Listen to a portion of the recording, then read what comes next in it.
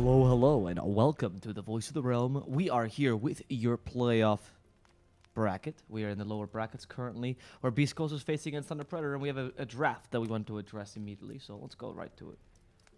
Indeed. Yeah, there we go. Sorry, guys, that we did delay something, just fixing some technical issues in the beginning of the stream. But we're here ready to go with the Thunder Predator versus Beast Coast, El Clásico, as some people call it. And they're allowed to call it that because, you know, Alliance Navi, are either teams Hispanic? No. Where is El Clásico from? Spain. So, Beast Coast versus Thunder Predator gets that Well, this title. one is from America del Sur. It's from Peru. And what do they speak? Who conquered Peru? No. What do they speak there? Spanish. So I give him a pass. It's fine. It works.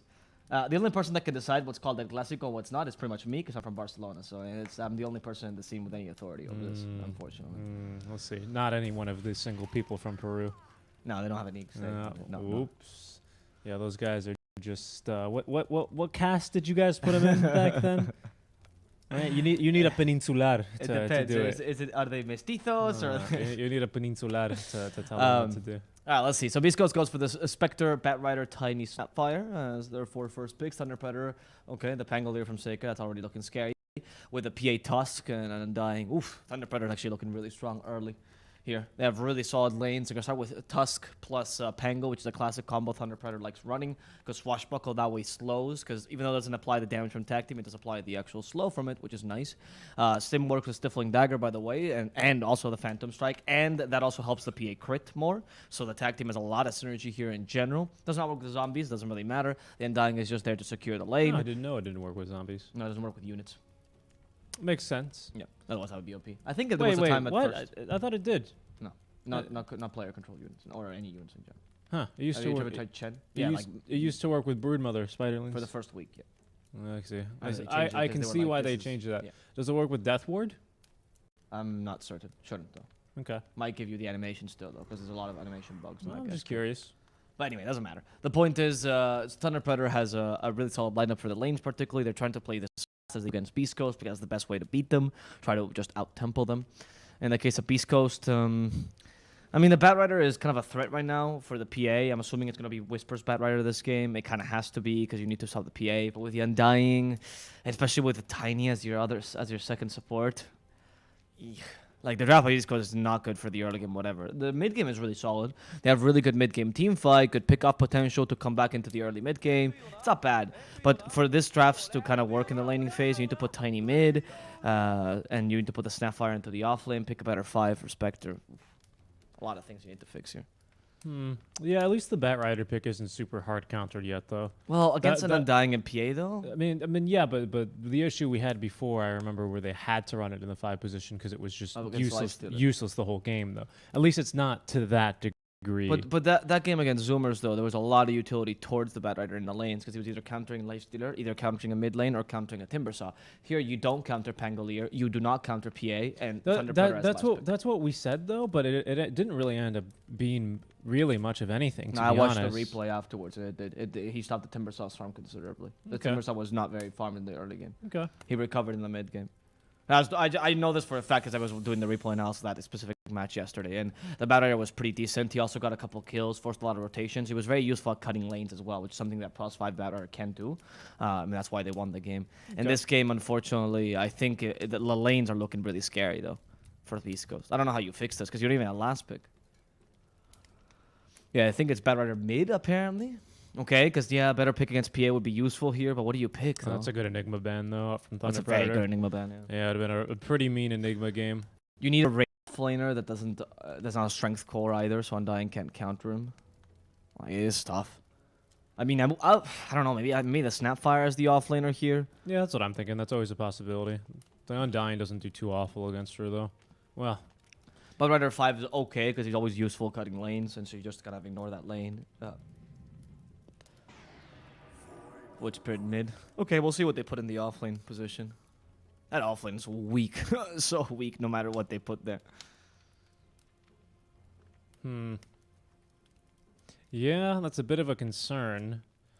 Because Tiny Snap gets destroyed by Undying, even though it's decent at killing a PA, but I don't know if you're going to be able to reach her because Undying's just going to stand in the way the whole time. That's the thing, right? If Beast Coast, if that's their offlane, Tiny and Snapfire, or even Tiny Batrider, the only way you're killing the PA is if she makes a mistake. Yeah, which is much. never something you want to play around. Yeah, pretty much. Yeah, it's not looking. Are you gonna SF if you're Thunder Predator here? No, Lean. Okay, something much more simple. Surprised I made it through all the way here. Yeah, me too. But Lena's pretty decent. Lena's a really good pickup.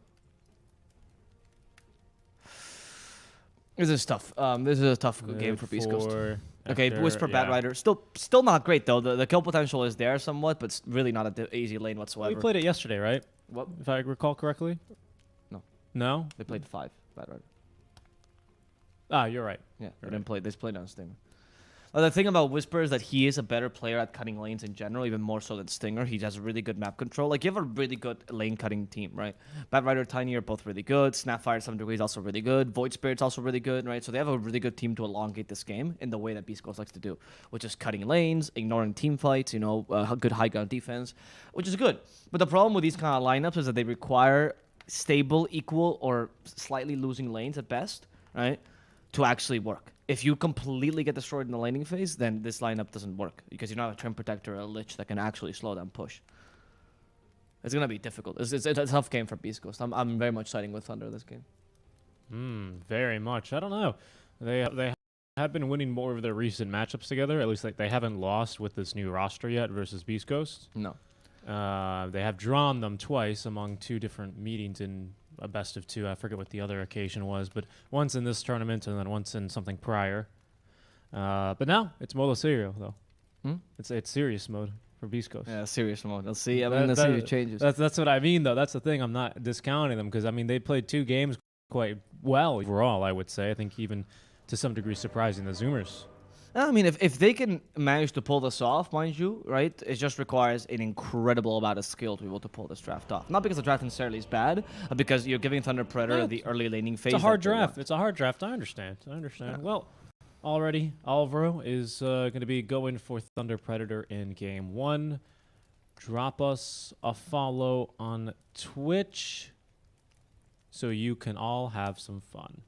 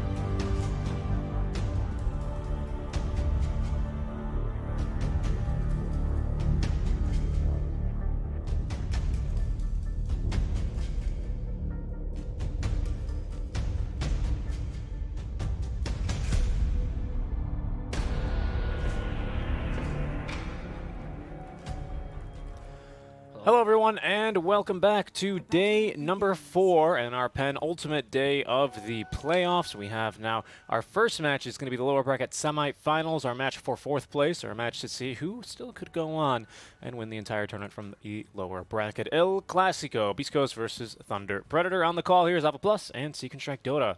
Hello Ava. Hello. Very excited for this matchup. I'm excited to see what Beast Coast can do this game. I really don't think it's like an immediately lost game by them. It's just that it's a really hard to execute game. Good morning, Ava. Good morning. Good morning. Okay. Yeah. Well, you always say I never say good morning to you, so I decided I would do it. Yeah, but say it off stream, dude. Anyway. He wakes up and the first thing he just goes is he punches me in the face. I'm like, hey, Richie, good morning. Say hello. And he's like, shut up! It's very mean. Anyway. I want to see how Beast Coast deals with this. I think the early lane for the Batrider shouldn't be too difficult, as once the Undying really starts to annoy you, that becomes a bit harder for Bat to be able to have impact. PA is a really solid laner against Bat. It's very similar to the matchup of Bat versus Void. Void doesn't have the easiest time in the world, but a decent Void can already deal with Bat to make sure he doesn't die. Yeah. It's a bit harder with PA though. Man, that turn speed nerf on the Batrider Napalm is really much bigger nerf than I thought it was. Oh, it's a huge nerf. Minos just kind of, he doesn't really care too much, whereas with level 1, you'd pretty much be zoned out of the lane immediately. Yep. For people that don't know, it used to be just 70% at all levels, which is It was really balanced, yeah. Yeah. And so what you would do as Bat, which also helped you a lot against PA, particularly any heroes with slows, were that you would just circle around them endlessly, right? And then they couldn't really ever get to you, and they were forced to Phantom Strike away. But since now it's only 40% turn rate slow, especially in the earlier levels, you can just Stifling Dagger, you know, and then Phantom Strike away, as opposed to being endlessly turned around like a merry-go-round. Look, Minos is playing aggressively this lane. Yeah, you can. I mean, after all, Whisper doesn't have too much HP left. Schofield doesn't have much armor either. Yeah, can't. Doesn't really want to fight in the creep wave either. Yeah, so say the tiny. It doesn't come with any armor, no agility. You know, he's got to get it from the grow. Eventually, it's crazy because he's a rock, dude. how is this zombie that's literally having a flower growing on him more armor than a rock? Well, you know, he's still got, you know, that big old gauntlet on the zombie, right? Whereas rocks are quite brittle. Have you ever broken a rock open? No. They're really quite brittle. Yeah, Yeah, it's the ceramic that they sort of form, the natural carbon structures. Do not mess up. Woo, come on, dude. Phantom Strike to him? Okay, that was a huge mistake. I don't know about Woo, but Minos, but you can't ever have these guys that separate in the lane, even if you're pulling here. Unless you have, I mean, I guess this time they might have had the contingency plan of the salve here, but you have to be very, very careful, though. That could have been a kill easily if they just gotten a bit more Firefly damage on the PA. The positioning in this lane is crucial. It's not a hard lane if you position yourself correctly, but you can't play like a normal lane, though. You have to understand Batrider still a strong hero. My goodness, lucky shot. We're all already seeing this be... so nasty, right? Yeah, being Sacred's real main harassing tool is the lucky shot, just to be able to trade much more efficiently. Even and with tag team, and lucky shot is the most disgusting thing in the world because you can't fight them. Not that you would. Oh. There we go. There they go. Yep, there's no and they cookie. get the lucky shot, which means less armor, swashbuckle, and Matthew will get that kill. First blood going the way of Thunder Predator. No surprise, this lane is super strong. It's not like Beast Ghost can play this any better, to be honest. They just need to save Cookie for ice shards. But they are fighting top, though. I found Minos yet again. He does have the Phantom Strike, and off and away he goes. Hope Wu is buying a ton of healing for Minos this game, because he is going to need it if you keep making those plays. Like, it's okay if you are okay with him getting harassed, if you get the lane control as a result. I'm not going to go against this play, but you have to also take into consideration that those kind of plays mean a lot of harassment, that you have to have something in place to make sure PA is not easily killed. Indeed, already Schofield. He might go for a toss. Indeed, he will. Back onto Chris Luck, looking to secure the wave. Or rather, Leostat will then go bottom. Runes will spawn top. However, that's going to be Schofield's rune, easy peasy. He's going to just. Oh, I thought he was going to deny it. Matthew maybe thought about it too. But bottom, they do end up rotating away our Tusk, which means Sacred's going to be a little bit more zoned out of the lane. Top lane, the Batrider already able to keep his distance pretty easily against the likes of Wu and Minos. Not really two heroes that dive too aggressively this early on. At least for Minos, it's a one-way trip with Phantom Strike here on cooldown so early. So as you can see, Whisper just pops the Firefly, and Minos doesn't want to fight him anymore. Yeah, the build's also stupid that level 1 is 11-second cooldown. I just realized that's much better even than Blink Strike. And it's a really strong ability, isn't it? Yeah, the heroes I need to get nerfed this next patch are Maranov, Sven, Spectre, PA. Yep. Oh, I don't know if Schofield was helping there. No, yeah, he was helping. He just threw Wu into the Batrider, but Wu didn't want to use his Soul Rip offensively. Now Schofield could be in trouble as they realize they can kill him, but they don't want to Phantom Strike towards him as Whisper has that Flame Break ready. Wu's actually taking a fair amount of damage here. 7 charges sticking Napalm, has to heal in between with that salve. Schofield coming to cancel it. He cancels Schofield's sound in the same process, but Wu has been left alone. Careful with Whisper, you have 8 stacks, dude. Yeah, Minos is like, Whisper's like, jump me, I dare you.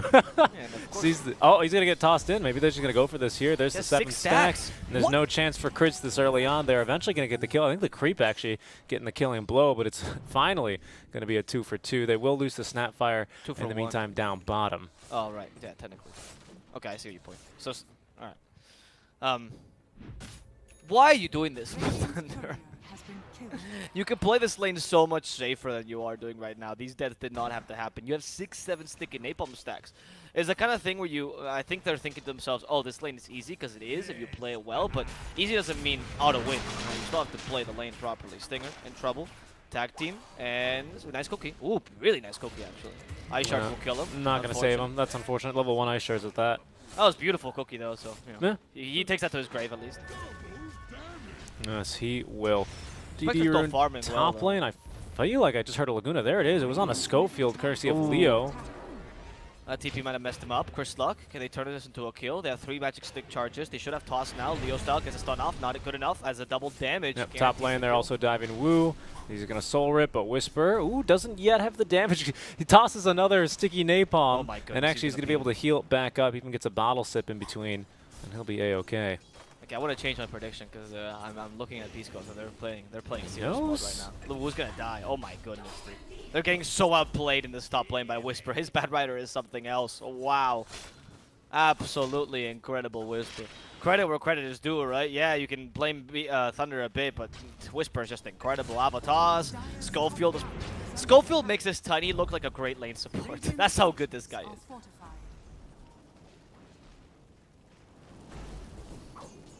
And now Whisper's going to have a pretty early Boots of Travel as well, which of course is going to synergize just incredibly nicely with the aggressive build and play style that he has. And he is going to be just off to a rolling start. You know what they say, Avo, a rolling stone. Yeah, there's no moss, as they're going to miss this toss there, unfortunately. From place unknown, always is a toss, right? No. Unknown's already out of the tournament.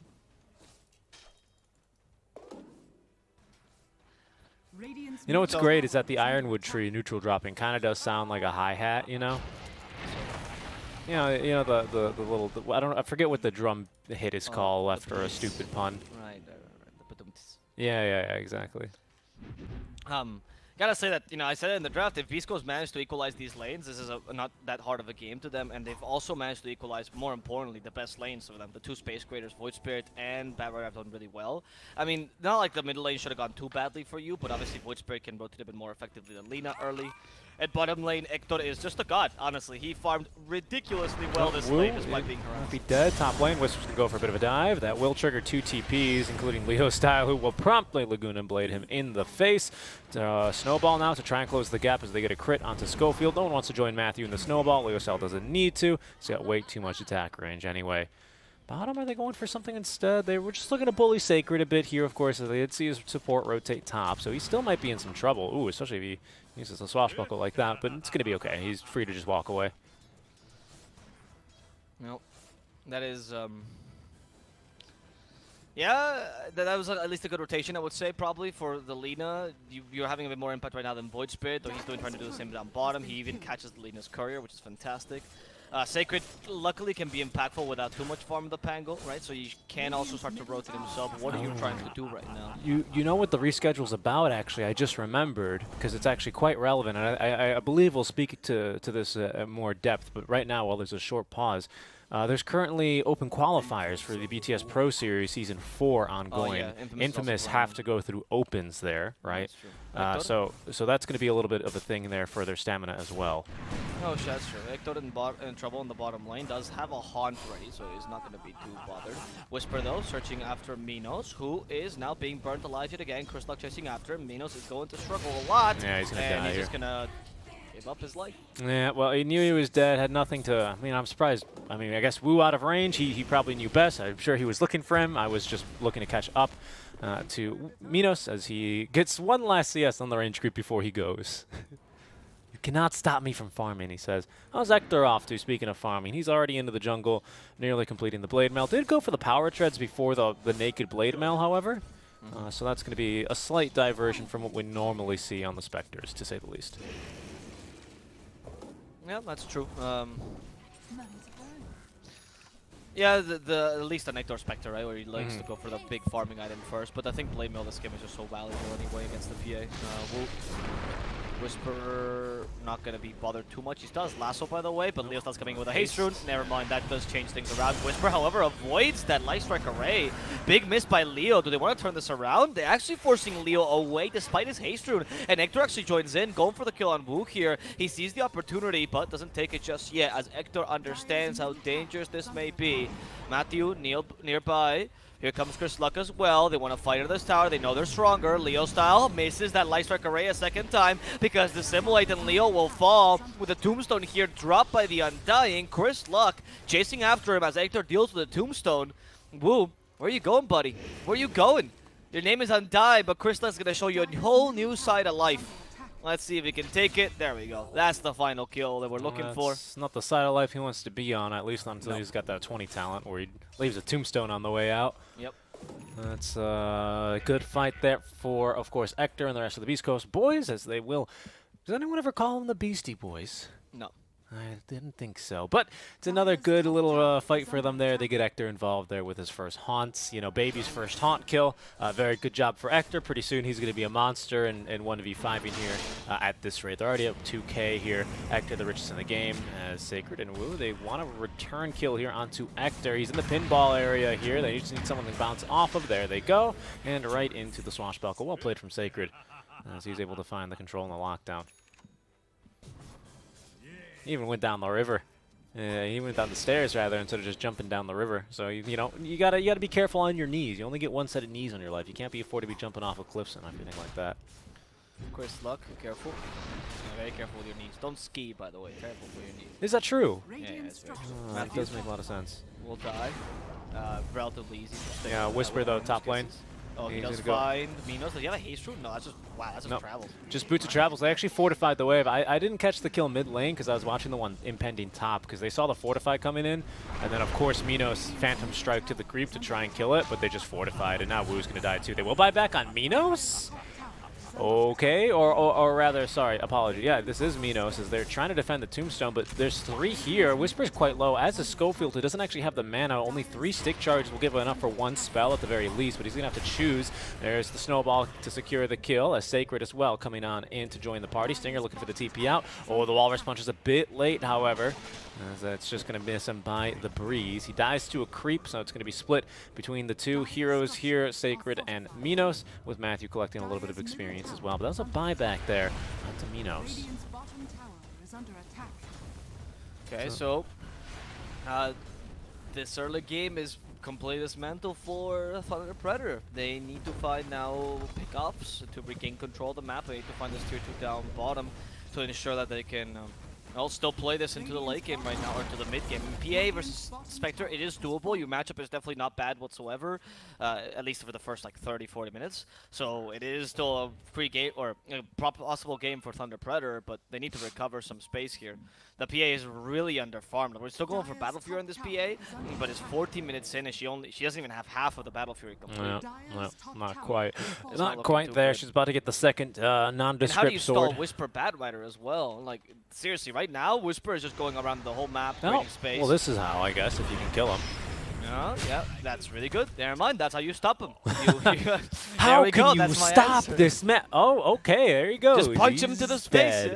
Yeah, send him to the stratosphere, and you know that'll handle him quite well easily, to say the least there. Yeah, very good job there, as that is going to be a fairly easy kill.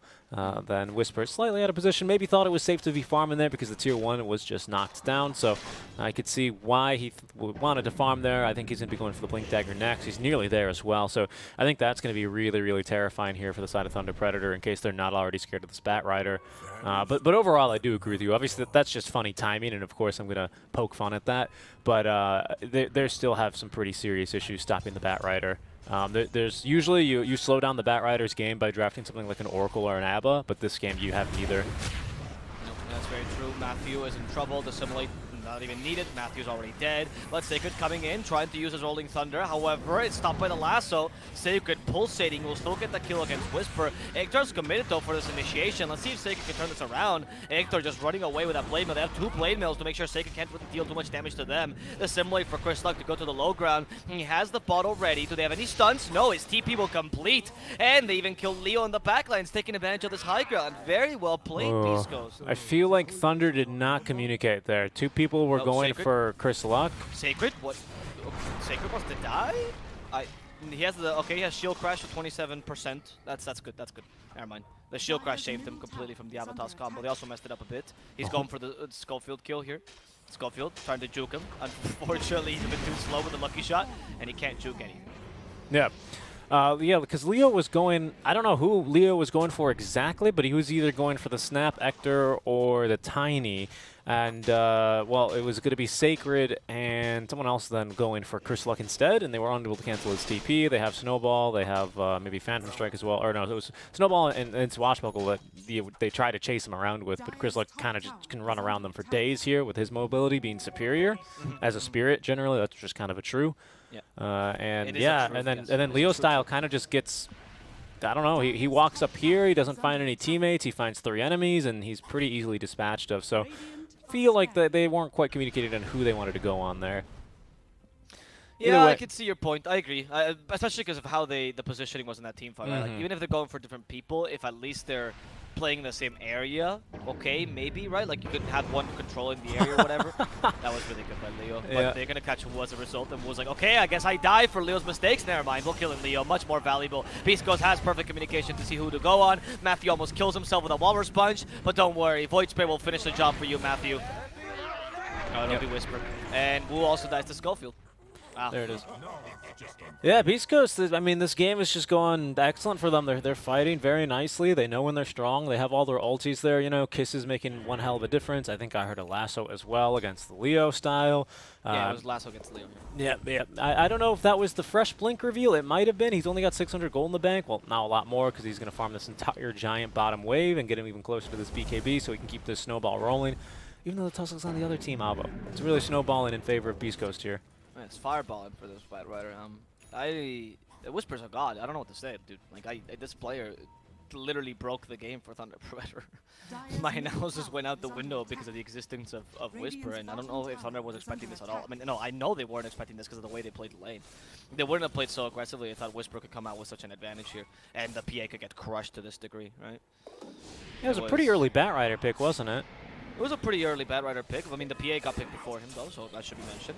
However, it didn't seem like Thunder would care, because otherwise they would have gone for something like a Tri-Lane, for example, try to defend against Bats or something like that. If you really thought you couldn't secure your carry's farm, you wouldn't have just played like that. Schofield, tag team, they do keep him stunned, but the tag team is not well utilized. Doesn't matter, Laguna will guarantee the skills. Chris Luck goes now for the Simoid kill on Leo style, and we'll get it. And that's Leo again dying. Sacred trying to give him some space with a pinball, messes up with the last jump, and this could ruin the team fight for them as Wu and Matthew die. Sacred completely alone, waiting for that swashbuckle lasso before he can get it off. Do they have enough damage though? Nice with the Ether Remnant. They stop him from going anywhere. The Flame Brick even breaks the swashbuckle. Wow. Beast Ghost Modo Serio. Like, they're not joking, dude. They are absolutely destroying Thunder now. What was I going to say? Yeah, the pinball was going to end, and he was only going to get one more stun off, so maybe it would allow someone else to escape there at best for Thunder, but the team fight was already quite a lopsided one as soon as they pretty much use all their spells just to kill Schofield. And just barely, by the way. He just barely dies after the Laguna Blade. They all need to focus on him and get another right-click out, and they're just kind of all nicely placed for everyone to run in and counter-initiate. Yeah, Beast Coast, they're just fighting beautifully right now. They know when they're strong. They didn't use kisses. They do get the kill onto Stinger, I believe, who with the Glimmer Kick goes, no, I'm not home. Don't put down any detection, and dies anyway. But, you know, just wasting their time here. Now we nearly have this full BKB already for Whisper. This man, he's just farming. Blink Dagger now for Schofield. Ooh, another Kaya and Sand. Would you look at that here? This time for Chris Luck. He's building it the right-clicker build. I think we have we seen him. No, that's not right-clicker, dude. You're confusing it with Yasha. Have we seen him do this before? No. Who builds the Void Spirit kind of? It was Zoomers. Okay, I think it was. I don't remember though. Oh, sorry, it was Ryoya did the Void Spirit and Zoomers built it on Timbersaw. That's right. Yeah, but it's by the way, the right-clicker build is Yasha and Kaya. Kaya and Sand just the tanky build. Okay. Because Sand gives you strength, right? Yasha gives you the agility, so you want it to be tankier and also deal a bit more magical damage. I kinda like it. I'm glad this item is getting more play. I thought it was a bit underrated as an item. So we'll die. There you go. I think there's a lot of heroes that are like good magic damage dealers that can also use a little bit of extra tank. Whereas I thought the Yasha and Kaya is a bit of like a win more item, whereas I see Kaya and Sanjay just be a generally good item on a lot of heroes, especially with the Blade Mail build. In fact, this is the same build that Ryoya took actually. The Blade Mail into the Kaya and Sanjay. exactly the same build. Because remember we talked about the Blade Mill as well. I was like, oh, we don't really see Blade Mill on Void Spirit these days anymore. Yeah, that's what I was referring to as well. Oh, right. I thought you just meant the Kai Sun. That's very interesting. I didn't even notice that. Huh. Maybe it is a build that you see in North American pubs. I'll be honest, I haven't watched in a while, so I don't know. Yeah, no. By By the time we on my Gunner streams. by the time we finish up, I usually watch March streams, to be honest. So I see him just spam Lesh, to be honest, in his pubs. Yeah. Can't wait to see how that new T1 roster does, though. A lot of really fun team shifts over in C and NA as well. Yeah, I'm excited for the leagues as well. It's gonna be a good year, hopefully. Hopefully we get to see those in action. Yeah, Shiva's here for Void Spirit, by the way. This is his next item.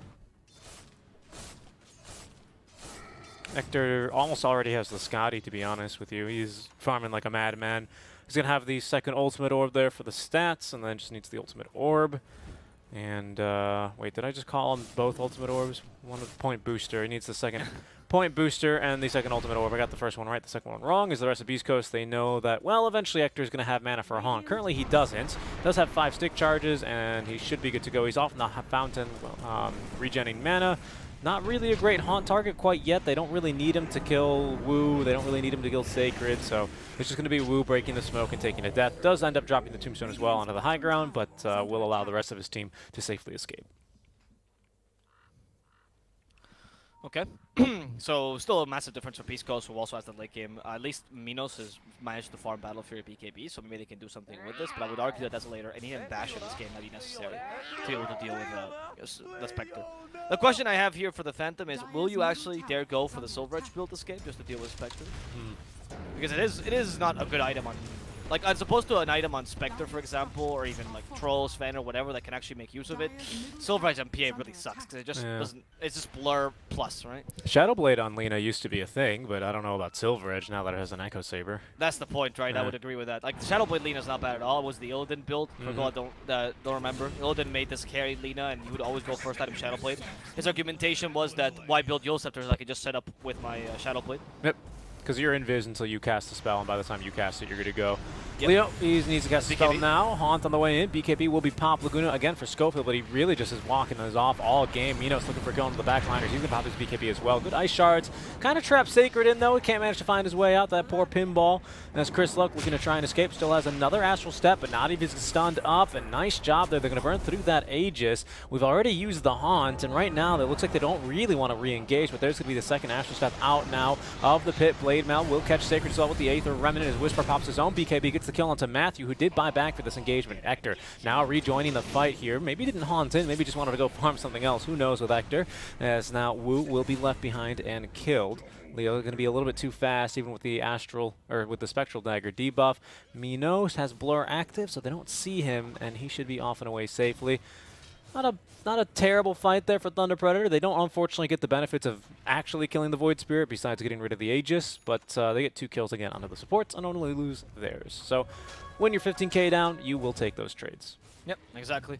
It's the best trades that you can muster right now. I mean, honestly, to kill a Tiny at least is something, and you are creating space for Minos whenever you do that. It is your I don't know if I want to say it waste, but it is the use at least of your BKB, a 10-second BKB, which is quite impactful here, so I'm not particularly in love with that play, but you're so desperate right now that anything works. I mean, Minos might even consider going for Ags just to cut lanes. The thing is, your win condition is not meant to let this go late, right? So yeah, that's what I struggle to see. Where do you start winning against a Spectre in late game? Well, never. That's the point. Yeah, not without a break on your team, right? You don't really have a great break carrier on this draft, unfortunately. I guess maybe, you know, it's funny, you know who'd be ideal actually is probably the Tusk out of everyone here, right? Yeah. You probably want a Silver Edge on because I think PA just wants different items. Yeah, I agree. Yeah, that's a bit of a pipe dream for him at this point, especially if he gets caught by Whisper. As up to the cliff he goes. Snowball to try and set him up for a little bit. Whisper, he's going to let him go for now because the team is fighting elsewhere. I can't believe Schofield gets away with this. No, he's going to die. Even with a cookie, they don't save him. But they might get a counter kill on Leo Style. They're also murdering Matthew. There's no BKB on the Spectre. Leo Style completely useless with that BKB thanks to the lasso. Whisper activates his own. Doesn't need to go any further. They just killed in a mid laner. Another issue, of course, Thunder has been having is that they've been or Beast Ghosts have been consistently killing off Lina, and she was your best space creator. Pango is great for team fights, but you really need the Lina to be dealing the damage. Pango, with his build at least, did not go for a damaging build. And as we mentioned before, tag team does not add damage to your swashbuckle, so you don't really have any damage in these team fights. And since Minos is so concentrated just trying to farm because he's so far behind, there's no way you can win. Like, you can't get pickups, you just stun them endlessly. Yeah, it's getting real difficult here. We do have at least the Deso now completed, but that's not going to be any buyback. And in fact, at this point, I would say the Basher, if not the Abyssal, is completely necessary for you to even think about killing the Spectre now that she has full Eye of Scotty. I say that, but Ector is about to finish up his own Basher here, nearly having the money for it. And the Abyssal will be soon to follow at his current breakneck pace of farming. Yep. Yeah, I just, it's hard to say when they're going to be able to start winning this one. I mean, Schofield is constantly just consuming Laguna Blades and doesn't really care. Because, yeah, you kill him, but he's happy that he just increases his power level. And there he goes. Yeah, that's it. Wu actually got put into the high ground. It's a beautiful flame break, by the way. Sacred trying to save Wu, and maybe the tombstone to some degree. Hector just went in, and look, Chris Luck doing the same. They don't have a lasso this time, though. They might be able to kill Hector, and they do manage to kill the enemy can. That's huge for Thunder Predator, with PA now trying to just get away, not die in this engagement. Chris Luck still a problem, of course. They do stop Sacred. Thanks to the lucky shot, he lasted a bit longer than he should, but he's still going to go down here to Chris Luck, or to the flame break, rather. More to something, probably. Something will kill him, but they did kill Hector, which is a big deal here for Thunder Predator. So that is nice. I mean, that they should be proud of that. That's a, I wouldn't call that a turning point because you still lost that team fight, but it is better than what you were accomplishing before. Yep, it's a win. It's a win for sure. It's at least something there. Yeah, it's been a little bit tough for them here.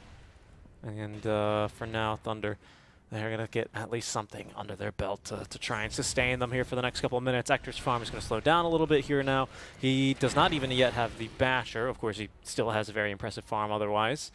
So I'm not complaining in that department. But our Lina nearly, I mean, it really just about took everything Thunder had there to even kill the Spectre, right? Lina had a Laguna herself effectively with the Blade Mail to get the kill, which is the right move there, obviously. Well, otherwise, she had PKP on, though, so that's why he didn't receive the damage. So. Yeah, so okay.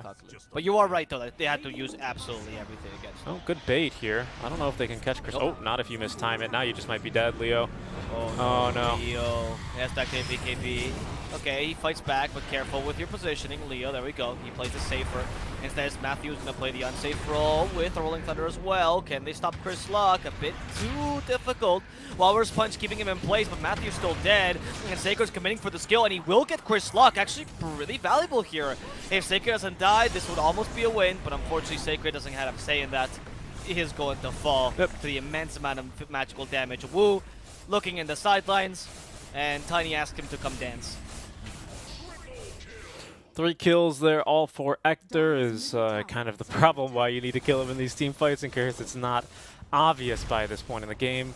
And yeah, he is trying to get really, really scary by this point. He's in out level 20. He's gone for the 400 health talent, of course, as everyone is always looking for just more dispersion damage, which the 25 talent gives you a crap ton more damage there with 27%. So basically you disperse 25% of that, 27. Well, just think about a quarter and then also deal that to enemies around you. So yep, of course you just want more HP on the Spectre. It's no surprise. I suspect that talent will receive probably quite a bit of a nerf, to be honest with you. I don't know why you would ever want to take the Spectral Dagger slow over just the raw HP on a Spectre. Unless I guess they just have a Viper and you're just constantly dying and you just need something to do. Yeah, that's quite awful. I don't know, though. I don't think that 400 HP talent is that bad. I just think the Spectral Dagger slow is absolutely awful. Well, 400 HP is still pretty decent, though. It is good, right? Like, I don't disagree, but I'm just saying, like, I don't think it needs to be nerfed. I would nerf the cooldown talent, if I'm honest with you. That's what makes it really strong. All right, free kill on a Schofield. That one's pretty easy, at least, as he was looking to collect the bounty. PA dies. She has Phantom Strike. Haunt. The PS back to BKB just to save himself. Not the best team fight to take here as they take the Lina for a ride. But the Batrider is getting destroyed. Kill the Uber. Save the Lina. Leo, guys, gonna start off this time, but kills himself by accident. Actually dies to the Chris Luck mark regardless. And now it's just the PA versus the world. Can she accomplish this? Apparently not. With Avatars, they pretty much bring her down to no HP. Nope, she's safe. Minos does Phantom Strike up to the high ground. whoa, Heals a life bit steal. up thanks to the creeps, but a beautiful Ether Remnant will catch her regardless. Minos surviving for longer than she has any right to will finally fall. Sacred has some more position as they're trying to go after him. Leo Style has bought back, so they see this as a much more valuable kill, and they will acquire it in time. Yeah, As Wu also wants to commit suicide, I guess. Well, I mean, now they can just catch up to him very easily, right? He was doing his best to heal everyone up in the fight, but now both of his cores are dead for 90 seconds. Roche is up. This is going to be, I believe, second Roche. Yep, has Aegis and Cheese. And Beast goes with this one. Probably can just march it down mid lane and end the game here. They are insanely strong right now, 22k up. Spectres finally got this full Abyssal Blade now up and running after that amazing team fight, and it's just going to solo and bully Roche here. The rest of the team is looking to push mid lane and prepare the siege by cutting other waves. You see here Sacred trying to do his best by pushing the side lanes in, making sure that at the very least they can't easily go for Megas. They do still have a tier 2 up top lane, but Beast Coast, again, I don't really think they are going to care for Megas this game. I think they can pretty easily just end it here. Aegis for Chris Luck, Cheese for also Chris Luck. No, it's for Ector. We'll give it to him. And the creep wave perfectly positioned here. They've timed this to a T, and they want the kill onto Matthew to open it up. He's going to get tossed back to the creep wave. Nice Walrus Punch, still has the shards. Go for a little early there on the jump, but had the right idea for sure. You missed that, but down bottom, Sacred had to use Rolling Thunder to get away from the Bad Rider. So he designed Rolling Thunder for this team. No, and there's Matthew dead. Matthew will die. Yeah, it's a matter of seconds. They have PA coming back in 26, so it's not too awful for them. Thunder should still be able to defend this. The thing is, you don't have Rolling Thunder for this next fight due to the great initiation by the Bad Rider. I'm going to take the tier 3 down bottom. It should not be too difficult for them. They're not the biggest push, but they still can win another team fight. They're catching the supports left, right, and center. Goodbye to Wu. Sacred in difficult position as well. I just send him back. He doesn't have Swashbuckle though, and they didn't have a lasso already. So at least this time he can get away. Leo Style finally comes back. Can he do something to defend this? I mean, we still have Cheese on this Spectre. Leo Style's being slowed down. Crystal just wants to get this kill at this point to simulate a lot of damage. The Mark though not really helping, but they use the Hunt and committed just to get that kill. Minos in a similar difficult position. They don't have an Abyssal Blade though, and they can't get up to him with a lasso. Instead, deciding to go for Sacred. They do use the Flame Break to bring him back and get the counter kill on Sacred. Thunder Predator. Yeah, they're being fountain Dovin. Oh, it's kind of hard to dive this fountain, unfortunately, without the Haunt at the ready, so they're probably not going to be willing to go in. This game's still throwable, I think they recognize. Right, remember, it's Modo Serio now. It is, honestly. They had outmatched Thunder Predator by so much this game. Yeah, and now they're biding their time here. They still have Aegis, Cheese, the whole lot. Actually, the Cheese has been consumed by, or it's on someone else. I believe Cheese has been consumed. You know, you can argue all day about which draft is better as a whole, but one thing that's for certain is that the lanes were stronger for Thunder. And Lend losing the lanes just shows how much better Beast Coast is. Like, that's just that simple. They played this game so much better because they shouldn't have won that by any means. Whisper especially. Absolute domination, honestly. They were very, very outclassed in this game. Yeah, I mean, pretty much. You know, it's funny because you said in the draft that they named themselves a ranged offlaner that's not strength, and then they chose. I mean, the Undying was already on the table. I think we were both maybe expecting it to be either a mid or an offlane, or mid or support at that point rather. But it ended up being exactly what they needed here. Whisper just created so much space. Minos just really hasn't felt like he's had much of an impact, and even he's got respectable farm. It's not awful, right? The whole point about Whisper, though, and the Bad Rider, like you say, right, since they picked a ranged offlaner that's not strength, he wasn't going to die very much in that lane, right? I thought so. It was like, okay, you're a Bad Rider after all, you have good mobility. But the fact that he got kills in that lane, like 3-4 kills, all off the back of Thunder Predator being aggressive, right, shows, first of all, Thunder Predator clearly thought the matchup was favorable to them, and they were correct about that because they almost got multiple kills. And they made these mistakes that allowed Whisper to snowball out of control, which pretty much ruined the early game for Thunder Predator. So, I mean, the choice was not wrong by Beast Coast, just didn't have many choices. The whole point is they were drafting around the mid-game, but if you draft it on the mid-game and you win the lanes because you're better, oof, yeah, goodbye, Thunder. Yep, Schofield looking to kick this one off and end the game. Avalanche is not going to find anyone, as Chris Luck will find Leo Style. Snowball up as Whisper. They're going to be able to stun up 2 here. Laguna Blade, that's Chris Luck dead, but that's only the Aegis. Ector, though, still ready to fight, has the Haunt at the ready. The pinball is not going to be perfect, as out comes the Haunt then. They have killed at least another support as well. Wu dying to the illusions of the Spectre alone, as there's the jump now all the way back onto Leo style courtesy of Chris Luck. Mino still has the BKB, will now pop it here. It's a good snowball. Can they kill Chris Luck a second time here? They will be able to do so. That's 3 dead already. Whisper has taken a death here that I have not caught. Woo still alive, somehow able to steal lifesteal off of the illusions, or rather just soul rip. And Schofield trying to run away is actually the first real team fight win for Thunder Predator this whole game, and against an Aegis at that. Very well played. That was very well played, particularly by Sacred, right? This White Pango is one of his best heroes. Like, he had an incredible Rolling Thunder. Beast Coast didn't really deal with it well. You know, again, this whenever we say, like, these things are over or this is very one-sided, it's only if they continue to play exactly as they should, right? In this game particularly, one of the big things that they were doing in all these team fights is using Batrider to either cancel Lina or cancel to some degree the Pango. And if not, it was the Tiny or Void Spirit dealing with the other person, right? It was always these 3 heroes that were making sure there was no initiation. This time, you did not deal with a Pango. He got his full Rolling Thunder off, and I mean, there is an impact. You can't completely underestimate his team, and they have Divine Rapier as well for Minos. I was about to say, not quite. They're gonna have it there. soon. They're gonna have it soon. If at this rate, right? It's 6,000, I believe. Yeah. Yeah. So he's a bit further, but he can. Oh, what did he just sell? I didn't quite see it.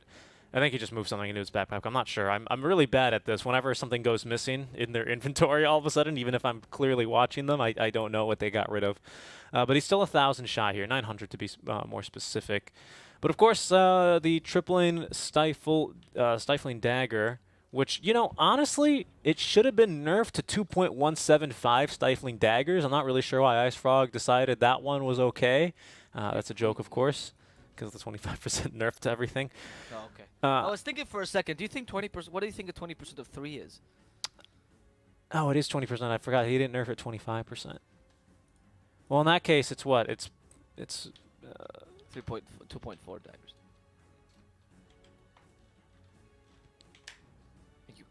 Are you doing the math, dude? No, of course I'm not doing the math. I'm freaking typing it into Google, dude. You think I can do that math in my head? I haven't had finished my coffee yet. What do you mean? Are you kidding me? 3 times 0.2? Dude, I went to And engineering subtract school. that. You know what we would do is we would get our homework and open MATLAB immediately and do it in that. And then we would start our arrays from 1. I could go to software engineering school where every time you did math, they would spite you and be like, "No, let the computer do it. He is your slave." Oh, no, Minos, he's been caught, has the BKB active, so he's not going to die through the Abyssal. And he also has the creep wave nearby, so the Desolate not really doing so much. Finally, they've nuked the wave, so Hector is able to nuke down Minos. And that's a big death. Dude? Why are you there? He was trying to farm his Divine Rapira, dude. Yeah, you can see how big of a difference, by the way, Desolate truly makes it real quick if you just kind of head on over. As without Desolate, it actually took quite a fair amount of time to kill him. Of course, the 3 bashes certainly helping out a bit, but a full creep wave there that they didn't nuke immediately meant that Minos had a little bit of extra time to think about his actions.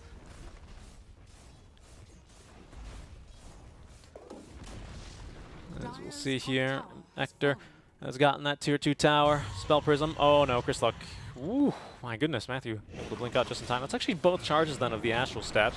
Does have that quickening charm though, as Schofield is going to find himself a Pangle in, and there's the Abyssal Blast. All right, courtesy of Hector, they're going to pop the Fortify as well as the Repair Kit, but actually push Sacred back with the Flame Break. That's going to stop for a little bit here, the Rolling Thunder for going out, but eventually it will. So there's another kill here on the Chris Luck. Behind back will be Minos, and now Beast Coast in full retreat. Snowball, as well as another little Rolling Thunder coming their way. Snowball's not going to find anyone, but Sacred will find 2. He's also going to find the Flaming Lasso, courtesy of Whisper. Doesn't have the Firefly active. Nearly gets one shot by the likes of Minos, as Chris Luck will now buy back as well. As will Whisper here, really throwing all their eggs into the basket, but we still have the Haunts up and ready here for Hector, who's looking to nuke down everyone. Kisses now raining down. Can they get the kill on the Matthew? Not quite. Snowball's going to buy him a little bit more time here, as Hector then instead will get stunned up by that Snowball. Minos looking for a kill on the backliners. He's going to get the Ghost Scepter instead, but they have caught Minos. He's just bought back, has the BKB active, but he's dead. Wait, is he dead? No, where'd he go?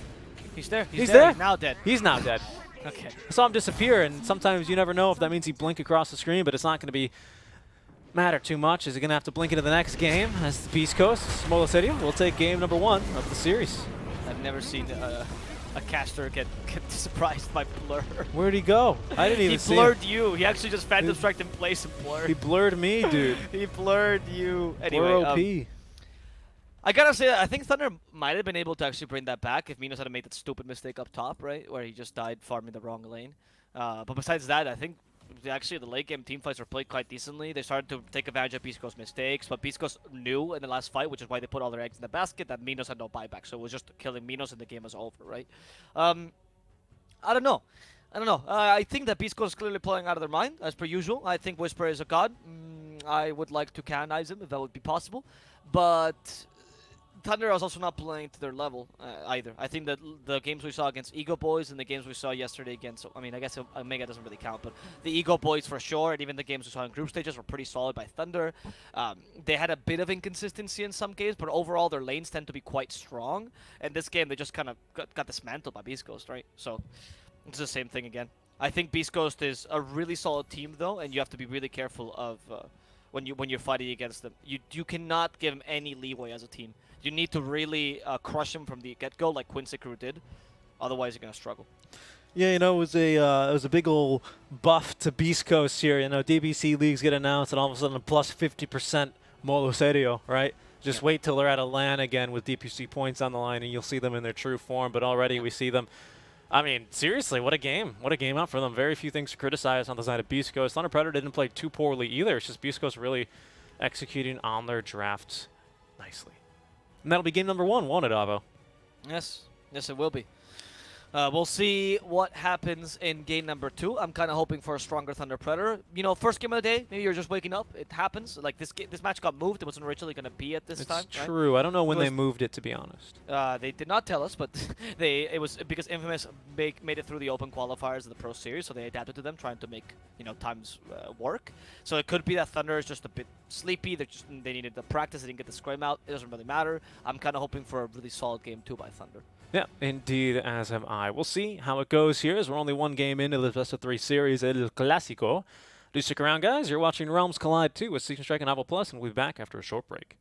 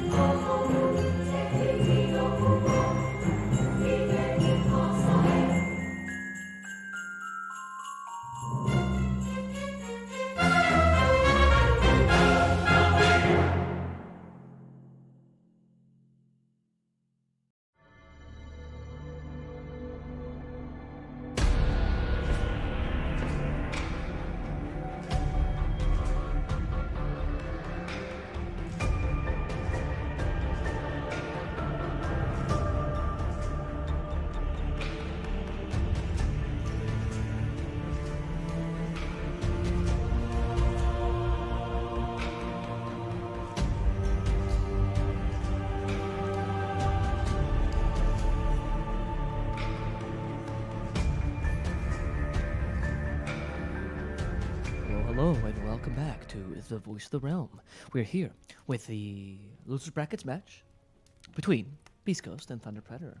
Yes, indeed. We We're had supposed to do to that before this stream. we had to reschedule. Well, we didn't have to. The TO rescheduled the upper bracket match between Quincy and Infamous, as Infamous had to play through the open qualifiers of the BTS Pro Series. I think they're finished for the day. Usually, they only do up to the semifinals of opens, and then they do that the following day. So we'll see. We might have to delay matches more tomorrow or something, depending on how it gets worked out if Infamous continue to win. And I mean, they're a strong team, so it looks like they're looking for that spot there in the BTS Pro Series. So we'll have to keep you updated on that. Yeah, I want to give you, by the way, since we're talking about that, a little shout out to the TO. This was a completely last minute request by Infamous, literally last minute. Like we're talking like 2 hours before their match. They messed with their production completely, but they accommodated. It's not Infamous's fault either. Messed up with our production too. Yeah, Gotta change it's overlays. not Infamous's fault either. Like we're not trying to place the blame on No, them. of course not. We're trying to show that like the 4D guys are literally a community TO in the biggest definition of it. If it was a bigger TO, I can guarantee you they would have just said forfeit your match then. It's one of the it's one of those things that is just a reality of online tournaments, just always happening all the time. This happens every now and then when you have a team that needs to get rescheduled because of a different tournament. Because they were hoping to. game or Infamous was whatever. probably hoping to get invited. You can see Papita's debacle there on Twitter about that. But yeah, they're probably not hoping to get into the Opens. I mean, it is rare that you have a team that does make it to the finals in one tournament and is the Opens another one. That is true. Yeah, Which is kind of the crux of Papita's argument. That's kind of the point, right? I feel like usually TOs will not schedule each other's tournaments and qualifiers through group stages when teams for 100% are playing, because that really messes with the tournament. For playoffs, you can kind of get away with it because, like Especially you said, during the last days of playoffs. yeah, because like you said, usually all the teams that are playing in the last day of playoffs are the ones usually invited. Of course, that's not been the case here, but we do have ourselves a draft for game number 2. Let's go ahead and check it out. Okay. So we have Beast Coast leading 1-0. Pretty strong game out from the Beast Coast. Incredibly From strong. the Beastie Boys in game number 1. They were so much better than Thunder Predator. Like, out of the question. Mechanically, tactically, they played 10 times better. Congratulations to Beast Coast for that. Modo Serio is a reality. I honestly thought it was a meme, but I'm starting to believe in myself, honestly. I kept saying this whole time, it's like, yeah, if you're not playing seriously, I mean, you should still win most of your matches. And then they say, no, we're going to play seriously now because DPC's coming back. And they're destroying their competition. So maybe I was completely wrong. Happy to eat my words with Beast Coast. Leshrac is going to be picked here with a Clockwork. Nice little combo, as per usual. You can run Clockwork 4 or 5, so it doesn't really reveal too much about your lanes. And Leshrac is technically a flex, but I'm going to assume it's Whispers. Sorry. I'm going to assume it's Whispers Leshrac. That's who likes to play the Leshrac most of the time.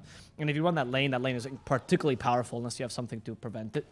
Thunder Predator, though, they go back to the bread and butter. Is the best thing to do after you know you've mechanically lost the game. You need to go to the simplest heroes that you know you have to play. And that's Earth Spirit for Matthew and Death Prophet for Leo Style. The Oracle might lead to a Sven here. No, Sven is banned. So what's the Oracle for? Can you TB? I don't know. Against, oh no, TB's actually down. So maybe they think it's Troll? Troll Oracle could be. Shadow Demon preemptively, though, just in case, right? Just in case the Troll. Just deal with that. Really deal with a lot of carries, to be honest, quite nicely. It's like the Viper of supports. He just kind of spits poison at you very much slower and also slows you through BKB. It's really annoying. Yeah, but what I'm surprised about this is that Thunder Predator banned the Sven and Terrorblade themselves, and they pick an Oracle. So they must have something in mind that's not a typical Oracle pick. But against the Leshrac, a lot of picks that are good with Oracle don't really work that well. Like, for example, PA. Kind of weak against Lesh. Sorry, I just got the breaking news that our Facebook stream has been shut down for the day. So there's that notification. Thank you, UMG, for your fake DMCAs. So, if you have trouble on Twitch for any quality-related reasons, check us out on YouTube or Trovo, where you should be able to select different qualities. And Twitch should be giving us qualities relatively soon. Usually it's after the first hour of the day that we get quality. So we apologize for that. We're not going to lower the quality, unfortunately, just because of that. But hopefully Twitch helps us out. Indeed. So, okay, I don't know, because CK is an option for Oracle, bad against the Leshrac, of course. PA, similar, bad against Leshrac. Troll, but now Shadow Demon counters you. I'm surprised that you'd pick an Oracle without, like, a plethora of heroes you can pick from, especially if you've banned 2 of them. They must have something in mind. Darkseer for now. The good news is that you did get rid of the Spectre, so Oracle is not going to be just minced meat after minute 30. No, I get I like the ban of the Spectre, and I don't think the Oracle is a bad pick. I'm just surprised that you would ban 2 of the Oracle heroes. No, I get that. I understand, but I think the Oracle can still be run with a variety of different cores, because I think the save is always really going to be useful. Well, You're right. Which one, though? Well, I don't know. I mean, we still got a lot of carries left in the game here. We'll see what they want to run, to be honest. I'm not too sure. Well, name one, because I genuinely cannot think of a single one right now that's like good. Oracle, maybe Void is the only one I can really think about. That's good with Oracle and good against Beast Coast lineup. Yeah, it's not bad. The Lush can always build Ags, right? Shadow Demon, you need to get in, is real annoying, as is the Clockwork. Yeah, exactly. Troll is similar issues. CK similar issues. PA similar issues. I still might just run the Troll, to be honest. Troll against Clockwork Shadow Demon. Yeah, it's a bit rough. It's rough, dude. I think Oracle, you're going to depend a lot on your supports here this game. Maybe sure. Drow? Maybe Drow's what you're thinking about, actually? With the clock. Clock is annoying, but Drow's good against Slash and decent against Shadow. No, Demon you're as right. well. Plus, if you can get out Darkseer, right? if you can get out of cogs, you should be okay. Darkseer's a good counter to Caulk as well, because you can vacuum out of cogs, right? So you actually can use the cogs to protect yourself instead. Like if you hookshot cogs. Do you reckon they're thinking about an alchemist? Ooh, that's a good idea. That's a good idea. I like that. What do you think? That's not bad. Right, that's what I'm. Because Darkseer Alk is really strong. That's Oracle what I'm Alk is thinking. really strong. TI8 seeing him run around at the speed of sound. TI9 rather was the more recent one. It was the liquid strat. Yep. I'm not against the alchemist, to be honest.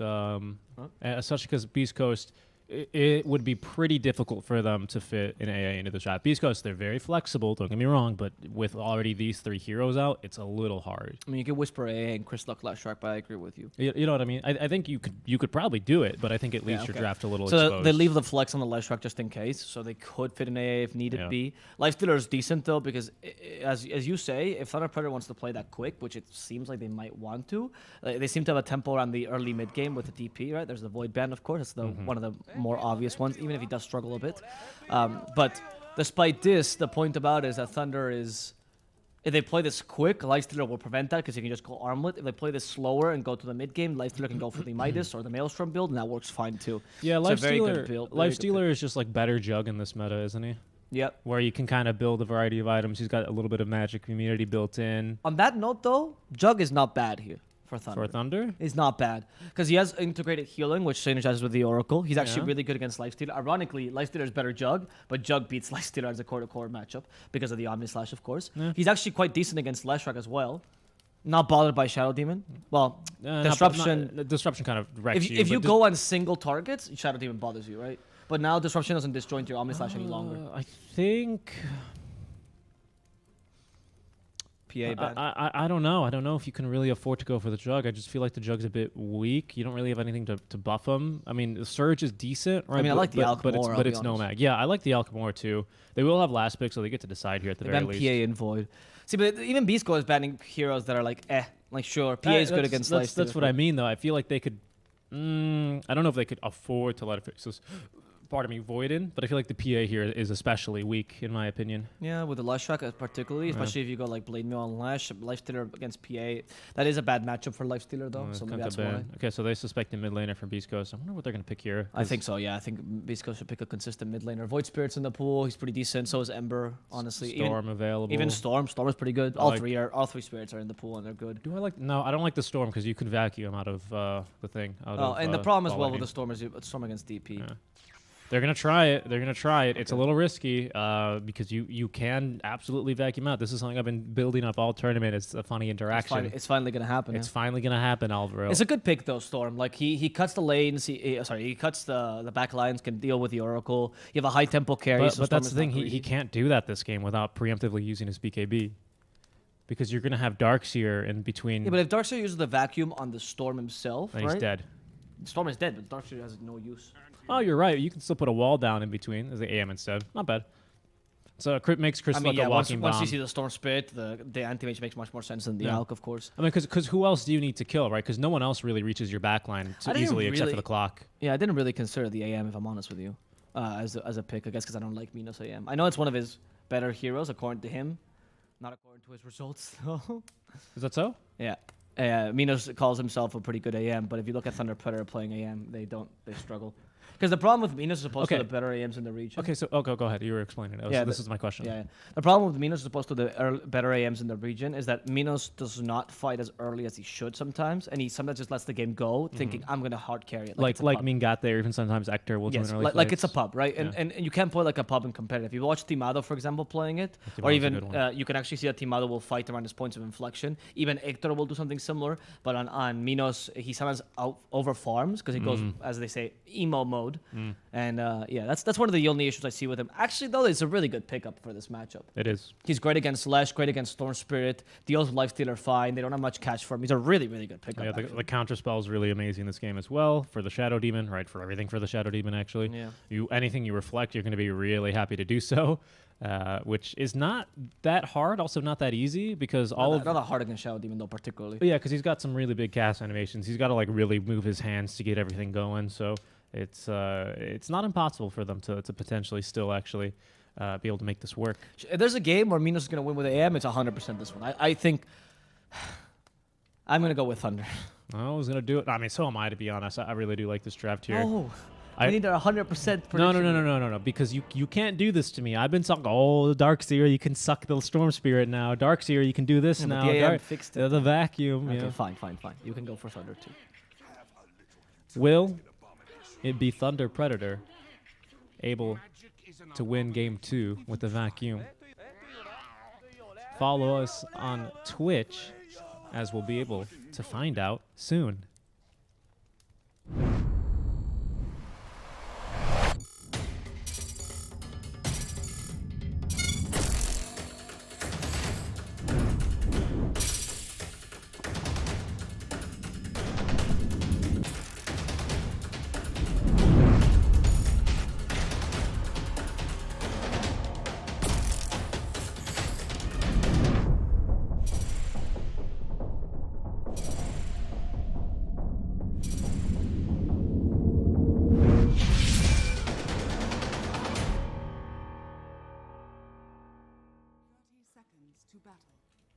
Well, howdy. And hello, everyone. Welcome to our next match here between Thunder, Predator, and Beast Coast. It is a best-of-3 series here for El Clásico, and so far, Beast Coast taking game number 1 in a commanding fashion, Alvaro. Now, in the past month, Beast Coast have not managed to actually win a series against Thunder Predator. Very deliberate choice of words there, right? Because in the past month, Thunder Predator have changed their offlane. They have drawn them twice in best-of-2 series, but when it came down to best-of-3s, it's always been Thunder Predator on top. Yep, I agree.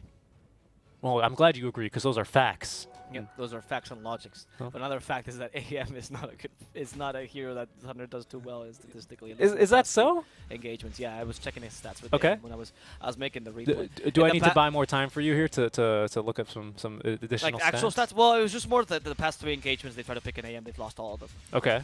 So that's the only thing I'm gonna say. Like recently, they've I think it was all in this tournament, by the way, and they've lost every single one. Of them. I would believe it. I would believe it. However, I have not checked like long-term stats. I'm not saying Minos is bad on the hero. That's not what I'm trying to claim. I understand. It's more like recently, Alright. because of how they're playing through with him, and because they have also changed their offlaner. I think Frank was a big reason why Minos could play AM. Right? They have a really mean level 1 combo here as well. Schofield and Whisper, easiest setup in the world there No, that's on true. 2 split Oh, I Earth. forgot about this But combo. he is going to live. Yeah, this is something that AM Old actually school shit. he won't really be able to dodge, assuming they can get the timing right. Because as long, right, here's the exception. If Schofield can cast Disruption from exactly. Fog, he'll be pretty okay. Almost said Shadows. You're rubbing off on me. What the heck? Why would I ever say Shadows? It's Fog of War. Shadows. No, it's Fog of War. Yeah, but what is it? He's lurking in the shadows. There are no shadows on the map of Dota 2. It's all fog. Is it? Don't the heroes cast a shadow? No, Yeah, they do. because Problem there's is because there's Minos shadows. There's shadows in like League, right? Is that a thing? Really? Yeah. Oh no! Is that where the term comes from? Yeah. Okay, never mind. They're playing with a fog. Because you need to be in I'm the never gonna say that shadows again. to see I other people in the apologize. shadows.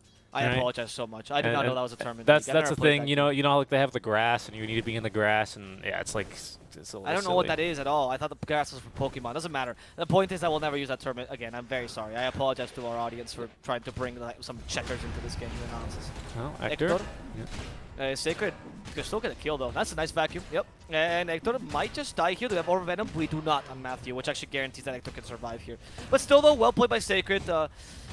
But, okay. Stinger's just man-fighting him towards the end, making sure Battery Assault lasts the full time. That Vacuum level 2 is very common now in Darkseers. Who will die in the top lane, by the way. He's going to be the first one to go. Vacuum level 2 is now very common in the lane, because it's very much more useful of a spell, and I like the offensive potential it gives you early on now. So we didn't take a point into mana break here on Minos. Instead, he went for the counterspell blink, which is very defensive but necessary. I just wanted to point that out. Yeah, I mean, honestly, what's the point of mana break until you can actually man-fight the Lesh reliably, right? Yeah. You kind of need some might more be levels in dead, Oracle. to be honest. Oh, can they help him? Nope. Yeah, he dies to his own illusions. You could have tried to Fortune Send him really quickly. That would have dispelled the Soul Catcher, which they're using. Yeah.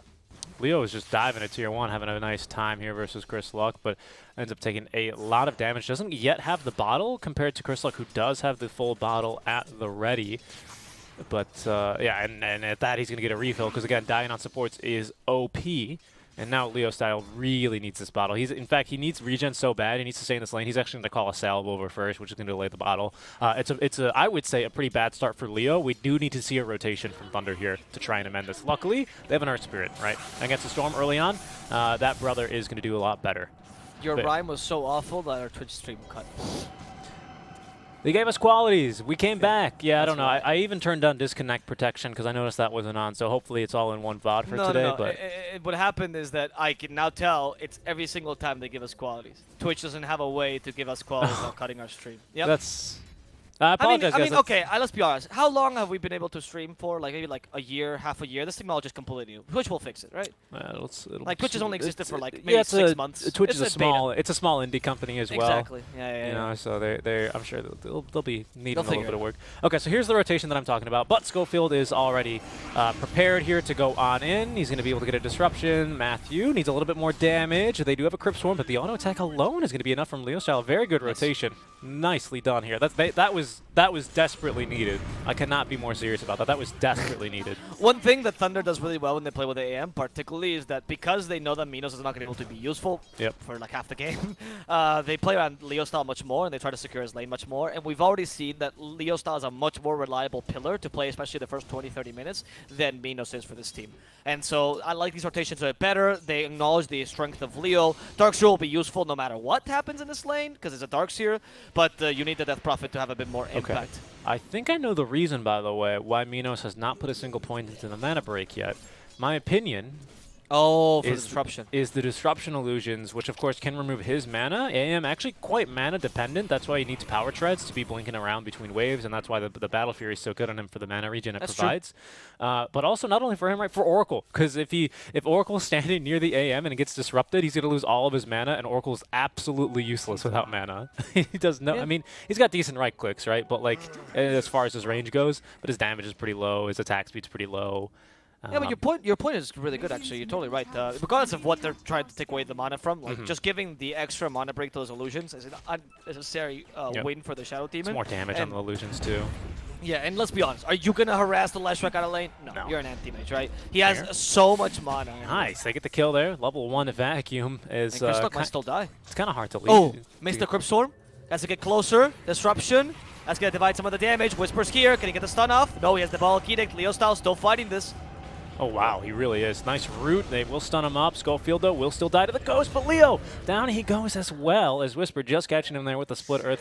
Level 3 as well here in the Diabolic Edict, so very, very aggressive dive out from Leo. Maybe he didn't expect the offlane Whisper to have a level 3 Diabolic Edict. He doesn't have a single point in the Lightning Storm, which is more common on a mid laner than anything. As now Wu in some trouble. He's going to get pushed back from the cogs. Chris Luck then, it has to be forced to zip and zap a little bit further away. Silence now underneath the tier 1 tower. Has a bit more mana to play with now, but completely out of bottle sips now. TPing in is Leo. They need a bit more damage. Matthew doesn't have any spells, unfortunately, so they're only able to pick up the kill on a Stinger. That was so. In case you guys don't know, according to the Thunder comms and people that have met them, Leo's a big screamer in his matches. He's a big like team captain and everything, on top of being the mid laner. And I can bet you he was literally going, "Vengo, vengo, vengo!" And Matthew's like, no tengo cocos. Y dice, "Mátate, suicídate, que lo quiero matar, suicídate, Matthew!" And Matthew just standing there like being harassed by Leo until he actually decided to just let them go. I can totally tell, because there's like clear moment where he's just looking at them going, "I can't do anything. Should I just kill myself?" And I guarantee you Leo is telling him to kill himself for that kill. Yep. Because it would have been worth it if they actually stopped the TP to kill Matthew. That would have been worth it, of course. It But, would have. Yeah, it would have. They wouldn't have made that mistake. They just didn't have anything to really use That's there. very There's nice Minos counterspell. reflecting. Yep. The. How does it feel, huh? How does it? He's like, Minos it never learned to tickles." micro though. Minos never learned to micro. is that He's a carry true? player, dude. Yeah. So he can't play those illusions. He's just gonna disrupt. Can he play like and- lone druid or anything? No, not that I know of. Okay, I mean, you know about it, so yeah, that's funny. I mean, when your best heroes are Sven, Drow, AM, and Jug, I wouldn't say that you're particularly a micro god. Sure, but there used to be a time when Jug would build Manta. Sometimes he still does. Oh yeah, I mean, I'm joking. Obviously, he's not an idiot. He's a pro player. I don't want to pretend like I'm just making the joke. With I player. get that. I get that. I don't think he's bad at that at all. I mean, he also micros the healing ward from Jug, dude. You gotta respect that micro. No, not anymore. Before you have to do that, right? But I'm pretty Oh, sure. now it auto follows you. Yeah, he probably just continued sending a bunch of strongly worded letters to Valve saying, please make it to strongly follow me. I do not enjoy having to micro on my hero Juggernauts. In fact, Every year people are asking, it's like, okay, Valve, when are we going to get TPC? And then you get one letter by Minos. Okay, the healing ward, I just wanted to not be able to control it so they can't troll me. listen, it doesn't make any sense. I can't control my Omni Slash. Why can't I control a healing ward? That's the logic. No, but honestly, guys, we're just joking. Obviously, Minos can't do that. It's just disruption is kind of funny when we see that. Leo style here against Stinger. He is going to fall. We do have Exo activated. Chris Luck wants to come in, but the silence really stops Chris Luck's initiation. Well played by the Earth Spirit here. Still thinking of Whisper, but I don't know if Whisper's an easy kill. In fact, Matthew might have just committed suicide, but he made up. He made up for the last event. He should have killed himself earlier. Didn't work out. Killed himself here. Got the kill on Whisper. Totally worthwhile. Leo And Leo's like, let me tank all the diabolic edict Leo's damage like, in the world. yummy, diabolic edicts. Schofield, though, could be in trouble. Does get Illusion Rune. That's not going to dispel that Spirit Siphon. That's not how it works any longer. Purifying Flames guarantees the kill, but Wu could also be in trouble. Stinger not getting lucky with a Battery Assault procs. The help from the Fate Scenic will be a bit too late. Stinger now in trouble, but Leo's out of mana. Can they kill Stinger with the Urn? It seems like the last auto attack by Leo style will do the trick as Leo's falling very low. Has the Magic Wand. Has no more healing than Spirit Siphon. Chris Luck will guarantee the skill. Minos comes here with the Mana Void, looking to punish the Storm for this play. Just blink, Minos. But he doesn't want to. He's doesn't- afraid of that enemy high ground. He doesn't Even know though who's nobody there. has TP but the Lifestealer. He doesn't know he's there. Yeah, he should have blinked for sure. I think obviously this is maybe what you mean when he's in farming mode, right? Either his team didn't tell him, but there's no chance Clockwork has a TP. You kill him to start the engagement. You kill him again at the end of that little scrap. Schofield the same. He TP'd in at the beginning of the fight, as did the Lesh. So all of their TPs now just coming off of cooldown. You're right. It was only going to be the Lifestealer who at this point can't really kill an AM. So I think that was a missed opportunity there, unfortunately, for Thunder, and not one of that doesn't have consequences here, because of course Chris Luck already off to a ball and start. Schofield. He could die here. Let's see. Roll. Yep, that's it. That was very easy, very clean as well. Matthew doesn't miss those rolling boulders. There's a reason this hero is Matthew's bread and butter, right? Like, he's really good on the Earth Spirit. It's not a joke. It's incredibly consistent as well. I've never seen, like, a honestly poor performance by Matthew on this hero. Very comfortable with it. And same with Leo and his DP. Also been the flavor of the month for Leo this game, or this tournament. Yeah, DP is kind of, they just like it in NA, don't they? Yep. It used to be the China hero. What, DP? Mhm. That's true. Yeah, it was back when they used to joke at China, didn't know how to play real mid laners. Yeah, and they just always played picked DP, DK. Yeah. And then everyone Uh, else is like, oh, they're right, it's really good. Wall, drop Exactly. down, Sacred in trouble. Zactor actually here just continuing to lifesteal off of the rest of them. Wu trapped inside the cogs, still taking damage. A Stinger able to live and get the kill into one before he dies to the Magnetize. As Whisper now underneath the tier 1 tower, he will go. Leo picks up the kill there. Schofield looking for some revenge. They do have Chris Luck nearby. I don't think they're going to be able to pick up anyone else here. AM continuing to farm at peace here is going to be great for him, as he now has the full Battle Fury at the ready. This is pretty, as far as naked goes, this is about as naked as you can get on the Battle Fury. Didn't even finish a Wraith Band, doesn't even have a double ring or regen or anything. Of course, the Quelling Blade going into the Battle Fury, but still a pretty respectable timing here. 11 minutes in, now he's got boots, and the Farm Fest will be really starting off here. But you can see already, he does really need the power treads, because he has to walk between camps now. It's too dangerous. No, I'm serious, because he doesn't know if there's a smoke coming. He needs to save Blink. That's actually one of the safest plays I've seen. Oh, Minos is like, alright. There he goes. Now There he's he got goes. enough mana for another blink, so he's okay. But before he Minos did, always goes for the naked battlefield. You can afford it. You know, us Hispanics, we're just more comfortable with nudity in general. That's why. And Minos, he knows that if he gets a really good time, or he gets enough space from his team, he can just snowball out of control this game. It's a really good AM game, so there's no need to try to play defensively. Even if he dies here a couple times, it's not that big a deal. Minos, don't go back for those creeps. You knew this was dangerous. You knew as well. You doubted yourself for a second, but he's still going to survive for now. That counterspell does just reflect the Dynamic Storm. Let's see, though. Minos Blink is ready again, but doesn't have the time to use it. Instead, is Leo Style coming to save his teammate. Is this going to work? There's 3 charges of Spirit Siphon still left. I don't think Leo Style will fall. I think they're underestimating the power of a DP. No Exo, though, on Leo Style. Has the Blade Mill to toy Whisper, but here comes Hector, showing them what a real hard carry looks like. Storm is even joining in. Leo's in trouble. He has no mana. Leo will fall. And Matthew in similar positions, being body block stunned and finally killed. Yeah. Yeah, I mean, that was good map awareness by Minos. He was farming in what was the right spot, given the amount of vision he had. But, I mean, it's just such an easy combo for them to get off. Well played by Schofield, making sure to get off the Demonic Purge first in that engagement. That's crucial. I don't think you can afford to go straight into the Disruption, because then without the slow guaranteed, of course, because I think Mana Shield, or sorry, Counterspell is instantly cast pretty much. And yeah, so you never know. You definitely don't want that reflected, because that's the only way you kill the AM. Doesn't matter if you stun him straight away. You need to get immediately Demonic Purge placed. And well played. I mean, it was well played. It sucked because you kind of casters cursed him there. You're like, oh, he's playing so safely with that blink, and then well, he was, because he knew it was, and he knew it was a threat. And unfortunately, they just don't have vision. It was a good smoke out from Beast Coast, and well played to Beast Coast, right? I mean, they get the kill there. There's no wards up for Thunder Predator in their own jungle. Nothing watching the entrances. So you know, Beast Coast are going to be able to take advantage of that.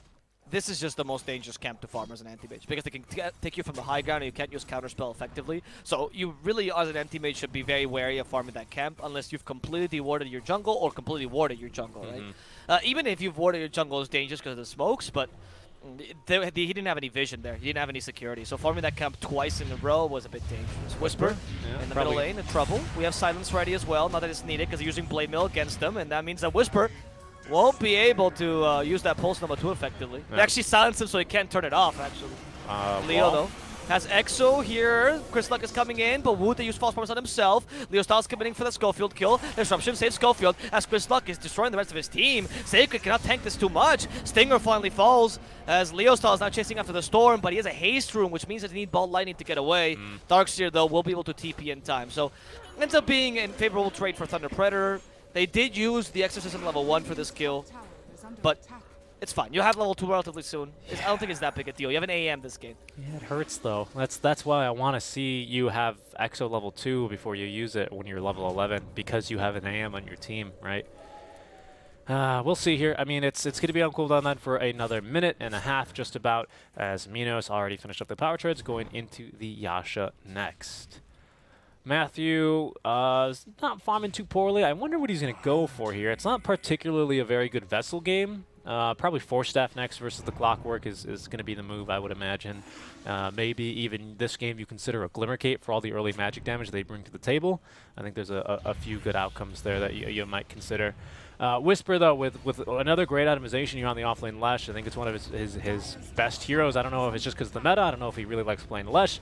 Either way, he is a beast when he plays this hero, and he's really been a standout player all series here. And he's going to be going for the Guardian Greaves, which makes him incredibly difficult to go on, as it's almost impossible to silence. I like it a lot better than the Yule Scepter build that you see. It's both, by the way. It's both for Whisper. Okay. It's both his comfort pick, as you mentioned. Like, he's clearly really good on Lesh, but at the same time, we know it's a meta hero. Like, we've seen it a lot these games. And I think Beast Coast has been utilizing him pretty effectively from the offlane position. Whisper, though, talking about effectivity, he's got a crush by Matthew. Matthew showing him. Sometimes 4s can beat 3s, but sometimes on the back 4s, they dream too much, and they get punished for that. Schofield taking the entire enemy team for a walk there. Oh, vacuum. Nice vacuum. Like, we're not letting you escape, Schofield. You killed our 4, we kill your 4. Drop Demonic Purge. Is anyone going to follow this up? Like, Minos do not farm this game. I doubt it. Oh, they want to try. His Woo's going to die there. His Courier goes down as well. Leo Style, he's free of the Soul Catcher and the Demonic Purge. This is a pretty deep dive here. We don't have another vacuum for another minute, because that thing's cooldown is as long as Tombstone for some reason. illusion. And now Stinger, he will die inside the wall of Replica. Chris Minos Luck's is here. free to TP away, but Minos is nearby. He gets the mana burn onto 1. Whisper still alive for a little bit longer. Lands a stun onto 1. As Hector free to TP away as he is enraged. But it will be then Thunder Predator coming out ahead here. 1 kill to the 2 kills that they get in exchange. Make that 3 because they also kill Schofield to start that one off. And yeah, nice job there. Did you see the degree of efficiency on Minos? It's kind of ridiculous. It's almost laughable how efficient he's trying to be. He farmed while his Blink was on cooldown, thinking I'll just catch him with Blink eventually. But he was just stopped in the middle of the team fight to farm the Mud Golems, and then was like, okay, I have Blink, guys, I can kill him now. This was ridiculous. He's like, no, Mud Golems, EU Dota's over. It's time for SA. Yeah, because he's afraid they're going to come to NA and take the slots here. Yeah, it's true. Yeah, I don't know. Minos is doing really well right now, actually. His AM has been... I mean, this is the perfect game for an AM to farm like he does, right? And he's actually been fighting much more on his utility peaks. He's been playing with his team to go for the free kills. Still a little bit less aggressive than he could be compared to someone like Timado, for example. But much more effective than usual on Minos. He didn't go full AFK farm the whole game. He's actually kind of been useful in these team fights. Partially due to the existence of Storm and Leshrac. It makes the Mana Void much more useful as a mid-game spell. It does. We do have the mechanism up for our Darkseer. He's one of the better aura carriers in the game. I don't know why he's just kind of relegated to this role. I think it's because he has Surge and he's kind of tough to kill. So, you know, he's going to just be running around providing plenty of stuff. He's also got, I mean, a good base armor because he's a melee hero, one of the few intelligence melee heroes in the game. As they will then get set to work here using this EXO level 2 on this bottom tier 2 tower. Beast Coast, if they want to try and push, they're probably going to be forced to fight through the defense of Thunder Predator. Instead, Beast Coast have other ambitions. They will set their sights for Roshan, #1 of the match. And at this rate, they will be able to do it pretty quickly here. Stinger, position 5, Clockwork. Oh, wow, they actually managed to catch Whisper. My bad there. I didn't think they would be able to do so. Space created for the Roshan attempt, but how much space is worth it? As down it goes, Chris Luck then, now with a Bloodstone, a regen rune as well, and of course the Aegis of Immortality is going to be waiting in the pit. Out he goes as Hector in some trouble. There goes the wall of Replica Illusion. Hector is going to hop inside his friend, Chris Luck. Plenty of mana here on the Storm Spirit, so no real chance to catch him being reasonable. But still, again, Thunder Predator find themselves another free 2 kills on the map. Defend the tier 2 tower. They will lose this Roche, Aegis, and Cheeses. Minos, what are you doing trying to farm the Ancients there, my friend? That was, well, he's probably going to regret going for that farm. It was very aggressive. I can't praise this player without him doing this all the time. I'm just gonna proceed to criticize him all the time because he plays better when I do that. I'm telling you. It's just, I guess don't know. so. That was a really odd play. Really odd play. Considering there's a Storm and a Clockwork on the map, that was so weird. You can't go for such dangerous farm on this AM. Luckily, you're still really far net worth, so I don't think this game is... I mean, it's not that bad for you to lose Minos, but it does pull back a lot of the work that your rest of your team has been doing to create space for you, right? If the triangle is free and you're the only real carry that can use it this game, just go to the triangle. I know you're AM and you want to be like, oh, I can farm the whole map, but you don't need to do that this game particularly. Play safer. Yep. And what's weird to me is that you'll farm super unsafely, but you won't go into any team fight even if you can win it easily, right? That's the issue. Farming aggressively is fine, but only if you can do it reliably. Chris Luck's been silenced here. They have another one to follow up on. Can they actually connect it? They will. Hookshot to try and interrupt this one. Sacred, no vacuum quite yet at the ready. Still silences Chris Luck, but now they need to get out here as he's going to be unsilenced and no more CC for him. Matthew trying to stay alive. Mana Void canceled as they will be able to land the disruption onto him, as you said. Minos then going back to farm immediately. Magnetize onto all 5, courtesy of Matthew. As Minos, no, he wants to kill a courier. And now he's in the middle of 5 enemy heroes here. They will stun him up once. He still has the Manta style, but you cannot dispel the demonic purge. He was able to blink back at the very least as the wall has been dropped. Leo style as Hector's going to hop into a creep and run around a little bit more. Minos continuing to farm in the middle of the team fight as he does, with this creep running around looking for the jump. Matthew potentially in some trouble here. Will die there to the Infest Bomb as Minos again just wanting to farm everywhere. Minos, don't get caught out here, please. Disruption, they cogs him. I think he is dead. Kill. I don't know. Storm is coming by. Yeah, there we go. Storm wants to punish him for that previous play. Good blink, though. He dodged him. He did. Right, so I understand Minos' desire to try to be greedy with that Mana Void and try to get the best Mana Void in the world, but you could just kill Storm and took away his Aegis. Maybe the point was not to take away his Aegis this game. Yeah, hookshot mid lane. Yeah, Leo style popping it off as already Chris Luck. He knows who he needs to go on. It's the Oracle, but they've already lost Hector. Woo. And now Wu is still alive. They need to stop Chris Luck's TP, but they have nothing to do so without the rolling boulder, which was just shy. Okay. I will say that there is a point to Minos' play. That's why I didn't immediately go and criticize the play, because he could be saying, if I mana void the storm now, right, he comes back with full HP and mana, and then he kills us all, right? Whereas if I just leave him for a while, then he can't do anything against us, and that way we get rid of the storm for the team fight, right, until he heals back up.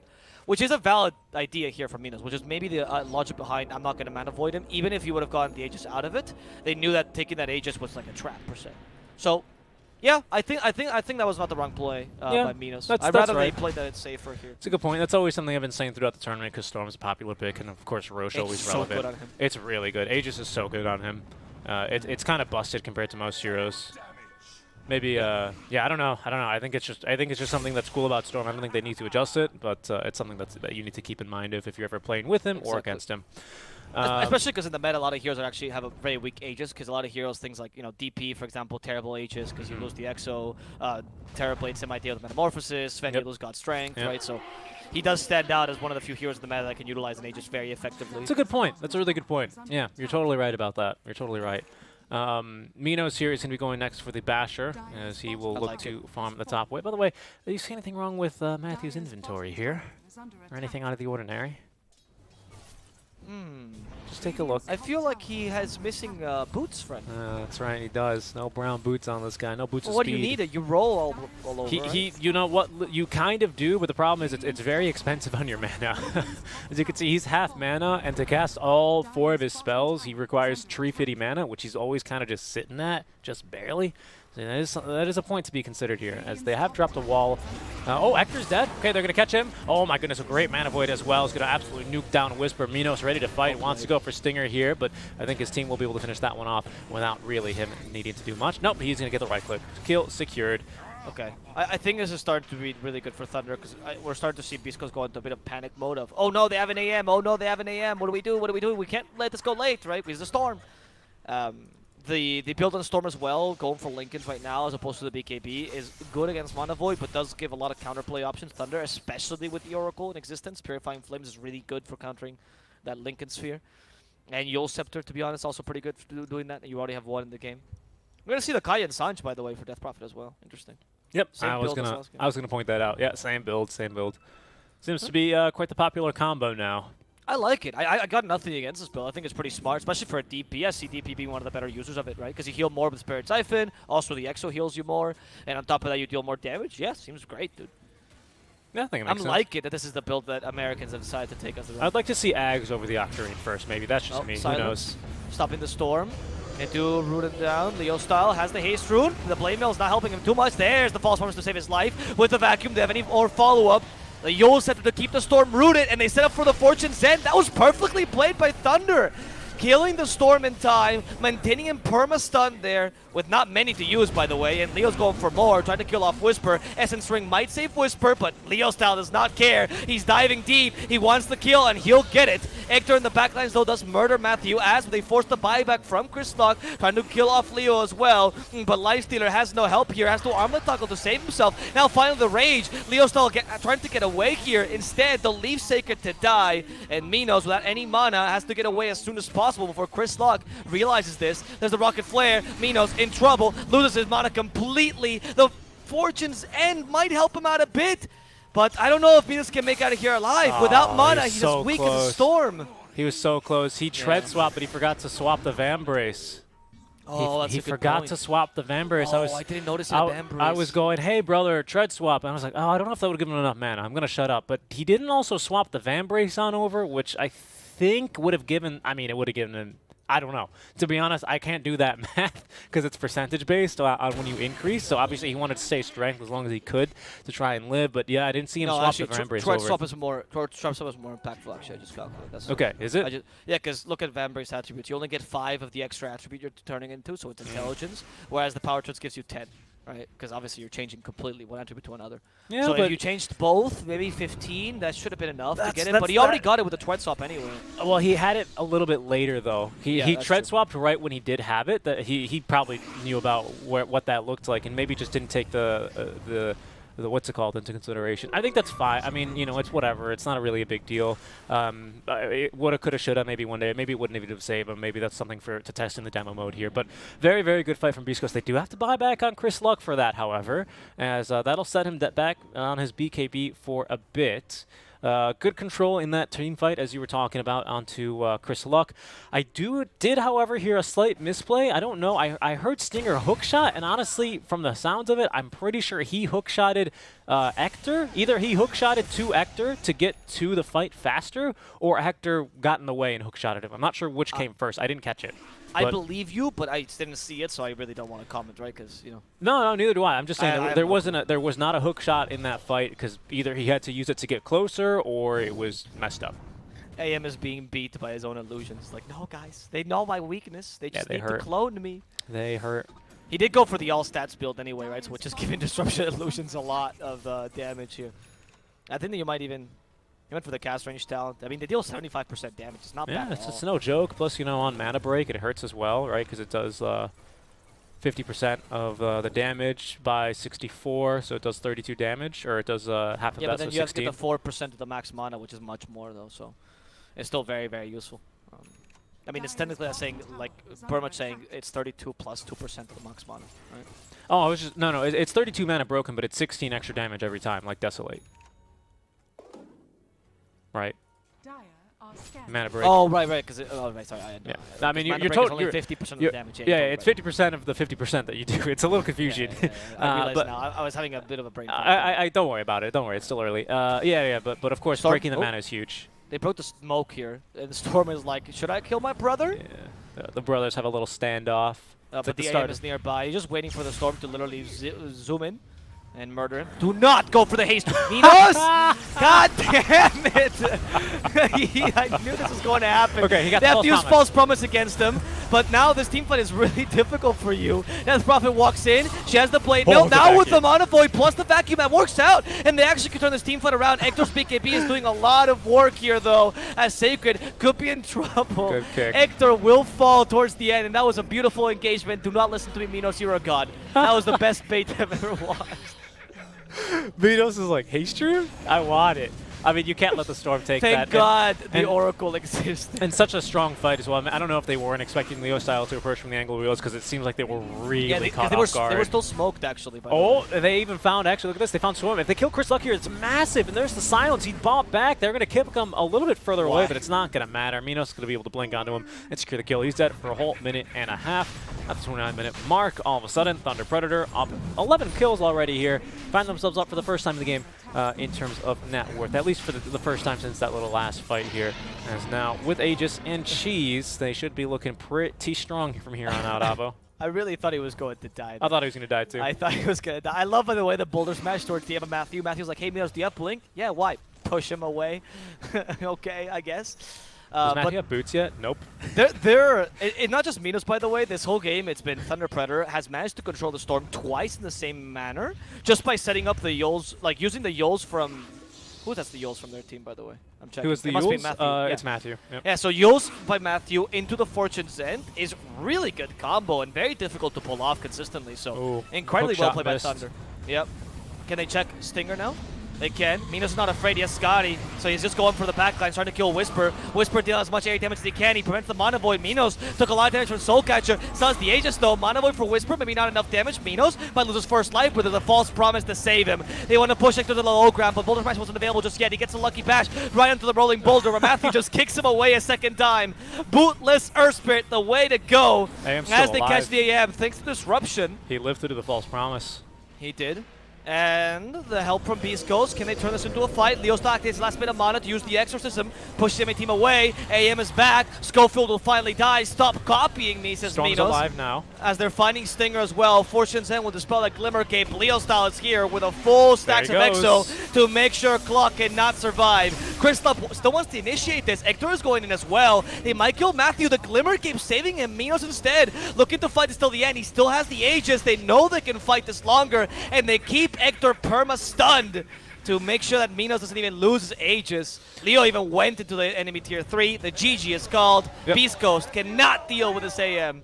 Yeah, very well played. They went onto the high ground there to ensure they get the kill onto the Lesh. They just plainly don't care about Chris Luck. I thought he was going to have a bit more impact in that fight, but Beast Coast, I think unfortunately that they felt pressured and they decided to fight without Chris Luck alive for another 30 seconds, and then it looks really bad for them as soon as the Exorcism comes out, courtesy of Leo Style. Very, very strong game for Thunder Predator. And you know what, Avo? I'm just glad we're going to a third game here. It's some really good Dota between our two teams here. I don't know what that was. I don't know what I just cast. Thunder played the best game in terms of like the execution. The team fights were so absolutely clean. I think they made engagements that maybe were not the best tactically just go their way, right? Because they played that team fight was incredible by Thunder. I wouldn't say that Beast Coast played this badly. I think that you could tell by Beast Coast they did not know when to fight Thunder, because they honestly could not tell when Thunder was weak and when Thunder was strong, because Thunder kept re-engaging these fights based just on the false promise and based on this Darkseer Surge as well, which gave them a lot more save than they had any right to have. So the draft really helped Thunder here, which is of course what we said in the drafting phase. That's why we went for them. But in general, Thunder played this team fight so much better than last game. I'm happy to see them back in full form, and I'm so happy we finally go back to the best of threes that go to the third game. Yeah, indeed. I completely agree with you, Avo. Not because I'm biased for Thunder. I just want 3 games. That's it.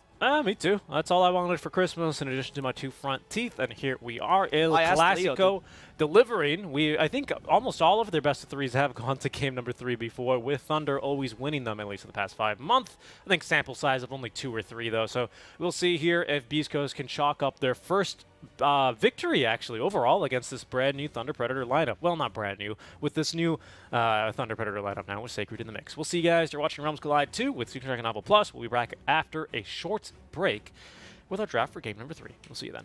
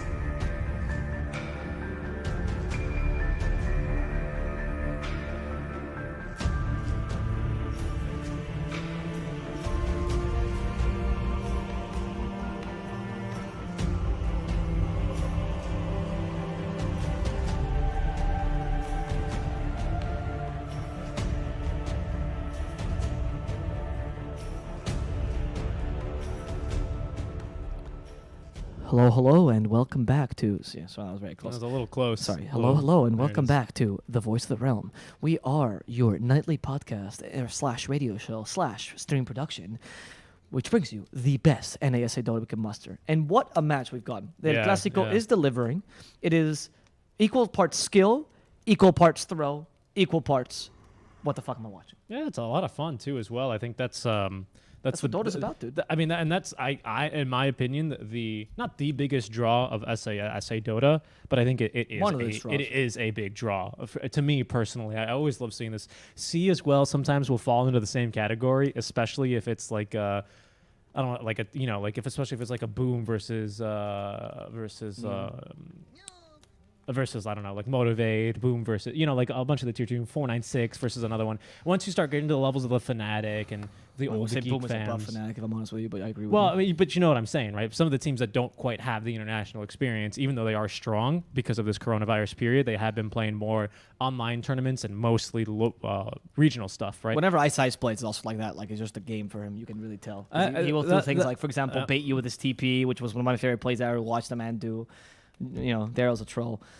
I agree with you. I think the lack of professionalism, quote unquote, that you would say from a lot of these teams and the way that they play, because they're playing just a good game, which is the same thing that OG kind of inspired a lot of people to do, right? Like OG, they didn't seem like a quote unquote professional team. They seemed like a bunch of friends having fun together. And it's not as a dig, it's actually rather the opposite. It's a Yeah, compliment. Because that makes viewers want to watch you more, dude. How do I not want to watch Minas that he baits the Haste Rune, where you will still be uncertain after that play if he baited his own team or he baited the enemy team, right? Yeah, I think just to use a very obvious example that was heavily focused on the TI9 documentary was Anna's decision not to buy back, right? How often do you see a decision where, oh, he's so chill that he's not going to buy back compared to, oh, he wasted buyback, Or right? he's explained to his team why he shouldn't have buyback or whatever it is, right? That's as opposed to trying to justify himself or whatever. He's like, nah. Yeah, he's like, We no, good. I don't feel like it, and his team's like, okay, and then, but compared to, I feel like a panic decision or under pressure would be to buy back instantly, Yeah. which in that case might have been the right decision, but just the fact that Or alternatively, to just clog the voice comms by talking all why you don't. shouldn't play back. Exactly right. It was very clear. That's a much different dynamic. Those are two very, very different reactions, and I think that's definitely a benefit to this play style. And I've never heard the comms personally. I haven't seen any of the content pieces, unfortunately, that Beast Coast or any of these teams put out. But I wouldn't be surprised if it was similar based off of their play style. Especially, I mean, even Thunder that last game, or Minos is like, oh, un Ace Rune. I have noticed that in the comms I was rewatching some of the Beast Coast comms, and I've noticed that many times Schofield will just go, estoy muerto, which means I'm dead, like leave me, right? And then they always answer with claro, which is of course, dude. Of course you're dead. And they always just ask Pato, which is what they call Whisper. They go, Pato, ¿tú estás bien? He says, sí, okay. So they literally they don't care about Schofield dying whatsoever. They just kind of assume it, and they just go, yeah, of course it's gonna happen. Because I mean, that's smart. They already recognize the priority. It's not it's not like they don't like Schofield, but it's obviously No, a of bigger course deal if Whisper's gonna die. Yeah. Right, so- I'm not trying to say that they're dissing No, Schofield. and I get that. But I'm his just- play style plays into that. Again, I'm just explaining it, right? You never know. Maybe this is someone's first Beast Coast game. El Prohibido de Matthew. This is the Dark Willow, another one of his comfort picks. I would say the same level as his Earth Spirit, honestly. Really, really good hero. They usually pick him first, second with Mars, but sometimes they just feel like it's a strong pick here. And this, first of all, forces you to ban Mars as the last pick because they haven't banned him yet. So this also gets a ban from Beast Coast. But honestly, they're definitely expecting the Mars ban. They're thinking of another offlaner that works with Willow, and I'm interested to see what that may be. Yeah, I am as Because well. you have good options. Yeah. Slaughter's in the pool. No, Slaughter's not. Sorry. Mars in the pool. They banned the Queen of Pain. Interesting. We have the Mars in the pool. We have the Centaur in the pool. Pretty decent with Willow as well for a lot of counter initiation. What other heroes can we run here? There are good offlaners. Honestly, Legion not too bad either. Bedlam plus Duel is a really mean combination. Not against Relocate though. I feel like you can't really risk that. That's true. That's a good point actually. Not because of course. But you're up against a Bat Rider, right? Which is. Oh, okay. That's a fair consideration. I mean, you already have an Oracle though. Oh, it's true. Never You, mind. you know what I mean? I So don't see that part of the screen. Yeah, it's true. He delivered it. Oracle, Lifestealer, Void Spirit, Willow, the picks thus far for Thunder Predator, as we don't have the Mars ban, interestingly enough. Interesting. And it's not banned whatsoever. They're banning mid laners instead. They're thinking the Thunder's going to play that Void Spirit in the offlane position. Maybe it's not so much that they're thinking that. Maybe they're saying, right, Leshrac here has been picked. Leshrac beats the Void Spirit in lane no matter what. So if they go, or Bad Rider, sorry, beats the Void Spirit on Leshrac. Bad Rider's their mid. Void Spirit's going to play the Leshrac. If they go Void Spirit mid, we're going to destroy him with Bat, so it's not a big deal. So now they pick an offlaner. We don't care because we'll win the mid lane anyway. That's a good point. I think that's the well, idea. but then we've got a lot of flex already, to be honest, for the side of Beast Coast. What'll it be here for the last pick? All right, something just incredibly vague then is what they decide. I mean, the only thing that's set realistically, in my opinion, is knowing Beast Coast. It's Venayo. Is Fenayo, right? You know that's the safe lane 100%. So I think that's where you start to try and break this one down if you're Thunder Predator. What I'm thinking right now, though, is that their ideal lineup for now is Batter mid against the Void Spirit, Leshrac offlane, and Spirit Breaker as your 4. That's what they're thinking here. But we'll see, though, because it depends, of course, on what Thunder Predator runs here. Will they try to counter the Lesh in lane, or will they try to counter the Sven in I lane? have 6 seconds to decide. Yeah, it's not much time. No, it really isn't. It's a Mars. Okay, so they try to counter the Sven. They say, we're gonna trust Leo. I've heard a couple teams actually say this, by the way. The idea that I'm gonna let my mid laner. Yeah, I don't care if my mid laner has a bad matchup. I believe in him.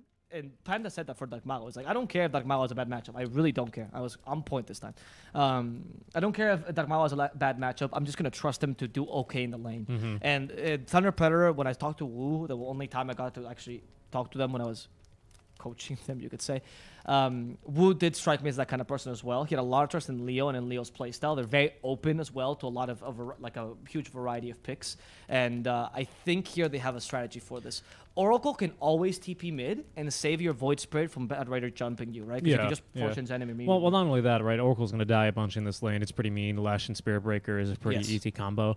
So sometimes always saving the TP just for that mid lane or something like that is pretty decent. You don't really need to help your laner too much because he's a life stealer. I will say, though, you know, of course, one of the counterplays that you do have as the Void Spirit against the Bat Rider is it's very similar to the Riki mid, where if you miss one of your napalms, all you have to do is Tricks of the Trade, or in this case, Dissemblate, and then you reset the stack. So that's like really easy to do. It's a nice reset point for yourself. You're probably going to be showing up to the lane with a stick anyway, so the early levels are going to be no problem in terms of your mana consumption, you know, before he really starts getting points into the napalm and the Firefly and the Flame Break, and the damage starts to stack up. So the big kills were capping for the Bad Rider from level 1 to 3, where he has a huge advantage in lane, and afterwards you have a lot more tools to deal with him. I agree with your point.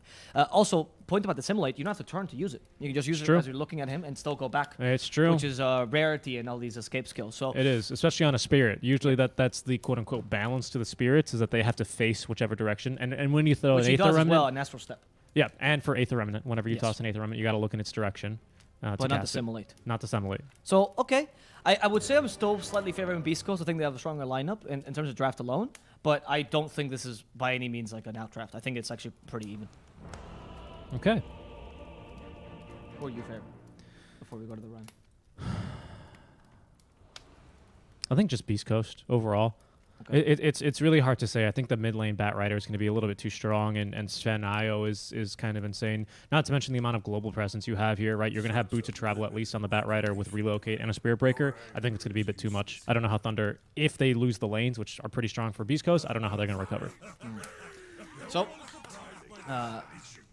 who are you guys favoring? Is it Thunder Predator or Beast Coast? Follow us on Twitch, or you guys are toast.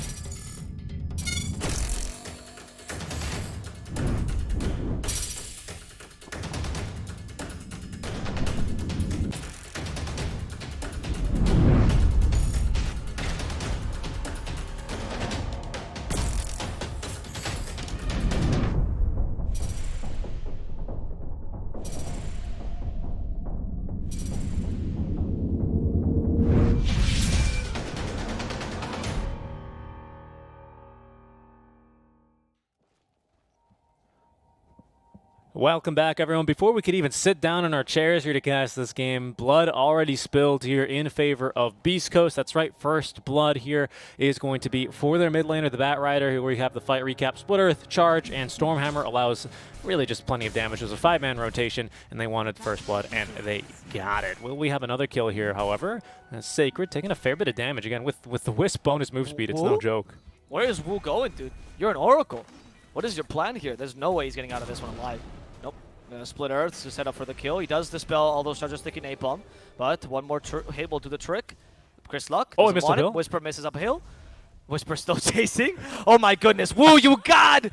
Woo, you god!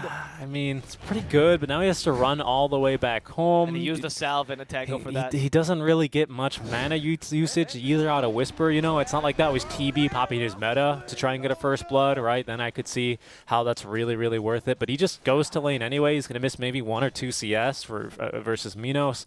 I hesitate to say, it's good he didn't die at least, but I hesitate to see the real benefit in that and not just accepting your death, to be honest, especially when it's just split about amongst wasting 3. time, right? Yeah. But I do agree with your point that at that point, since you already used the first blood, your death doesn't matter as much. Exactly. I Exactly. say use the first blood, like they decided to give first blood, but that's what happened more or less. Ector in the bottom lane, by the way, is pushing Sacred away. And this lane is just not that bad for Sven anymore.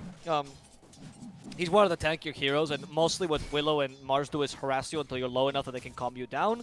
With a Wisp, that's much more difficult They to can accomplish. calm you down. No, combo you down. Sorry. Oh. Yeah, not until they can calm you down. He does seem like a bit of an angry guy, though, doesn't he? Yeah, he does. Yeah. So I don't think this lane is going to be that difficult for them. I understand the point that like Mars vs. Sven is pretty good, but I don't disagree with that. But with the IO, it changes things around a bit. Schofield, though, he is going to be chased here by Wu. He was trying to cut the lanes, I want to say. Yeah, there's really no kill threat from Wu, though. He's only level Or 1. drag the lane, rather, is the right Yeah. term.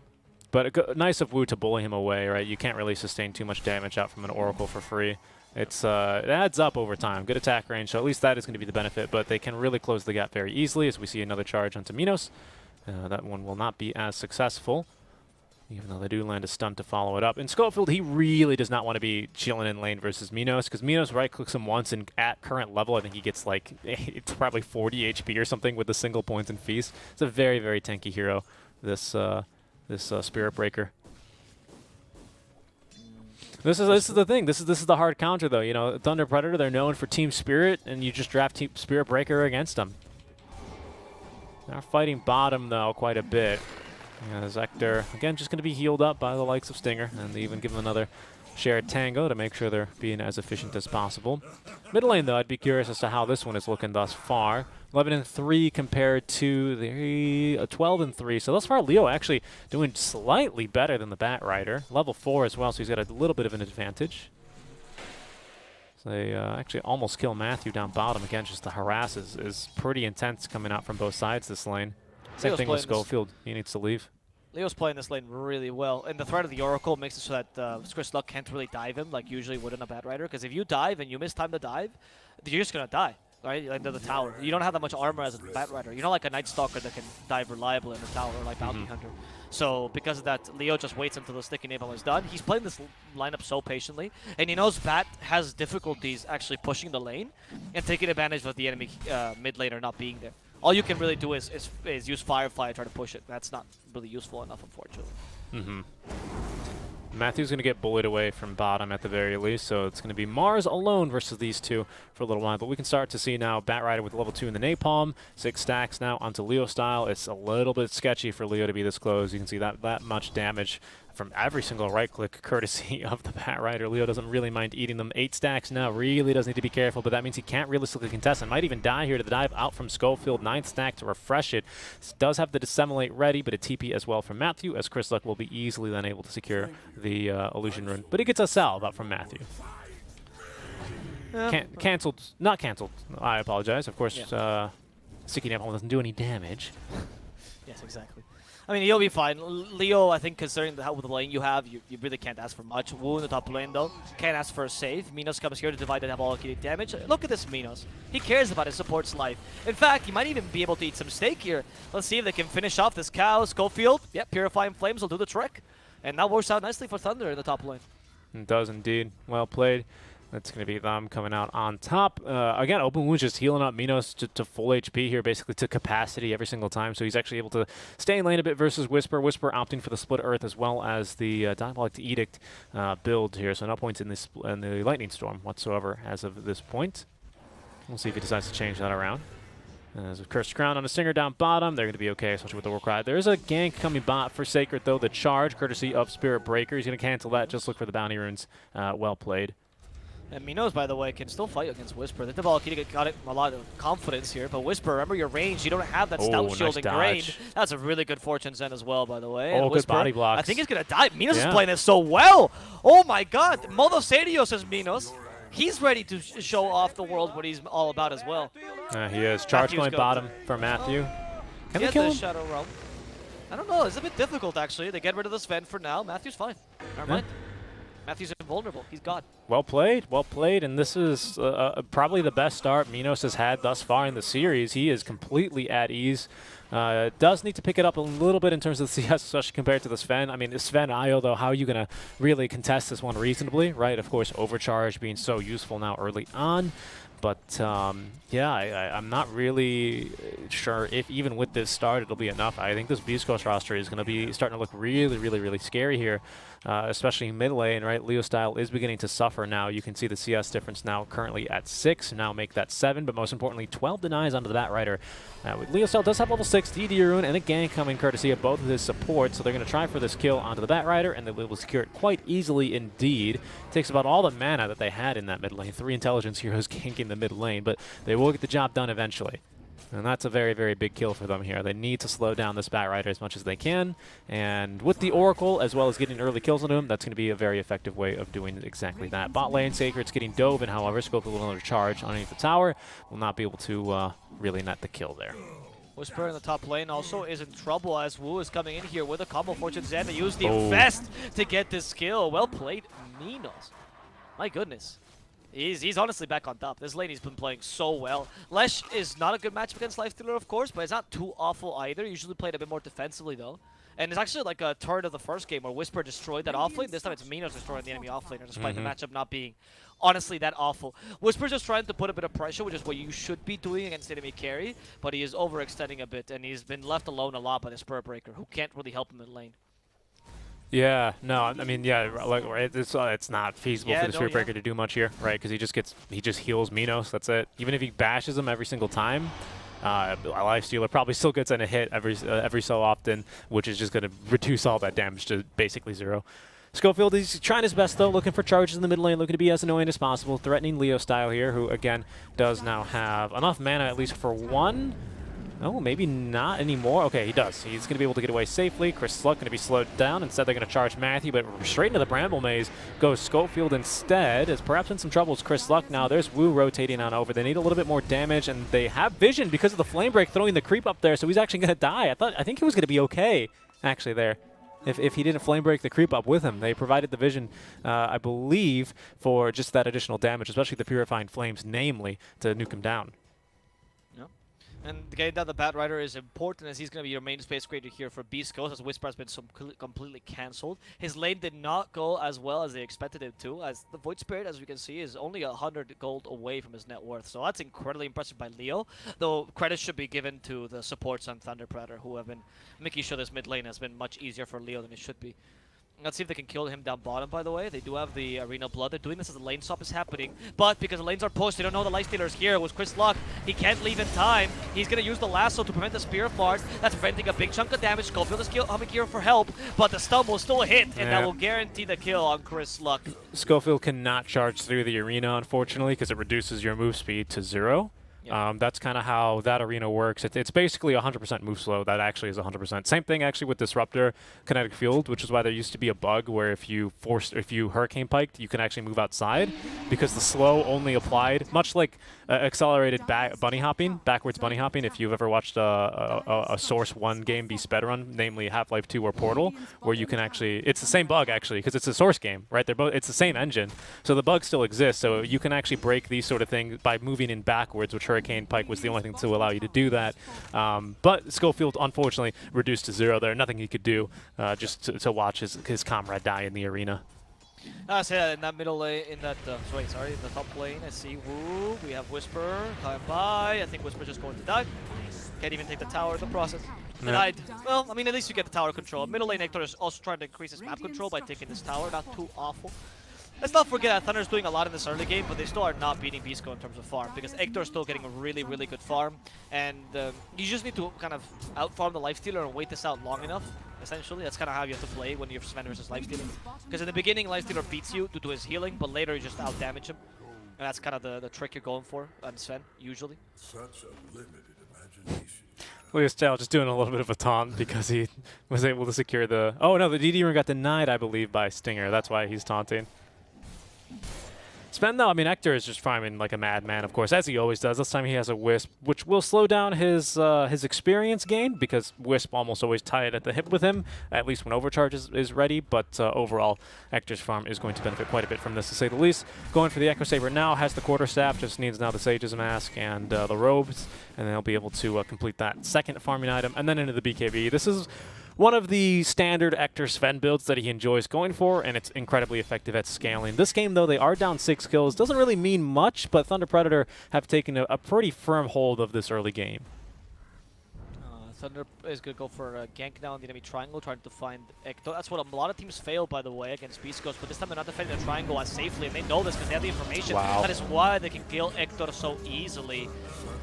Right, so again, this is very similar to the play down bottom, where, again, people don't understand the hype because they don't understand what Thunder Predator is doing. Before these plays, what they always do is they push the lanes long enough, especially the bottom lane, which is where they have an advantage, to gain vision over enough of Beast Coast to know that this is a safe play. And that's why they're able to do what a lot of teams fail to do, which is go into the Beast Coast triangle and actually kill Hector, because they knew for a fact that the people weren't around there. Charge so very coming well mid. played by Oh, Thunder. Cancelled.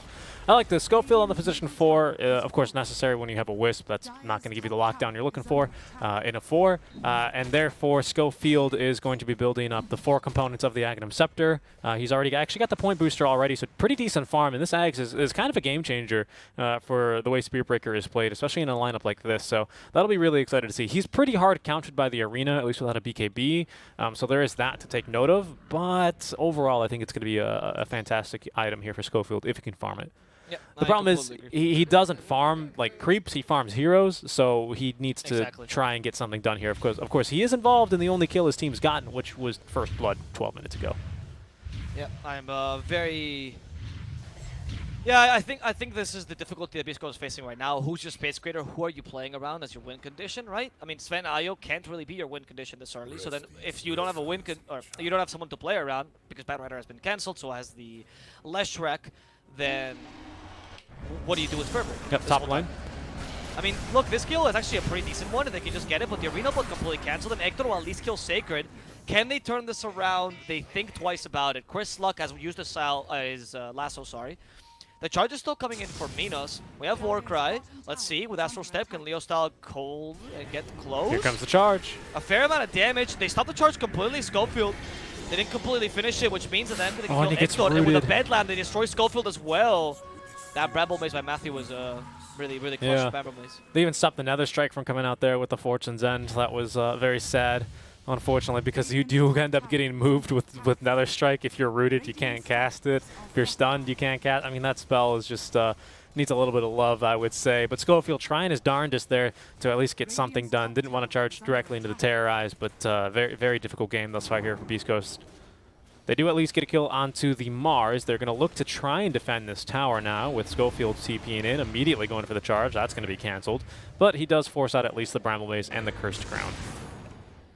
Well, Beast Coast, because they don't have anyone to play around, they kind of have to gank with Hector as well with the Relocate to gain map control again. This goes back to the same issue. If your Leshrek and your Batrider cannot create space, then who you're creating space with, it must be the Sven. But by doing that, you're losing his farm, and Lifestealer is able to match him more or less, honestly. Now in the middle lane, they seem to want to go for Chris Luck. He's trying to cut the lanes out to create some more time for his team to play. But unfortunately, if you die here, it's not really a worthwhile play. You're not a Batrider 5, you're a Batrider mid. Looking to try and turn, trying to control the Oracle to make sure Leo Style can get ulted, but there's the Mars Arena to completely upend this one. Now Schofield still going for Woo. Leo Style not sure what he should do. There's the relocate out. Whisper then running on in with the Edict active as well as the Pulse Nova. We're threatening to do a lot of damage. We do have that Blade Mail active here for Leo Style. Oh, it's on the Courier. It's not here yet actually, but now he has the Blade Mail. They finally will finish off Woo. He didn't get the ulti off onto anyone, but Leo with the Blade Mail is a bit too scary here for our Leshrac with all that uncontrollable damage, so they will have to let him go. Overall, you do get another kill here onto Chris Luck. As a reminder, it's the mid lane Batrider. You might be confused and maybe think it's an off lane Batrider this game. Nope, they've actually swapped heroes, and this time it's going to be the mid laner Batrider taking now what is a 4th death this game. Does have the Boots of Travel though. Is not going for Blink. Instead, it's going to be the BKB here for Chris Luck to try and recover. Or to try and stabilize, I should say. Stabilize, yeah, Yeah. I guess it's a better word. But you're right. Recover, stabilize, in this game kind of the same. They played that team fight really well. Their execution was on point, particularly Whisper, as per usual. However, Hector, his obsession to go with the triangle, we can see where Thunder is now playing this game, just completely invading over the enemy triangle. Schofield down in the top lane, so you don't have that help. The Lasso, though, stops the Mars, but they might still be able to kill Hector, as Lifestealer is dealing way too much damage. And with the Purifying Flames, they'll guarantee the skill. Leo style manages to get away from Whisper. We have the Astral Step from Leo, but it's not going to catch anyone. And they're going to just let them go. But killing Sven is already a win as far as you're concerned here. I don't know. Yeah, I agree. As far as I'm concerned, it is absolutely win, and I think for Thunder Predator, they probably agree too. We can see as far how as Thunder's concerned, yes. Yeah, You get my point. we can. I know I'm just being an ass. We could see that Leo style is. I mean, he's so effective with this one item alone. The Blade Mail, it completely stops Whisper from doing exactly what he wants to do. And Whisper actually, he decides to change the build here that I think we saw him do previously. He's not going to go for the Greaves. Instead, he's gone for the Yule's first item. This one makes a lot more sense. Because of the Blade Mail this game. Of course, you're impervious to the damage. I mean, you're damage immune when you're up in the Yule Scepter, aren't you, right? So that one makes a lot more sense this game here for him compared to the Greaves. So I don't think that's necessarily too bad. It's just that he's in a world of hurt when he comes back down from it. So he obviously needs his BKB up and running ASAP if he wants to have any relevance in this game. And now the tough thing is that you don't really have a great aura carry. I mean, Wisp is okay. He just doesn't farm real well. We can even see him dying, forced to use just about everything he has. He will be able to escape at the very least. As often away he goes, tethering to the creep wave. In the meantime, though, Crystal up, looking for a kill. Terrorize, ready to be used. Schofield, though, interrupting this one. And there's Leo style. You can split the damage between two. That is going to be great. Whisper still will die, though, pinned to the walls as Hector has to bide his time before he considers not to go for Matthew or Sacred, as Minos now has returned. Schofield in some trouble. There's the open wound, so he can't really charge away even if it was off cooldown. Contribute just in case, right? As well, to make sure he's slowed, perma-slowed there. The plays at Beast Coast are not bad, tactically speaking, though. They're trying to open up the map by ganking the enemy team in different places, because as I noticed before, they're always going to the enemy triangle. That's where Hector usually plays. And by doing this, they disrupted this team a lot. Stinger had to be forced back down, because he relocated top to help Hector farm. The only punish him. The only problem here this game right now is that Minos is actually... Well, for Beast Coast here. Because normally I would almost always agree with you, especially because, I mean, Hector's just been farming and farming and farming and farming. He's got 3 deaths, but he's still got incredible farm. But, you know, compared to Minos, who's just about keeping even with him, in fact, they're going to look for a kill on a Whisper. This is insane. They actually just charged the Fortune Zental, a Lifestealer.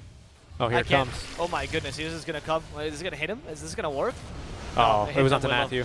Okay, that's not too great. They're still going to kill Whisper, though. They have Bedlam, but he does get a counter kill on Matthew. Could have been worse, honestly. Had they hit that Fortune Zen, they didn't need the Bedlam, to be honest. They didn't need the Bedlam at all. No, they didn't. could have just stayed back. They didn't, yeah. It was a little bit aggressive, but it's fine. You want to make sure you get the kill there, and, you know, you'd probably rather give him, what, the 117 gold that he actually comes out of after the reductions to his unreliable gold than, you know, you just don't want him farming. You know, you don't want him farming. I will say, though, and point to... The point I was making earlier was not so much that, Beast Coast is winning. In fact, they're losing this game. I'm pretty sure. Oh, yeah, definitely. It was more that they're making the right plays to make sure they can relieve some of the pressure on the map by trying to play with the enemy. Because they know that because Thunder here has a worse late game, just inherently due to the IO Sven, you do have an advantage that Thunder has to kind of play to your rhythm. They can't really play to their own unless they can push towers, and that's why Desolator is so important. But as you can see here, their tower push is still not the best in the world. They don't have a troll, so they can't really propose. So they're trying to hunt you down. Great. How do you play against that? You try to change the ways you're farming, and you try to change your farming patterns to make sure they can't be so effective. And that was good, but now we're starting to get into the point of the game where Thunder actually has Nezo, and soon to have AC as well, and they can take objectives much easier. Yeah, this Aegis will now allow them to take tier 2s. Exactly, that's what I was going to move on to say as well, and that's a bit scary. The whole point I brought up, Minos' farm being equivalent to Hector's, is normally Hector, when he shows up to fights, he's like this be-all, end-all force, but right now he's got a hero to match him, right, which is the scary part for him. And honestly, the rest of the Beast Coast lineup, not to mention they actually do pretty well against the Sven pre-BKB. Luckily, that period is now over. We're in a post-BKB world now for Beast Coast, and we're all living in it, as that is going to be a bit scary. You can see even our Brazilian casters or our Portuguese casters even pointing that one out. They really enjoy doing this. They really do. You know, it's funny because we always are talking about whatever's relevant, and then they always end up pinging it, and it's not like they can hear us or anything. It's just they're also talking about it too, because it's a really big point. I'll even ping it for them as well. All the casts are in sync, guys. Yeah. All right, the charge. Matthew could be in trouble. I Free don't kill. think he can survive this. Oh, unless the Yule Scepter? No, that's not going to be enough, right? Oh, the false promise. Matthew's actually getting away. They actually do get the combo off with the Terrorize and Arena Blood. Matthew being healed by the salve as well. Here There's comes the Whisper trying damage. to complete the kill. He knew he couldn't TP away, so he might as well just die, I guess. And he's going to And run get top. a kill, maybe. Yeah, he's got a friend top lane to run to, so he's happy here. Yeah, Schofield's fine, but that was odd by Whisper. I don't know if he could have just run away there, but I guess maybe he just thought, we're dead anyway. Might as well try to kill the Dark Willow. A lot of hate for Matthew from Whisper. Yeah, that's true. Void Spirit now. That should be the Kaya and Sanj queued up. He's already got the Sanj up and running. Status resist pretty decent. Doesn't reduce the time you're up in the time you're cycloned. I don't know why, but it's a nice change. Or it's a nice exception in the game of Dota 2. Yep. Again, Dota 2 very much a game of exceptions. Yeah, Dota 2 has quote-unquote rules, you know, in the same ways that laws apply to it. Anyway, Dark Willow in the top lane, Schofield in trouble, Curse Crown. Yeah, he's dead. Yeah, you know, there's the people, there's people that always say rules are meant to be broken, and Ice Frog heard that and went, damn, what if I made a game like that? And he did, and it's Dota 2. They're a game of inconsistencies. Yeah. Minos, we Oh. have open wounds. Whisper could be in trouble. Look But at the Sven is damage. coming by, and Minos, yeah, he took so much damage off of the ball kicked alone. How are you going to survive this? Stormhammer, at least they save the damage no from false Fate Save. It's a promise. really good arena of blood to zone them out. They still want to fight, but Hector has the BKB here, and he's trying to kill the enemy carry in time. He's not going to be able to, but does murder Leo style. Sacred, he has a carry inside, and he's going to have to let him out. Because everyone here is dead for Thunder except for Matthews trying to help Minos, but the Nether Strike will guarantee that Minos can't get away. They're going to take his Aegis first. God's Strength still has another 20 seconds to go, I believe. Yeah, 18 seconds, and we'll see. He's so dead. I mean, they zoned out Matthew. He's got absolutely nothing here to support him. Very well done here by Schofield and Chris Luck to force Matthew away. As out he goes, the sole survivor of this team fight. And I understand the decision from Thunder Predator. I think the risk assessment as well. We need to finish this one a little bit early. Let's go push that tier 2 tower. They were, I mean, it's still only a level 1 false promise here with the cooldown being 100, but basically 2 minutes when it could be a minute and a half, right? That cooldown gets seriously reduced. So they ended up fighting there without false promise up. They probably didn't mean to fight, but they should have known that Beast Coast, they have to defend that tier 2 tower. They're not going to let that one go for free in this game. They need to take this one to late game, and fighting now around your 10-second BKB is what Beast Coast has wanted to do. Maybe they didn't know about the BKB, but either way, Thunder Predator, they're going to lose heavily off the back end of that fight. This reminds me a bit of the game between Beast Coast and Zoomers, which was very similar, where like Zoomers was trying to out-tempo them, and Beast Coast like, nope, cut lanes, wait for the game to end, allow Hector to get farm. And, you know, people were talking in the chat, some people were like, oh, I don't know, Beast Coast draft really only has Sven. And yeah, but they have Sven. That's all you need this meta, unfortunately. And the hero is just a bit too strong. And Slice Stealer, because he had to go for the same build Sandboy went for, by the way, the hyper-pushing build, you just suck a bit against the Sven, unfortunately, because Warcry prevents a lot of your physical damage. Let's see, Terrorize here. This is going to be a good kill, but it's only 2 supports. Not necessary for Stinger to do that and be there with Schofield, but it's only 2 supports at the end of the day. Yeah, It's not that they were hoping to finish up the Aghanim Scepter, right? Because we're 400 gold away from it, which again is seriously a game changer here for Schofield. We know he excels on these heroes that you need to line up on, right? We've seen him do it time and time again on a Nyx Assassin, to say the very least, right? Line up multiple stuns here, so his positioning and his lineup is honestly S tier in terms of anyone in Dota that I've personally seen. So him with that Aghanim Scepter is going to be really, really scary here. Well, we'll see. As they're finally starting to push them in the bottom lane, this will be the first tier 2 they take, which gives them outpost control and allows you to dominate the jungle. But we have seen how weird Beast Coast has been farming this game, just to try to get space for Hector. Like, we've seen multiple relocates just for Hector to farm, which is what allowed Beast Coast to get back into this game. I mean, Beast Coast has been playing a really good game. And Thunder Predator at best can try to master movements, and they've done a really good job. You can clearly tell they studied their opponents, and they've played against them a bunch of times, hence El Clásico. But at the same time, yeah, Beast Coast is always a more innovative team.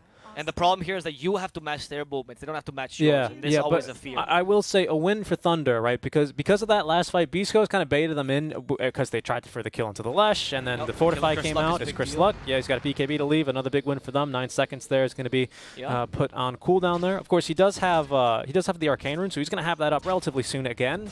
But it's more of the duration. Getting burned that's the big deal there. But Thunder Predator, they actually still had a Fortify to defend their top tier 2 tower. So Beast Coast, although they do mirror the movements appropriately, they're unable to get any objectives out of that one. So again, a small win for Thunder Predator, because now they can look to defend that team fight as Beast Code did theirs. As Sacred digs up a bounty rune in the same spot. It should have waited a couple seconds there because the bounty would have been worth more. It's whatever. Doesn't matter.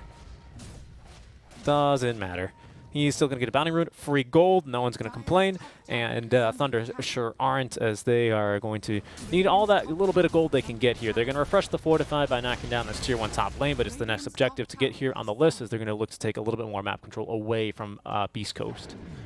Well, they're in this case, what Thunder is doing, as you say, is taking away map control, going for the easiest objectives now, which usually aren't that useful. But you've realized that Beast Code is going for odd farming patterns, so you can no longer play the traditional kind of Dota. You have to just try to get as much map control as possible, put wards everywhere, ideally rotational wards, not fighting wards, to see more or less where Beast Coast is going, and try to take fights when you think you're strong. Like, that's what Thunder Predator needs to do this game, to make sure they can still take this till late. Because honestly, Lifestealer keeping up with Sven is a really good sign in terms of farm. Like, this is a really nice thing for Lifestealer, considering he has no farming items. It is. lane, It's true. Chris Luck, he's looking for a kill here. He does get annoyed by the Cursed Crown. He's AC going to for get Ector stunned. finished to count to the AC of Minos. Oh, interesting. Right, AC versus AC. That's good. I mean, AC on obviously on Minos is much stronger because Cleave Yeah. now has to consider armor, so you're actually helping your whole team. But AC on Ector will make him stronger against Lifestealer in general. And it helps to push a lot. That's true. Yeah, it helps to push a lot. So now you can put pressure on the map as well. Before the push for Thunder was a bit slow. Now this is where it starts to speed up. I didn't comment on it this trap, but it's true. Their push was a bit slow before. That's what allows them to take a bad tier 2 fight bottom and get wiped through Aegis, but now it's a lot faster with Deso as well as the AC. So some good tower damage now finally for the side of Thunder. But Beastco is just about ready to fight here. You can see even they decide to strike first, and onto the high ground they go. Ector is, just wants your tower here. The IO has really found the Mechans saving Whisper, or Stinger, sorry, for a second, but they do find Matthew at least in the backline, so it's support for support now as they want to re-engage. They have the BKB, Minos has been stunned, Minos still gets away, goes inside the catapult, but he leaves Sacred to die. Sacred tanking a fair amount of damage. That shield helping him a lot against the Sven, but Ector is just going to power through. He stuns BKB for a bit longer, so he's just going to die. Sorry, he's going to let Schofield die as he TPs away. Whisper might be caught, though. He has no BKB himself, unfortunately, so that's going to be not that bad of an negation for Beast Ghost, considering you do manage to kill Minos and forces buyback. Oh, sorry, you manage to kill Sacred and forces buyback. Yeah, I don't know if that's worth it, though, to be honest. Maybe if you get that tier 3 tower or a little bit more, but you do lose Whisper. Those are your more BKB durations you're burning.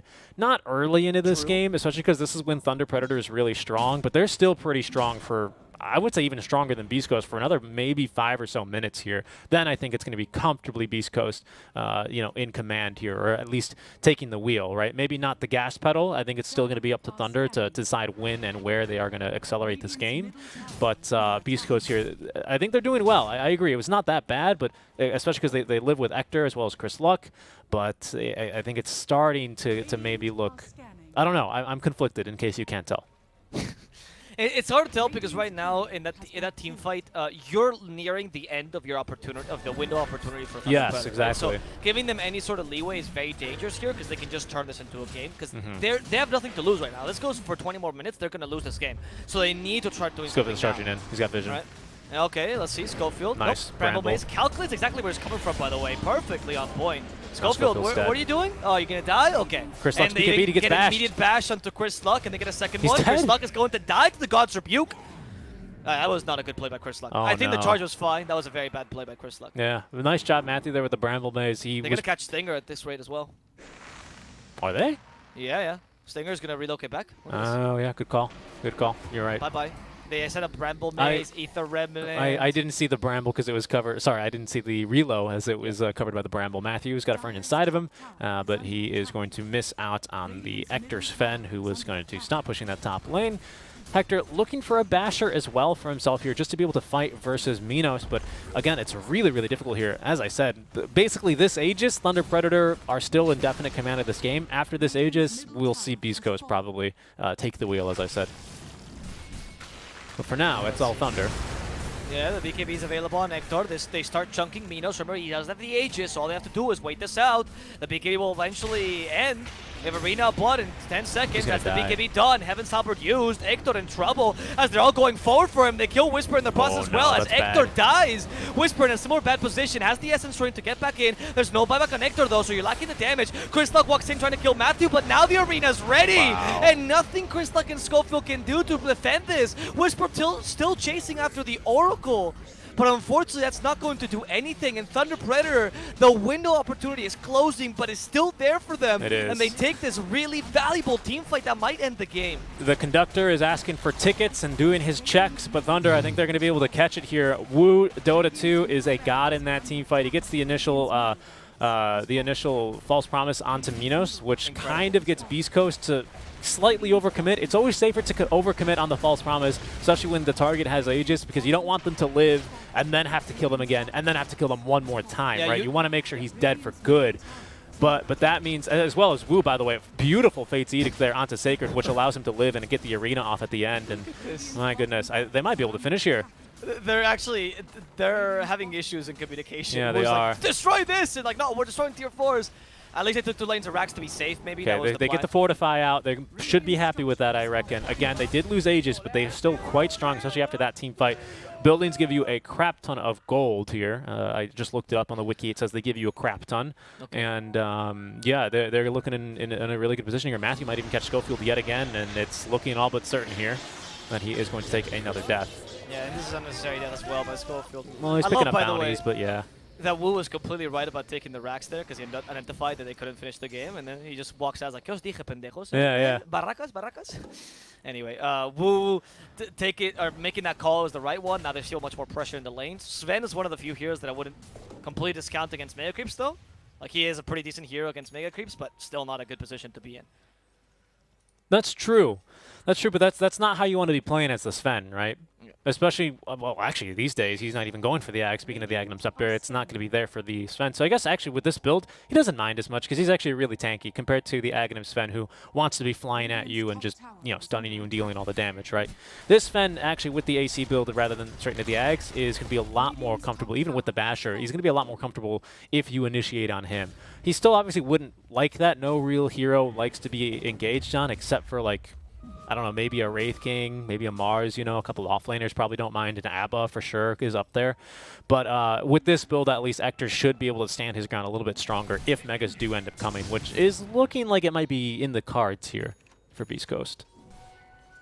So it's a good build to identify this, but it will make the game a little bit harder. That natural sort of late game that Beast Coast have, is not immune to the Mega Creep push that is currently going on. Even the Super Creep push really starting to hurt them out here in the mid lane and the bottom lane. Yeah, because the biggest thing about Super Creeps is that you start getting lane control without having to do exactly. anything, right? It's like when Ags Lycan was popular for like with the one. Oh, here they go. They're going to sally out though, Beast Coast. Oh, okay, this is a really good kill, but Minos comes out from inside. Can he do something to save the Mars? He's going for the IO, and he does. Actually, chunk Stinger. Minos can't deal with Hector, though. They killed his IO, but Hector plays a bit too strong, and now he gets a lucky bash, which might deal with Hector in time. That false one is very impactful. Open moves with the heal. The Bedlam guarantees the kill on Hector. The dieback on Stinger. They still trying to destroy Wu. Everyone against Wu because he just won the game for Thunder Predator. Minos is just looking to murder everything in his path, and he deals way too much damage. That false promise by Wu was so clutch. Thank you for pointing that out. Yeah, it was on point. It was amazing, and I think, I mean, I hesitate to call it a mistake, right? But because Beast Coast, they have no choice in the matter. But the fact that Hector tries to man-fight him, of course, all your heals are doubled when you have false promise, which includes, of course, your feast lifesteal, right? Yep. So he just had so much healing, even though Sven was chunking him, and now they're gonna go straight for Throne. I don't know if they can defend this Avo. Doesn't look like it. I don't think so either. No, Minos is dealing too much damage. Whisper's gonna let this go. The GG is called, and yet again, El Clásico will go the way of Thunder Predator. They continue their streak against Beast Coast, showcasing that their playstyle, and it's just natural counter to Beast Coast's way of playing. Yeah, very well played. I mean, especially to come back after that first game, which was a Beast Coast stomp-a-rooning, wasn't it? Yep, exactly. I think that Thunder played this game incredibly well.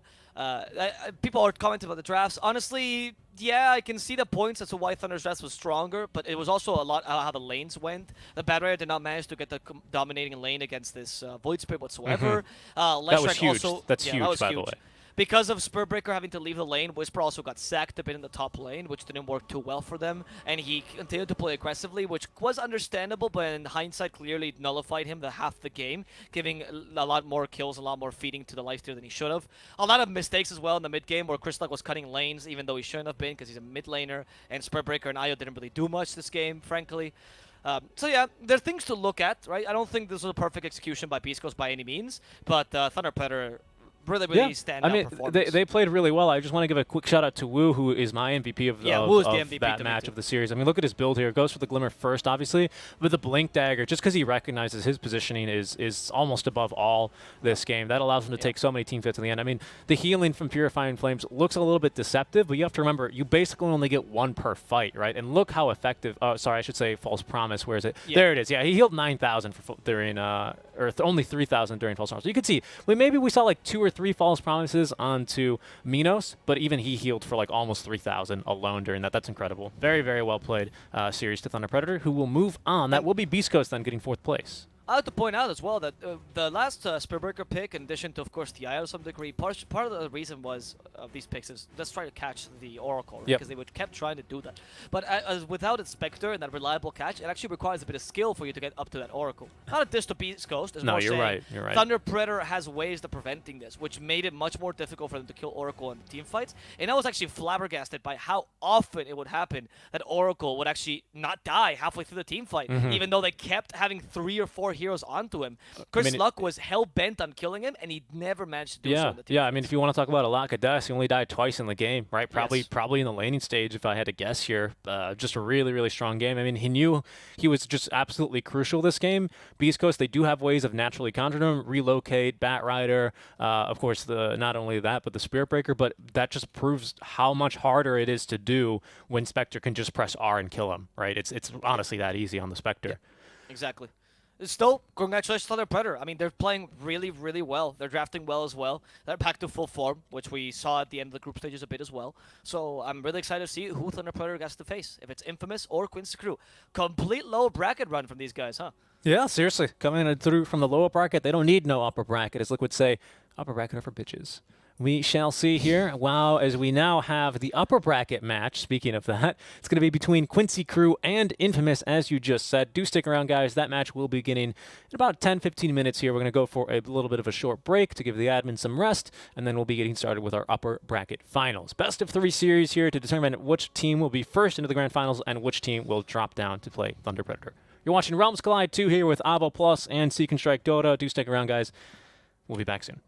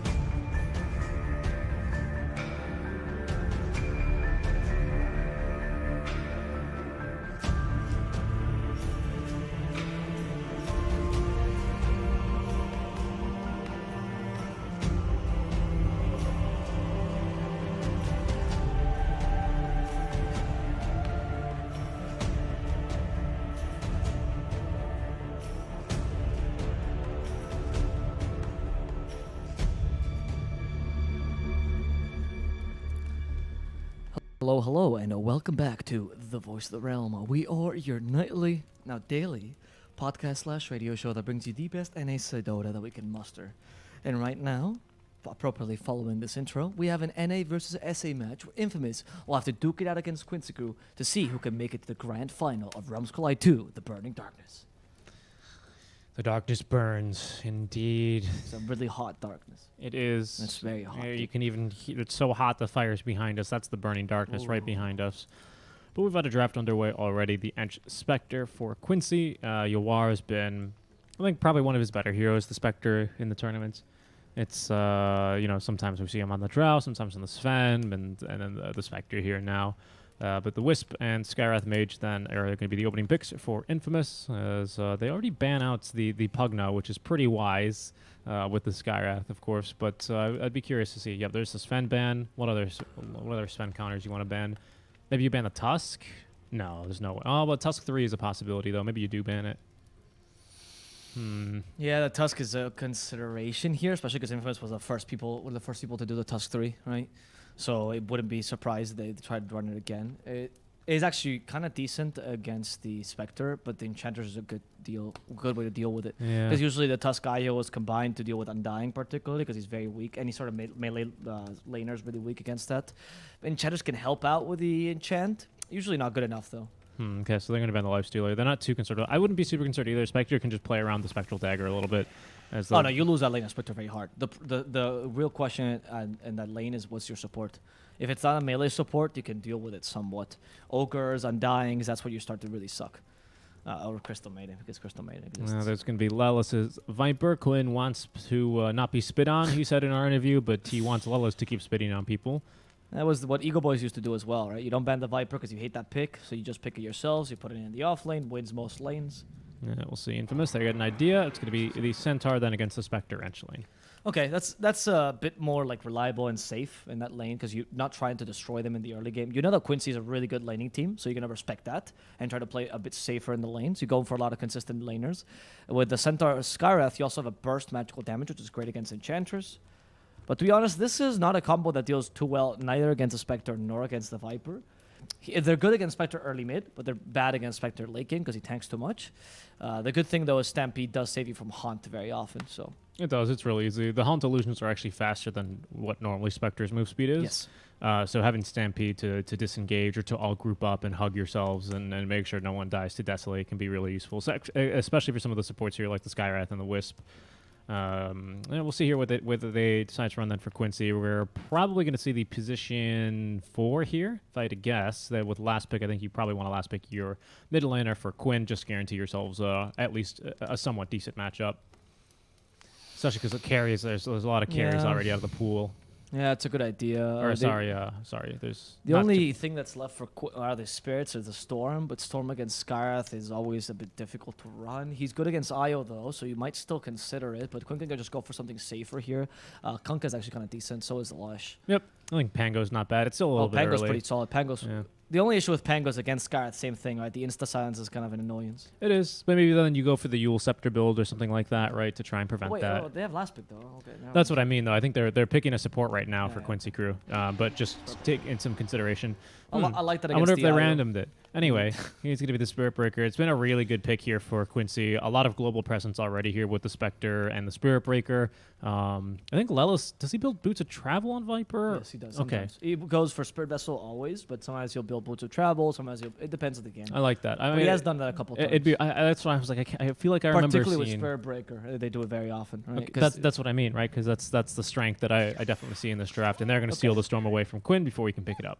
I don't think they were thinking of picking up the Storm because it's just honestly a difficult pick to run It this is. game. It is. But the Storm Spirit's a really good idea against what they have as The well. Puck's a really good ban. Yeah, Puck's a good ban. That's why I banned it immediately. Yeah. The Storm Spirit can easily avoid the Spirit Breaker charge. He's not phased by the Viper because he just kites him, and he deals really well with the Spectre because you can't free farm on Spectre when Storm's the map because he has so much potential. In fact, right now as Infamous, you have the global ability of Stampede, the Ball Lightning, which as far as is concerned is global, and the Relocate, all to gank Spectre relatively easily, which Quincy will not be able to deal with. They studied this kind of draft to deal with Quincy's global lineup, which they have been running 2 or 3 times before. I'm kind of thinking maybe an SF for Quincy Crew here. I don't know. Kind of weak until the ganking potential that you have. SF is a better hero when you don't have much mobility in the lanes. Once you have mobility, SF starts to suck because he does not good.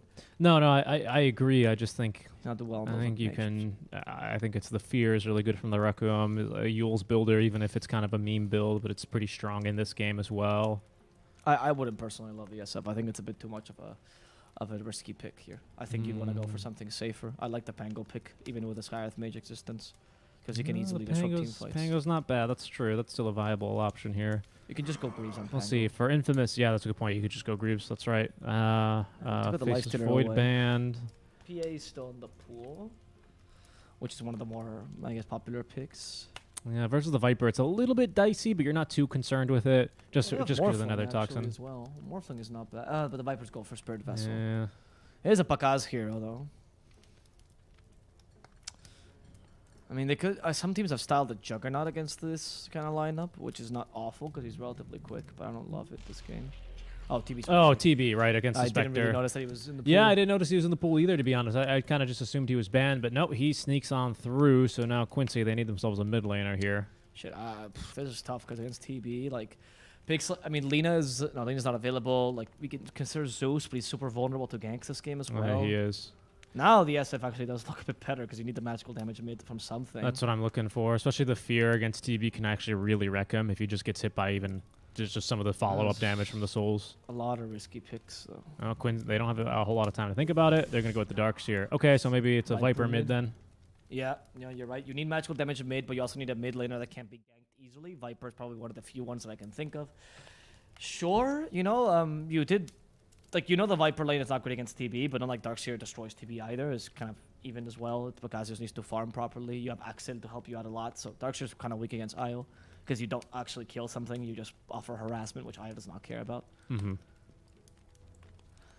I don't know, there's a distinct lack of lockdown in Infamous draft. Really just two heroes that bring the lockdown, plus a silence, of course. But it's not like it's very needed against Quincy Crew's draft. Best to disrupt the Spirit Breaker.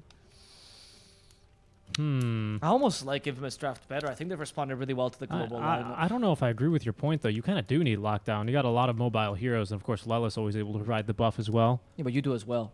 Right, that's the whole point. Like, Well, not as often, though, right? It's Stampede to your whole team, which I agree is better in a team fight.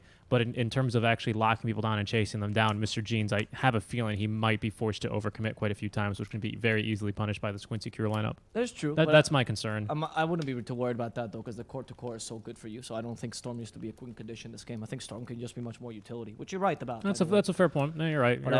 You're right, though, that the lack of lockdown is a bit scary for TB because he's a easy hero to kite. That's it. That's all it is, really. He's no longer as slow as he is before, but with Surge, I mean, Spectre is a little scary. I'm still slightly favoring Infamous. I think this idea to counter the Quincy Crew global lineup, and in addition to be able to have a good early mid game, this works out for them.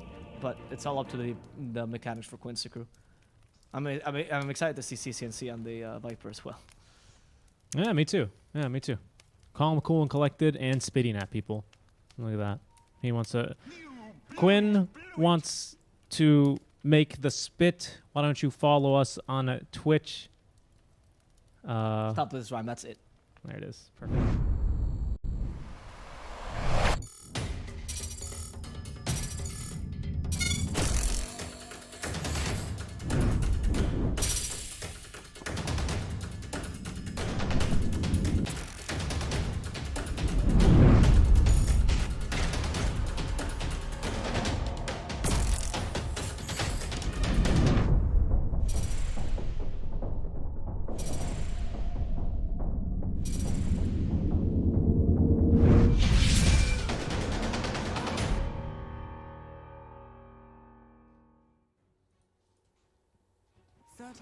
Yeah, hello everyone, and welcome back. We have ourselves game number 1 between our upper bracket finals, Infamous versus Quincy Crew. One of these teams will be placing, well, either first, second, or third here, to be honest, as of course there's a lower bracket finals match to be played. Thunder Predator already waiting, and that match will be played tomorrow here to determine which team will be then third place and which team will move on to play the winner of this series.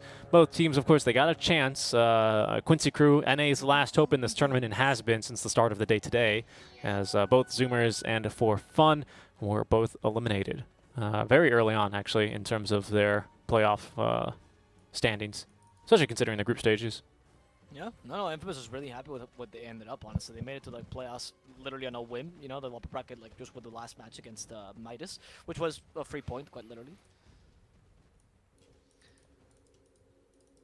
But we'll see. We'll see. I think that Infamous should be happy with the position they're standing right now. They've been playing some really good Dota recently, and I think if there's a team that can beat Quincy, Infamous might be the team to do it. Honestly, I think it's either Infamous or Thunder Predator. Which they're both in, right? They're both teams that have similar styles to Quincy in the sense that they can play the match early. I think Beast Coast, their style is naturally countered by Quincy's natural style, so it's not great, which is why their performance against them is so poor. A lot of checks and balances in Dota, right? And not so much about who's the better team sometimes, it's just about what team has a better or less countered style sometimes. Extra 50 gold going the way here as both supports out from Quincy are going to be able to snipe a few couriers. Not too big of a deal. That will prevent Axel's healing cell from coming to him for about another minute or so.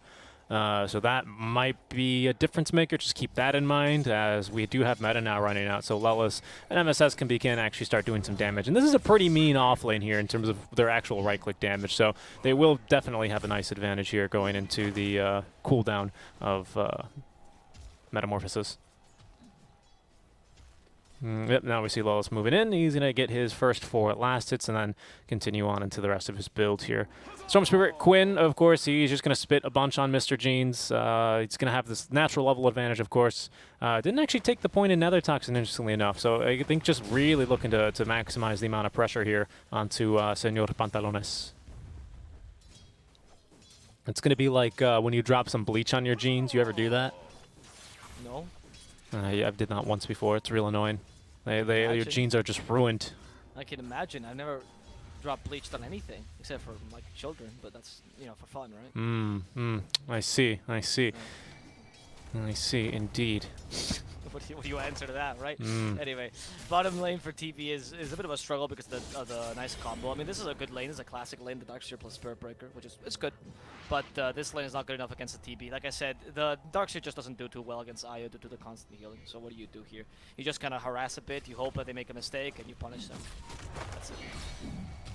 Yep, pretty much. I mean, there's going to be a charge, again, just for damage. MSS hasn't casted a spell yet this game and wanted to make sure his keys are binded or something, so might as well go for the charge there. And, you know, Lelis, at the very least, he will be CSing. He's, at least whenever Picasso doesn't have the meta. It's still another 23 seconds. He's hoping for level 3 to be before he uses that one. And then he'll be in another good position here to continue farming. But the TB, like you're saying, he's pretty happy with the way this lane's going. He's got the Wisp to keep him nice and safe. And that'll be that. We'll see, as the middle lane is still going very much in favor of Quinn. No surprise here. The difference between why Viper is not that great of a counter to Storm is that, yeah, you win the lane, but then what do you do with that one lane? So it's up to Quinn to see what he can take advantage of here. Yeah, you kick the Storm out of the lane, but if he still farms, it's not that big a deal. And you don't have the pushing power like a Lesh might to actually do something impactful.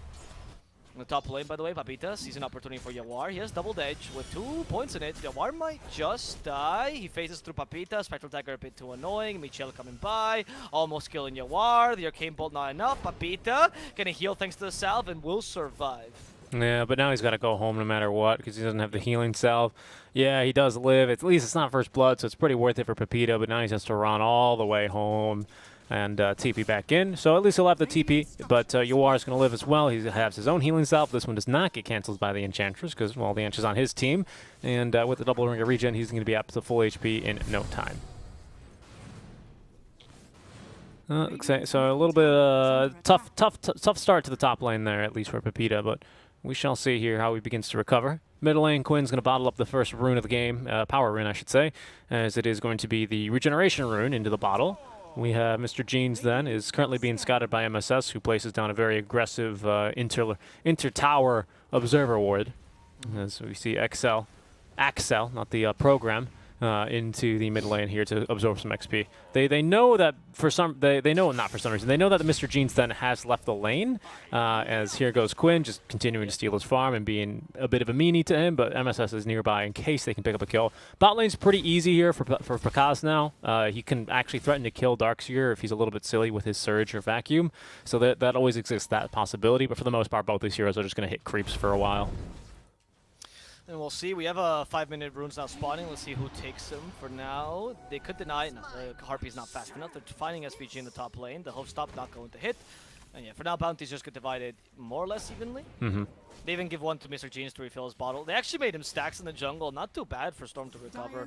Like, I've definitely seen worse Storm games in this one. He is 600 gold away from net worth from the Viper, which seems like a lot, but honestly, it's just okay. Lelis in the bottom lane, though, almost dies to Metamorphosis. One more hit, Lelis is dead. Bye. Yep, that'll be first blood. I thought it was going to be top lane first, but they just really like the damage for Pepita. As with the meta, they are able to catch, as you said, the Darkseer quite easily. Couldn't get the bottle sips out in time. Well, Pepita, well, they really did do quite a number to him eventually, but the Harpy, it does have a mana pool, and eventually it runs out, even if it has like 3 mana regen, which is pretty strong for a creep overall when you think about it. It's better than, what, Storm Spirit at this point of the game? Yeah, but just barely. Speaking of Storm, he's about to hit level 6. He is 2 levels behind Quinn. About a level and some change, actually, more accurately. As there's level 6 then.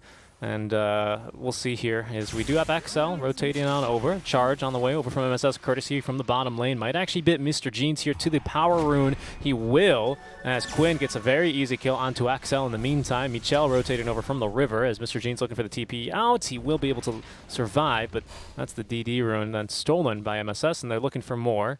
No mana for the enchant, unfortunately, as Michel is courier. It will go down, but that will be Michel then picking up the courier for his life, as both supports for the side of Infamous will end up dropping. And both to Quinn. Yep, indeed.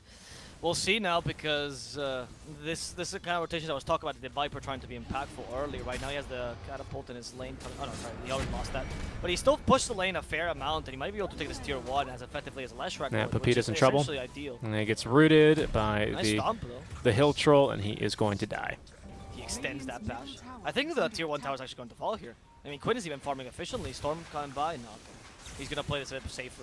Doesn't want to push the tower himself. It's so close to dying, though. Quinn just doesn't want to risk the lead he's gotten, giving it to the Storm. You also don't want to put it in deny range and lose that easy goals for yourself in the mid lane. Sure, that's also true, yeah. So instead, Quincy, they're just going to go ahead and farm in the jungle, drop a ward on the way out, and make sure that the Storm, if he's going to farm, it's got to be a little bit over in the more dangerous part of the map for now.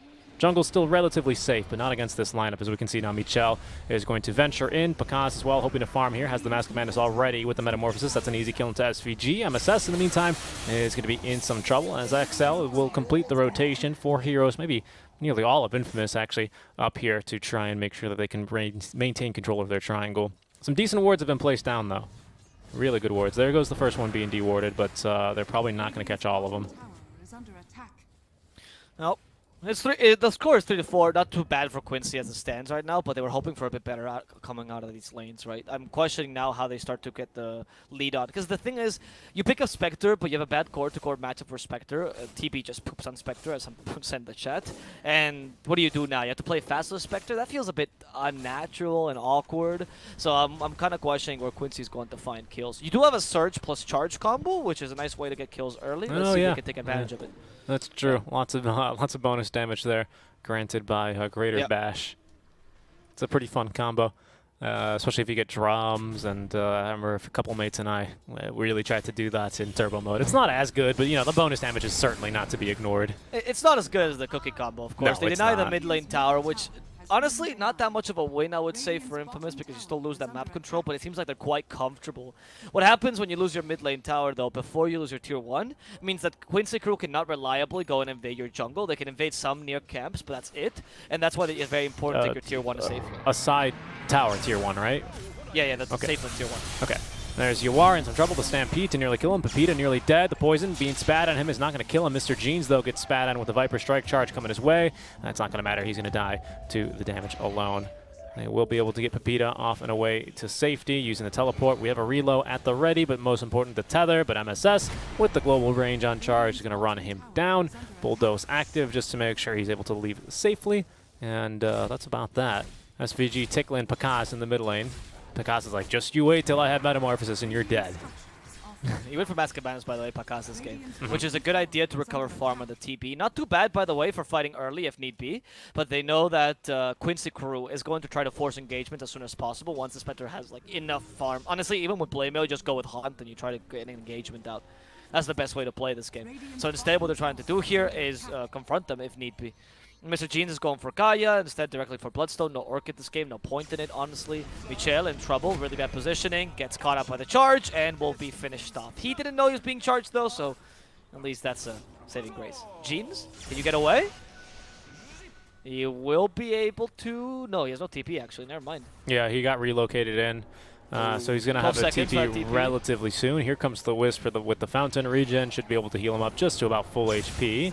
As MSS faster than the Wolves of Ice Rack now. Mr. Jeans is going to waste all of his mana trying to chase him. Doesn't even get up to the high ground here. In a lot of trouble. Cannot kill the courier. Down he goes. MSS charging right back in to Axel, who did rotate in to try and save the Storm Spirit. Unfortunately, he chased after the cow, and now he's going to... Nope, just kidding. The worst ultimate in the game. It's not going to connect onto Axel, but they will use the Haunt here. I wonder what the Haunt is for. It was for mid. Or was it? Oh, this was to get away. Had to get away and get the IO. And they used it up well to deal some damage to Papita, which they killed Papita up top. Okay. Yeah. Michel being chased by a Centaur Conqueror, not going to happen. Bottom lane though, they do lose the tier 1, which is a big deal because Quincy crew now can take advantage of this and start invading your jungle completely. And then that's when you're starting to stop the Terrorblade. Mr. Jeans got a counter kill on Lelis up top because he was kind of low on HP, so he just took advantage of that. But there's not much space for Mr. Jeans, unfortunately, this game to recover. So we're going to see if the TB can really make up for that, right? TB has to be your solo carry. They have a lot of ways to stop the TB, though. You can't really underestimate the Viper, and the lack of impact of the Centaur as well is going to be a problem in the mid game. Do you say that because the Centaur's off, just Pepita's off to a bad start? Yeah, because he lost Okay. his lane. Which shouldn't have been, by the way. The lane was not that difficult for him. He just lost it because... Yeah, so now Centaur needs to acquire like a really early Blink Dagger. You can't go for any of the pipes, hoods, etc. before the Blink Dagger, which usually Centaur needs. You can still be impactful, but it's difficult that you have to find farm over 2 carries. Infamous smoked under a ward, so Quincy know what's going on. Oh, that's bad. They're going to go for Viper. Hard target to kill. Winston Flare might be possible still. And yes, Quinn is going to fall as SPG is in trouble in the middle of 5 heroes. Quincy crew might have known that was happening, but they didn't know how to respond accordingly. Yeah, they really overestimated that. Sorry for the graphical glitch. Mystic Flare goes invis on my screen, but that is indeed what got dropped, in case you don't recognize it by the sound cue. And that melted Quinn, as he was got hit with a Rod of Atos there. Maybe wasn't expecting... Oh, actually, he has the Rod of Atos. Yeah, they just slow him and kill him.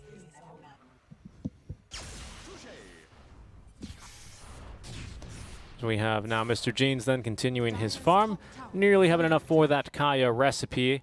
It's expensive, that piece of paper. He needs one more last hit. Yuar's actually going to now go for a bit of a different build here. Went for the pretty standard blade mail on the Spectre, but then will go back for the Radiance, I suspect, to try and do a little bit better in the matchup versus the Terrorblade, at least maybe farm a little bit faster, but I'm not sure. He's not really going to be able to join any fights here for quite a long time here on the Spectre until that Radiance is up. Should be about another, I don't know, 7 minutes or so. He's only got 1K in the bank here for this item.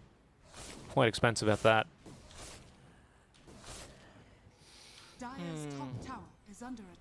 I'm wondering if Radiance is the right choice this game. I guess Yeah, because me you too. have to deal with the TB, right?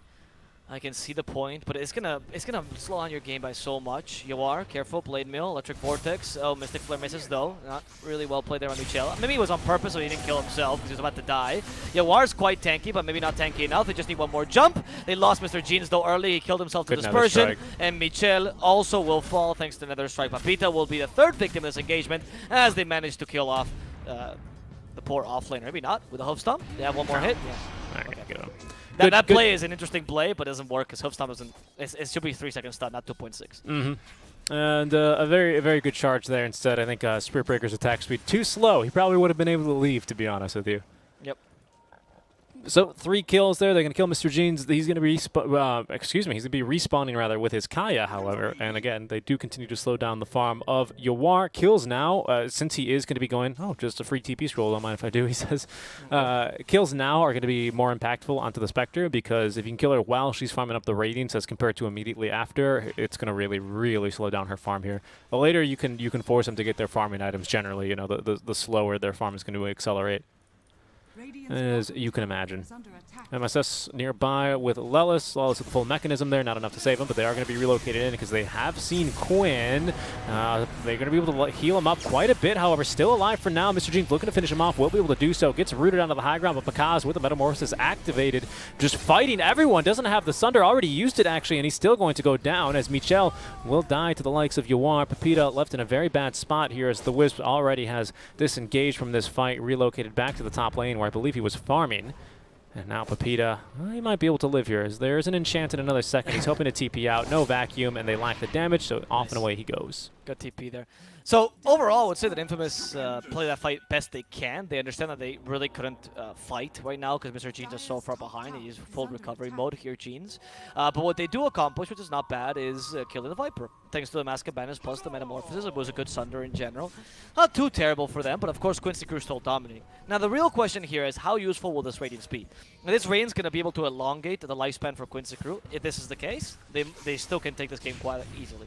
If it doesn't do that, then we'll see Infamous start to dominate 10, 20 minutes from now. By Enchantress. Yeah, very easy kill into the Ench. Yep. Lots of magic damage to burst through her. That's not an issue. Oh, they will find Mr. Jeans, even bash him a little bit out of the root maybe, but here's Axel. Does not have the reload up, but does have, however, the mechanism. So Mr. Jeans should be A-okay. You are chasing after them, though, looking to just force him out and away from the triangle. That's not going to stop Pakaz from farming the stack right next door, though, but Quincy, they actually don't have vision on that. Pakaz is going to get a little bit scared as he's going to lose vision, but he's going to go right back in eventually. And speaking of going right back in, there goes MSS again. They want Jeans. Oh, yeah, Jeans the Atos, but they don't have any more stuns, though, so Jeans can just get away. They need the Spirit Breaker there, right, to be able to stop Jeans. We have seen how important he has been. Pakaz as well. They're starting to trade plays. I really like what Infamous is doing, where if Jeans is farming, Pakaz will play a bit more aggressively, and if Pakaz is farming, Jeans will play a bit more aggressively, trying to waste time for Quincy Group. Because they know that if these two cores more or less get to the late game, just because of the core-to-core matchups, it's going to be good enough for Infamous. I'm curious, though, like, what do you think the benefit of Radiance is this game? Like, why is it good? The damage is good against TP, and it clears the illusion somewhat, right? Like, the damage from the burn, or the damage that you get for the relic? Well, both, actually. But the damage from the burn mainly is what I was thinking about. Okay. You are much more impactful as, like, a tank. You can build much more tanky with Radiance. You don't need to, like, actually go onto someone. And if you don't build Manta style, which is usually the other build that you go for, right, because you still went Blade Mail, then you also don't have to rely so much on your illusions killing TB, which is kind of difficult, because with Conjure Image, you don't get this late damage. So I can see the logic behind the Radiance, because even with a Manta, you might not be able to play too effectively due to that. I see. That's a good point. Yeah, the Conjure Image is because he always has a friend to stand next to on the TB. That's a good point, especially now with the Manta style. Okay. He gets out. Oh, they try to vacuum him. They try to vacuum him. Yep, good effort. He TP'd in time. Well played. Yeah, so I don't know. I mean, your points are correct. And it makes sense that the evasion, of course, is kind of nice to have against the TB as well. That's a nice little benefit, but that makes a lot of sense. Plus, your Haunt Illusions, they don't really solo the supports quite as easily, but they can definitely scare them off with Radiance pretty effectively. As Pepita is going to eat another bash. Can they turn, though? Mr. Jeans thinks he can, and immediately onto Viper they go. They're going to share a little bit of the damage, but enough actually for now. Quinn's still alive. That's going to allow him to get the kill, at least onto Pepita for now. Another charge from MSS bashes up Pakaz as well, who is going to be fighting here. Still has the Mask of Madness, but needs to be able to use the Sunder if he needs to here. Will now operate that one onto the Spectre, scare her off and take her HP. And a good fight from Infamous as they pick up just the mid lane Viper, but they get kills here onto the cores. Because with the Scotty as his next item, that's usually a turning point in the Terrible versus Spectre matchup. Once you get the Scotty, Spectre struggles to get close to you or struggles to kill you. Another reason why, by the way, the Radiance is a bit better, because you can't just kite her, which is what Terribly tends to do. Not necessarily kite her, literally, but just make her slow and murder her before she gets close to you, right?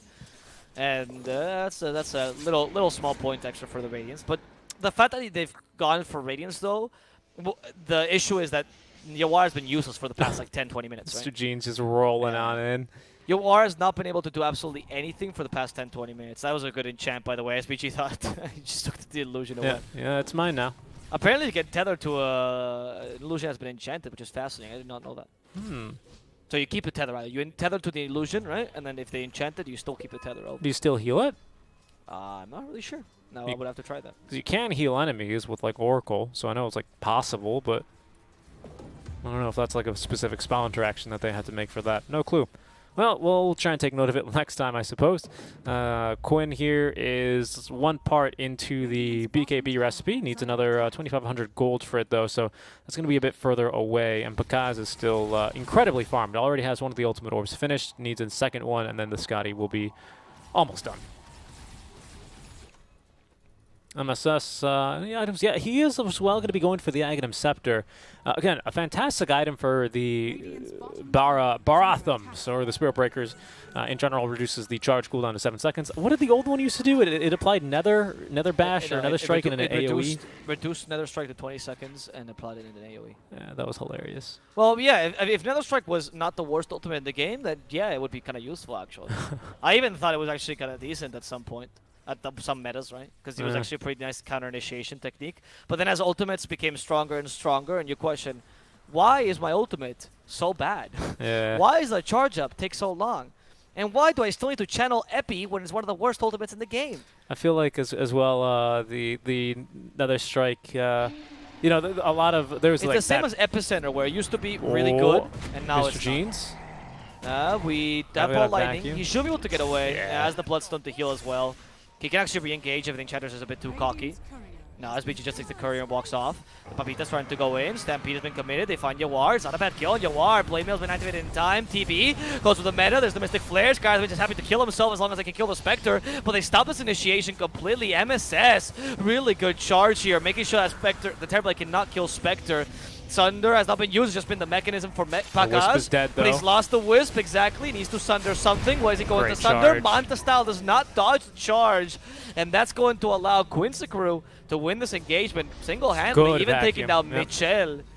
That was not great for Infamous, unfortunately. Yeah, really good good wall placement there by Lelis. I mean, you want to fight in a choke point against a man who can quite literally erect a wall, and you're in for a pretty bad time there, unfortunately. Quincy, they don't lose anyone in that team fight, if I'm not mistaken, and they actually get a kill onto Pakaz as well as the support, and they are going to be able to convert this one into a Roche. Not really, you know, much that Infamous can do. Oh, but you have buyback on Pakaz. Yeah, but buyback not really that good on TB, right? Because the Metamorphosis is on cooldown for approximately forever, 150 seconds at every single level.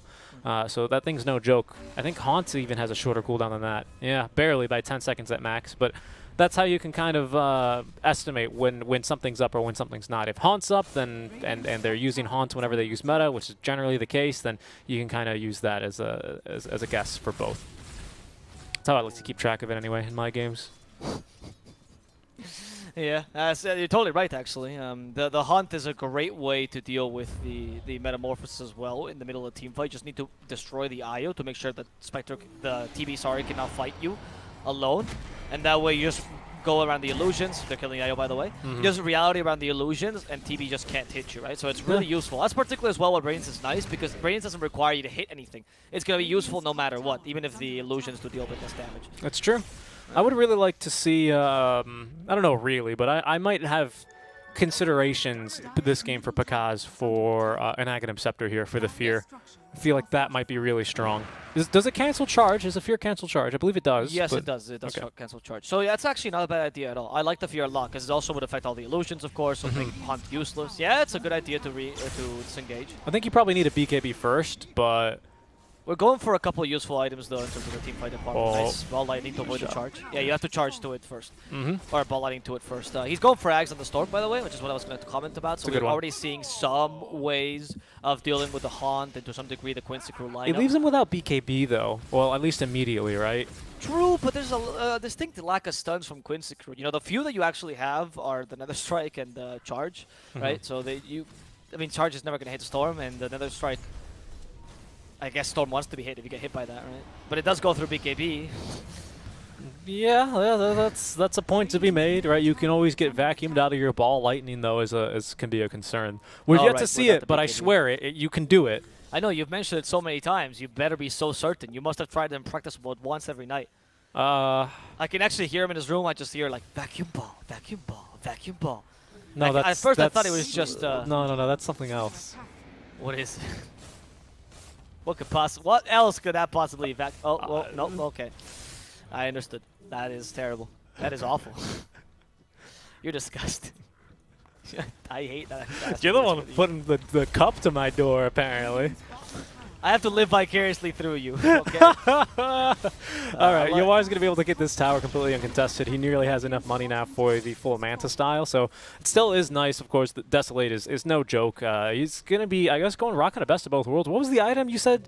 What, is Manta just always the item for Spectre, even with a Radiance? Yeah, of course. I said Okay. Manta before Radiance, though, is the point, right? Okay. Like, Spectre is not like she deviates so much from her builds. We call different builds in Spectre, just different orders of building your Yeah, items. pretty much. It's like AM.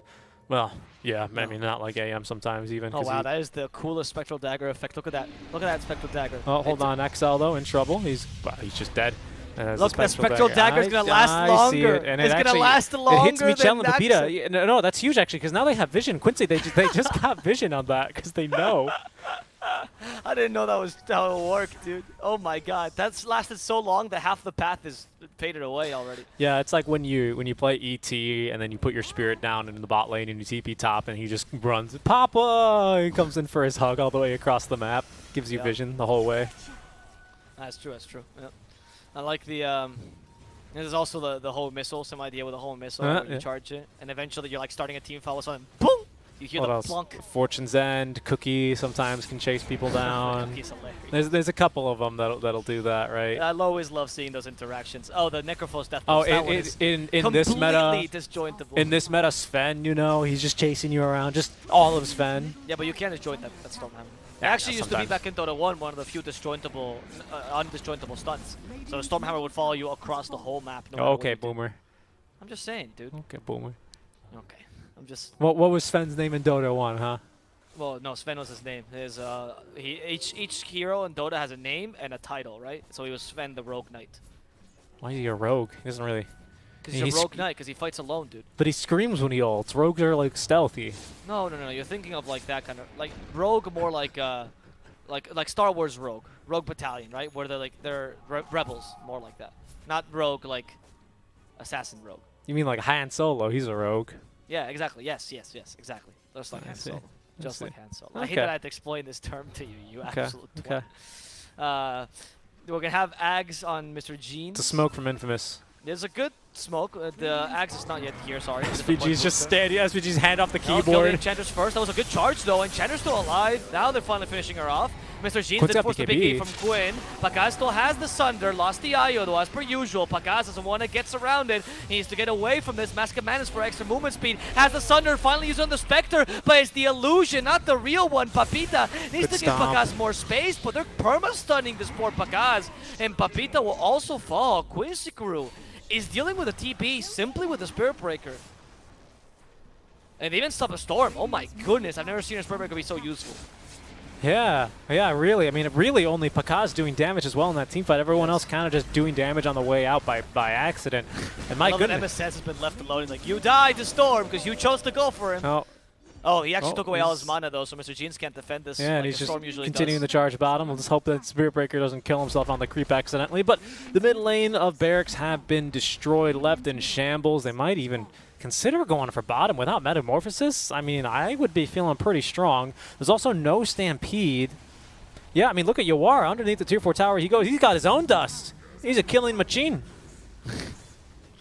They're gonna take. I mean, with this, they're gonna take the tower mid because of all the great play by MSS. Honestly, stopping the Storm from disrupting this push. They're pushing down bottom as well. Wait, they relocated to get the to get the regen run for Mr. Jeans. Yep. Or the Arcane. Sorry, the Arcane. Oh.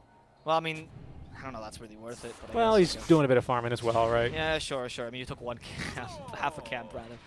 Yeah, okay. Quincy's still looking really scary, though, until you can find a fix for the TP. I am surprised for the lack of big KB on Pakaz, honestly, until now. Like, he's finally going for the big KB, but he's Yeah. gone for so many irons beforehand.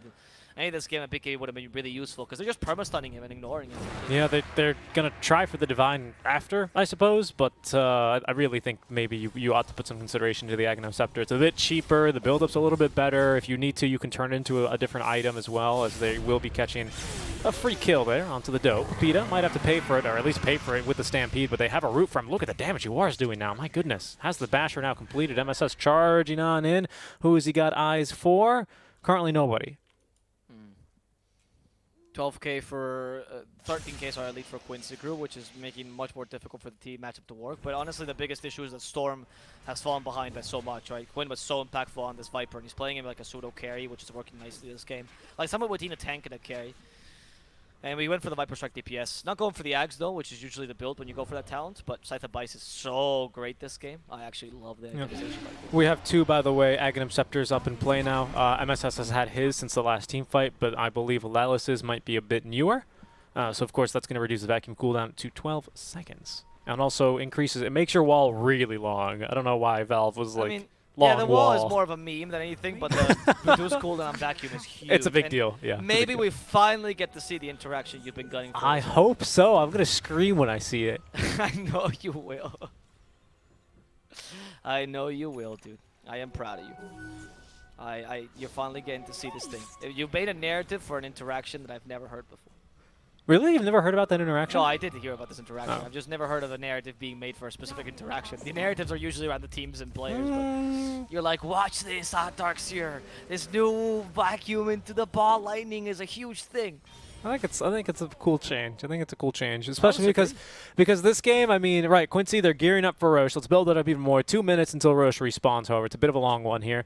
And Storm excels, much like a clockwork, at being able to jump into the pit and try and snag something and go for just a bit of thievery and tomfoolery. But not in this lineup. It's actually very, very dangerous for him. And then he goes for Lawless.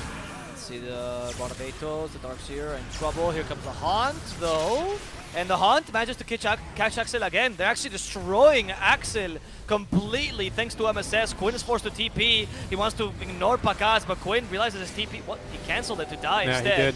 That was a very odd play as Axel came back with a Yawar. buyback. He does die back in the end. Pakaz, thanks to his BKB, is still Oh, safe Mr. and Jeans is sound. out of mana. Yawar wants to go for Mr. Jeans, who is out of mana, as you mentioned. The vacuum here is not really going to help Yawar, as it allows Pakaz to get that Sunder off. Charge. MSS has to be the saving grace here for Yawar, but both him and Les are in difficult position, and MSS is going to be the one to end up finishing off the Terrorblade. The That team charge. fight was so weird by Quincy Crew, the canceling TP by Quinn. By was Quinn. odd. I mean, it was also kind of weird for Infamous, right? The decision to buy back on both of your supports, and then Axel is just in a really awkward spot for the relocate. Like, if you relocate, you know, behind here in your secret shop, and then you tether Pakaz and you force him to run through the TB, I think that's fine. But he ends up relocating, like, around here, right on top of the Spectre, and then, of course, Yawar's like, okay, I'll kill you again, I guess. Right? Yeah, that was odd, but at the same time, that play was odd. The Viper play was very odd, but at the Yes, same that time, one I was think weird the too. idea by Quincy was the smart one, which is keep the team fight going because it's so easy to kill the IO.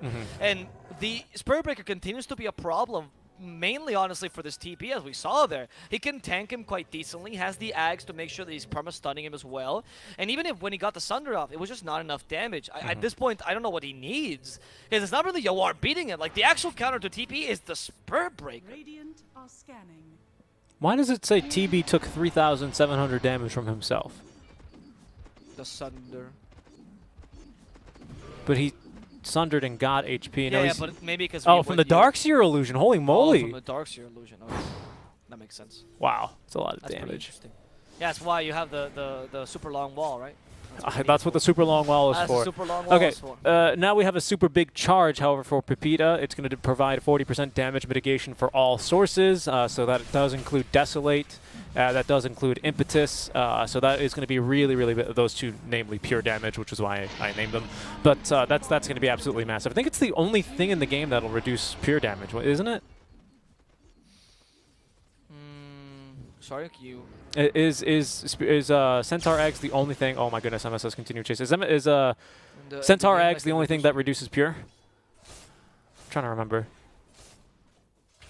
Should be, right? The Kunkka boat, for example, as well. Does it? Yeah, well, I mean, it reduces, it delays damage, but you can argue it reduces it, right? Okay, I suppose. And so do the, I'm pretty sure it's the same with Mars. No, Mars doesn't. Bristleback, yes. Wait, Bristleback does? I mean, anything that comes from behind, right? I don't know. That's what I'm asking you. I am pretty certain. I don't Okay. think that Bristleback was limited by the type of damage. I mean, it makes Looking sense. up now, Remember when there was fire damage in the game? Good times. Yeah, that was terrible. No, it's just damage reduction. Yeah. Any sort of like straight up damage reduction. I think you might have a couple ones. The only thing that does not is HP removal.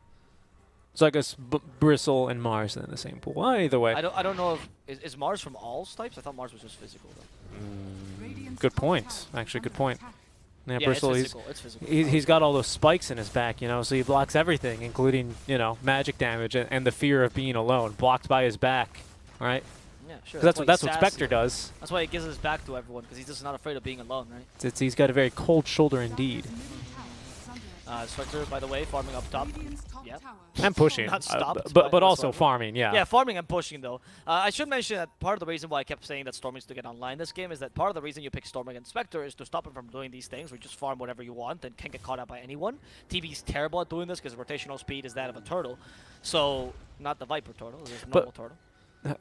But that's So that's the scary thing though. Storm he can go for these as long as they Well, have not vision now on the anymore. Darkseer. It's too Well, scary. No, that's not true, though. It's not now, though. He's been completely cancelled. Like, if Storm had any sort of semblance of net worth this game, he would have been able to kill a Spectre. But because he didn't, and he couldn't recover, they stopped that tactic. They haven't gone for a single relocate gank on Spectre because Quincy crew always control the tempo of the game. And that's another way to deal with the IO. Yes, you can always play together, but if you control the tempo and you force the fights where you want to, IO can't relocate anywhere because you're not giving him a breather. Yeah, just charging around the map. Bakaz doing as best as he can here with the Conjure Image illusions as well as the, the Manta style illusions here. They go top lane, cut in a big old wave, planting a ward. Quinn is going to find one. Spear damage. Wow, that's pretty strong. Broken and unable to TP home will be Axel, as Storm will be able to then, oh my goodness, sorry about the camera, teleport by himself. A bunch of skills that reduce spear damage. I think anything with damage reduction, dude. So Dispersion, Bristleback, Centaur Eggs. Kunka, both. It's not really damage reduction though, but I see why you're saying It that. does reduce the damage, just delays it until later, but it does reduce it.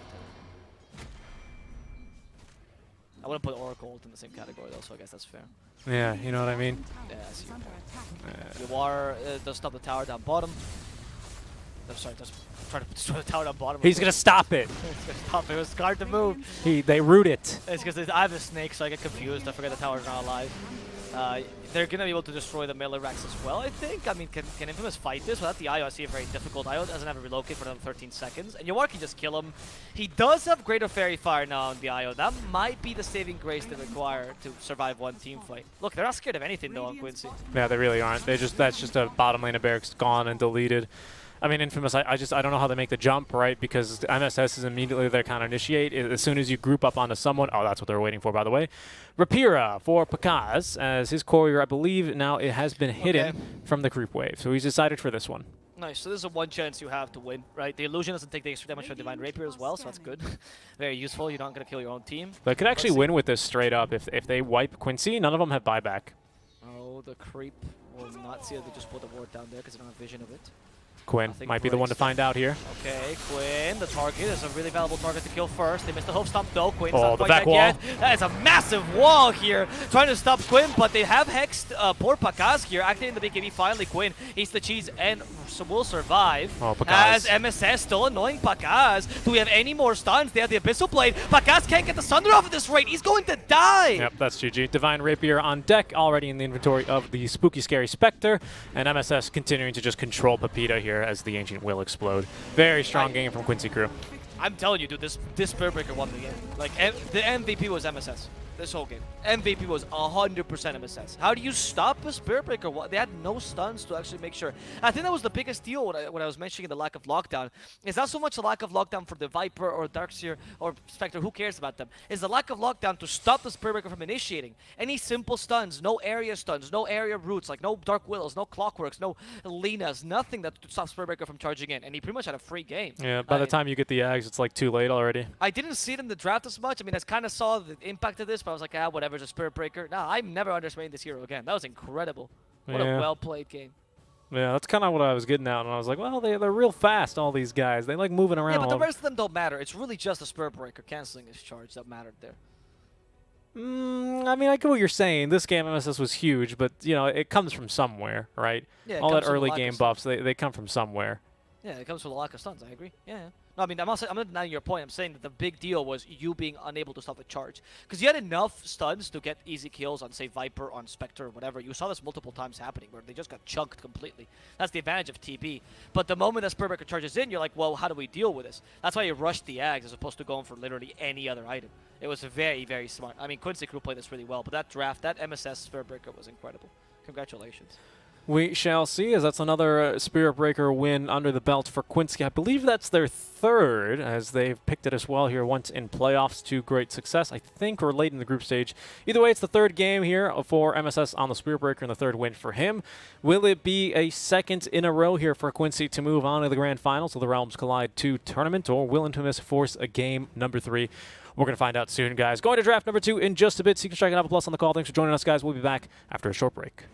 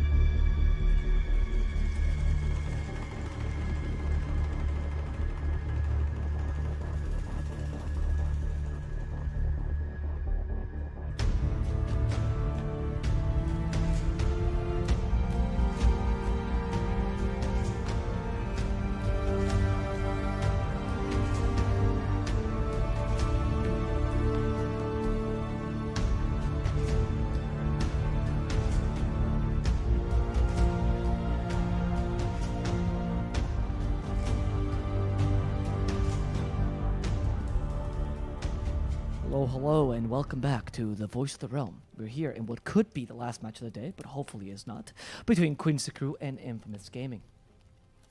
Yep.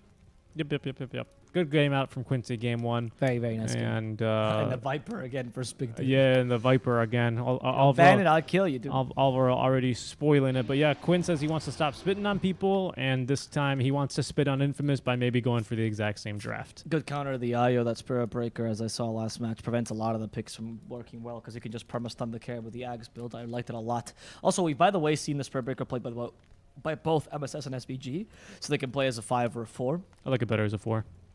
Well, of course he did, but they also won the game as a 5, so hence my point. No. I still like it as a 4, though. When they picked the 5 Spirit Breaker, the whole point of the hero, and there was the Morphling I suggested last game, the whole point of the hero was to literally win the lane with the Greater Bash and then proceed to go gank much more, whereas the position 4 is much more around the idea of ganking as early as possible. With a Viper, position 4 can actually have a lot of kill potential there anyway. They actually paired it with a Dark Shield, which was why. Here, they might rethink it, right? Because position 4 that can gank a lot, not great with a hero that dominates the lane. We'll see. Morphling, though, interesting idea. Last time it was, of course, the mid lane Viper, though. Yeah, so that's why this time they're going to reconsider it if they do pick off lane Viper. Yes. Okay. Because if you have a 4 that ganks a lot, you don't Quick- want to pick an offlaner. Sure. Yeah. So I like the 4 better because the Axe is so strong. Early on, position 5, Super Breaker is really good, but then I feel like he falls off just because he doesn't get the time or space to farm as a position 4 you normally gets. So that's why I prefer to see him there on that role because the Axe is very big, as we saw last game. Sure, but you should just farm heroes though. Anyway, I don't think Spirit Breaker's not to farm at all. I understand the point of the position to farm, but it's more along the lines of like how you play him in the lane more than it is about the farming, because you can just swap around. Wait till he gets the Ags. Yeah, but it still makes a difference though, right? Because that's how Earth Spirit or Earthshaker kind of farms too, right? He mostly wants to farm off of heroes, but what does he do until he gets Ags? He gets a little bit of a lane, right? For not for too long, but like 2-3 minutes. Yeah, that's why I'm saying. Like, you can do that, but like the Spirit Breaker relies less on that pickup, so you can just go for kills. The point I'm making more is that Spirit Breaker requires to be with another support that doesn't really care about items. Something along the lines of an Enchantress, for example, like we saw last game, or we saw when he was pos 5 as well. But it's really more about the laning stage, which is why against the Viper they might have to consider.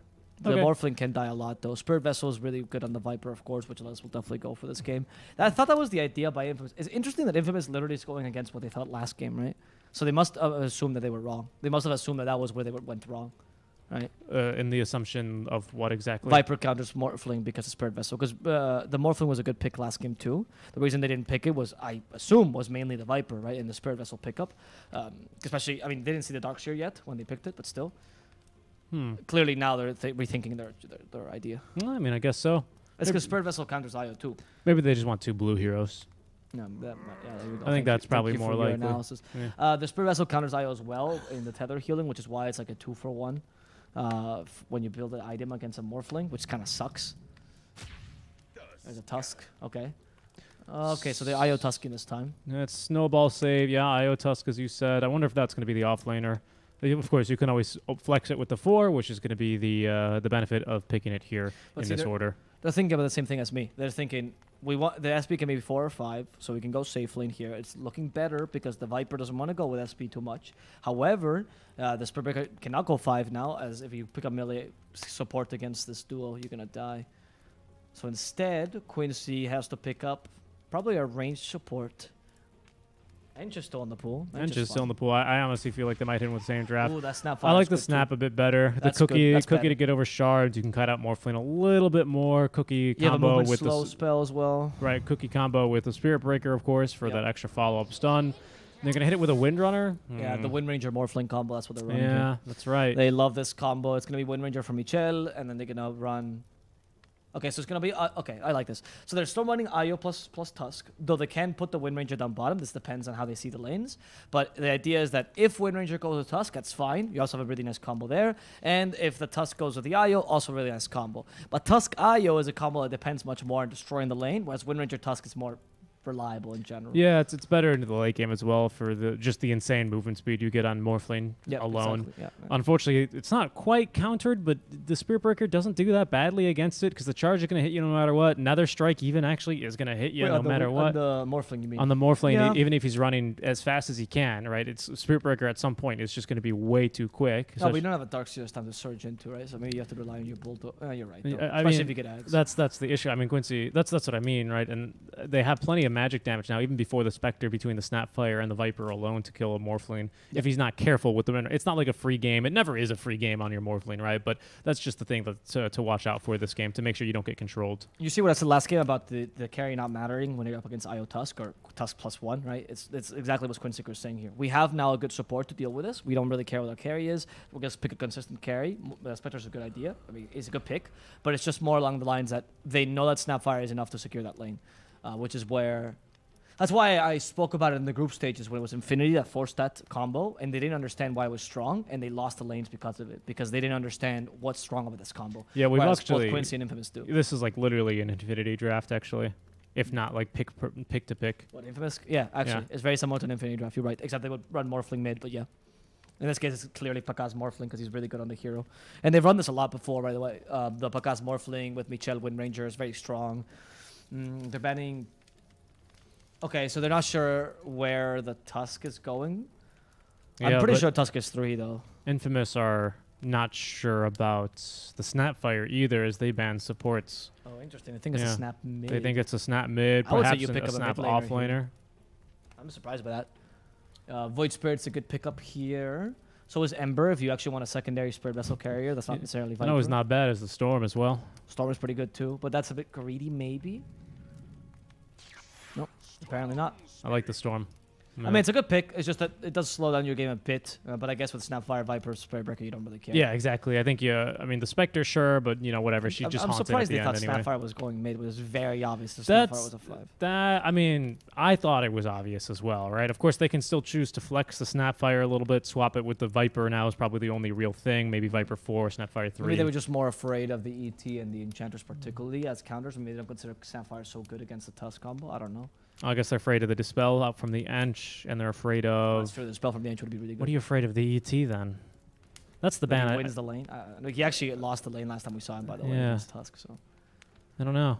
now for Infamous, I would also agree that they need to position 5, or sorry, not position 5, they position 4, because IO is probably your +5.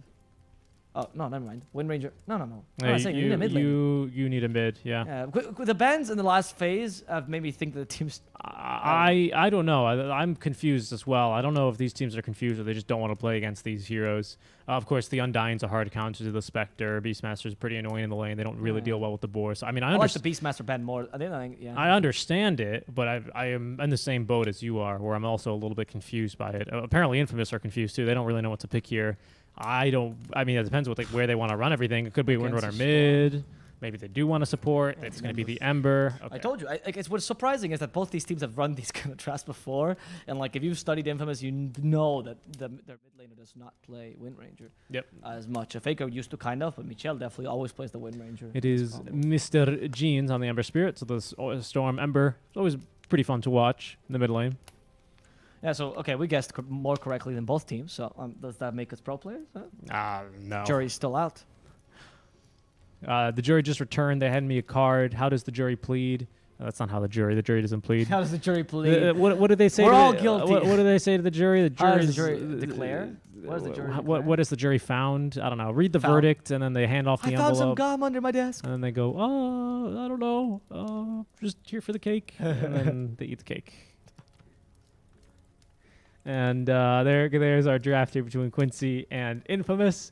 And yeah. I am surprised by the Ember pick, not gonna lie, versus the Storm. Not the best matchup, so we're gonna see how this turns out. Embers now are a bit better dealing with Storms, but still difficult matchup no matter what. I mean, there's a lot of comfort picks here for Infamous, but same with Quincy Crew. Quincy Crew's playing their decided style. I don't think that Morphling is the best core to core against Spectre, and if they played this game like they played last one, I would still give it to Quincy.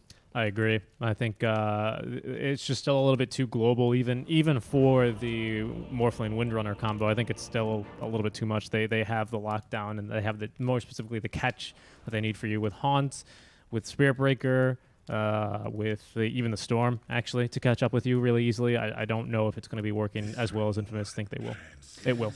Okay. Well, we don't really care who you're rooting for, if it's Infamous or Quincy Crew. Follow us on Twitch, no matter what you do.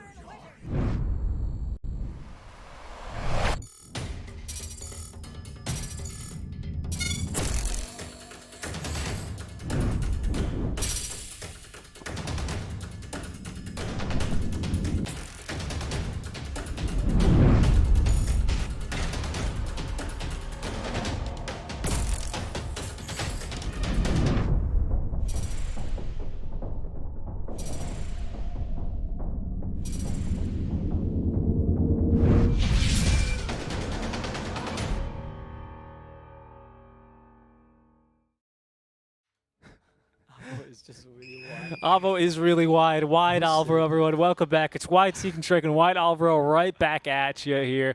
Coming at you with game number 2 of our upper bracket finals in the Realms Collide 2 tournament. Quincy Crew, the last hope for NA in this tournament, of course, is taking on Infamous already with a 1-0 lead. And in my opinion, a pretty good draft here to potentially take a 2-0 here. Yeah, I like the draft a lot. I mean, I don't think if it was drafted badly, much like last game, I don't think the issue was their draft, but rather how impactful that Spur Breaker was. I think this time you do have a lot more tools to deal with the Spur Breaker. Shackle Shot, Adaptive Strike. Oh, that's a good point. Searing Chains, and Tusk.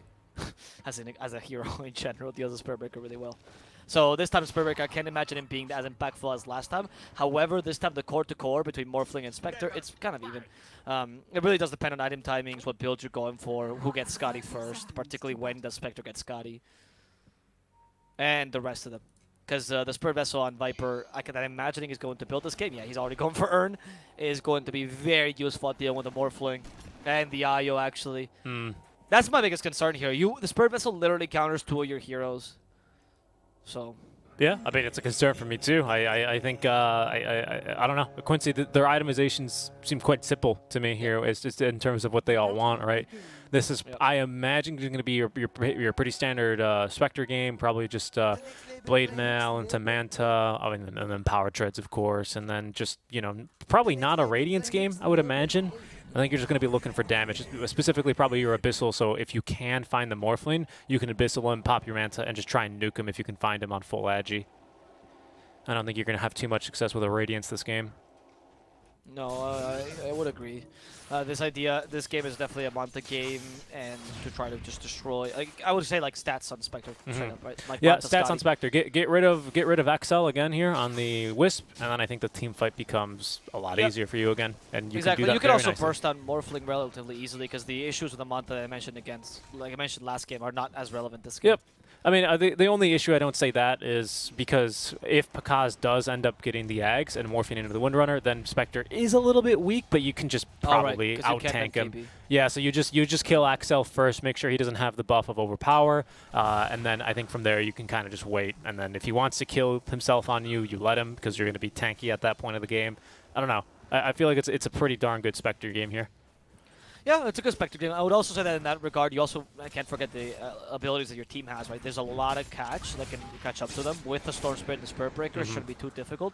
Even if you have a nice way to deal with Spur Breaker, the chances are, if you're using your stuns on Storm to stop him from getting to your Wind Ranger or to your Morphling, then you're probably not using them on the Spur Breaker. So one of them is going to catch up, right?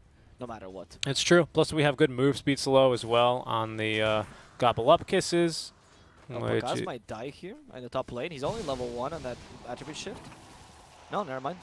I love when you see a good Morphling player because I always think, is he going to die? You're like, nope, he just lived by the skin of his teeth. And then Envy will live and you shovel and then die to the creep he digs up. Yeah. That was a great play. Axel could still be in trouble though. Look at how MSS though is a bit landlocked by having to be in this lane. He doesn't really like being here. He wants to charge other places. Dude, what hero is this? Is that really a Viper set? Yeah, I hate this set. I'm not gonna lie. Like, I don't think this set looks bad, but I honestly cannot tell what it looks like. It's like, if you told me this is a new hero in Dota, I would believe you. Why is this a fucking turtle? Yeah, it looks really weird. He's like, he has one immortal that's a scorpion, and then another one that's a turtle. Why? It's Flying Sand King. I would believe you if you told me that. Yeah. Nah, MSS just got 2 bashes in a row. He did. Watch him get the 3rd one. No, he can't dive at tier 2. Even if he is the tankiest hero, the level 1, he's not going to be much of a challenge for the tier 2 tower.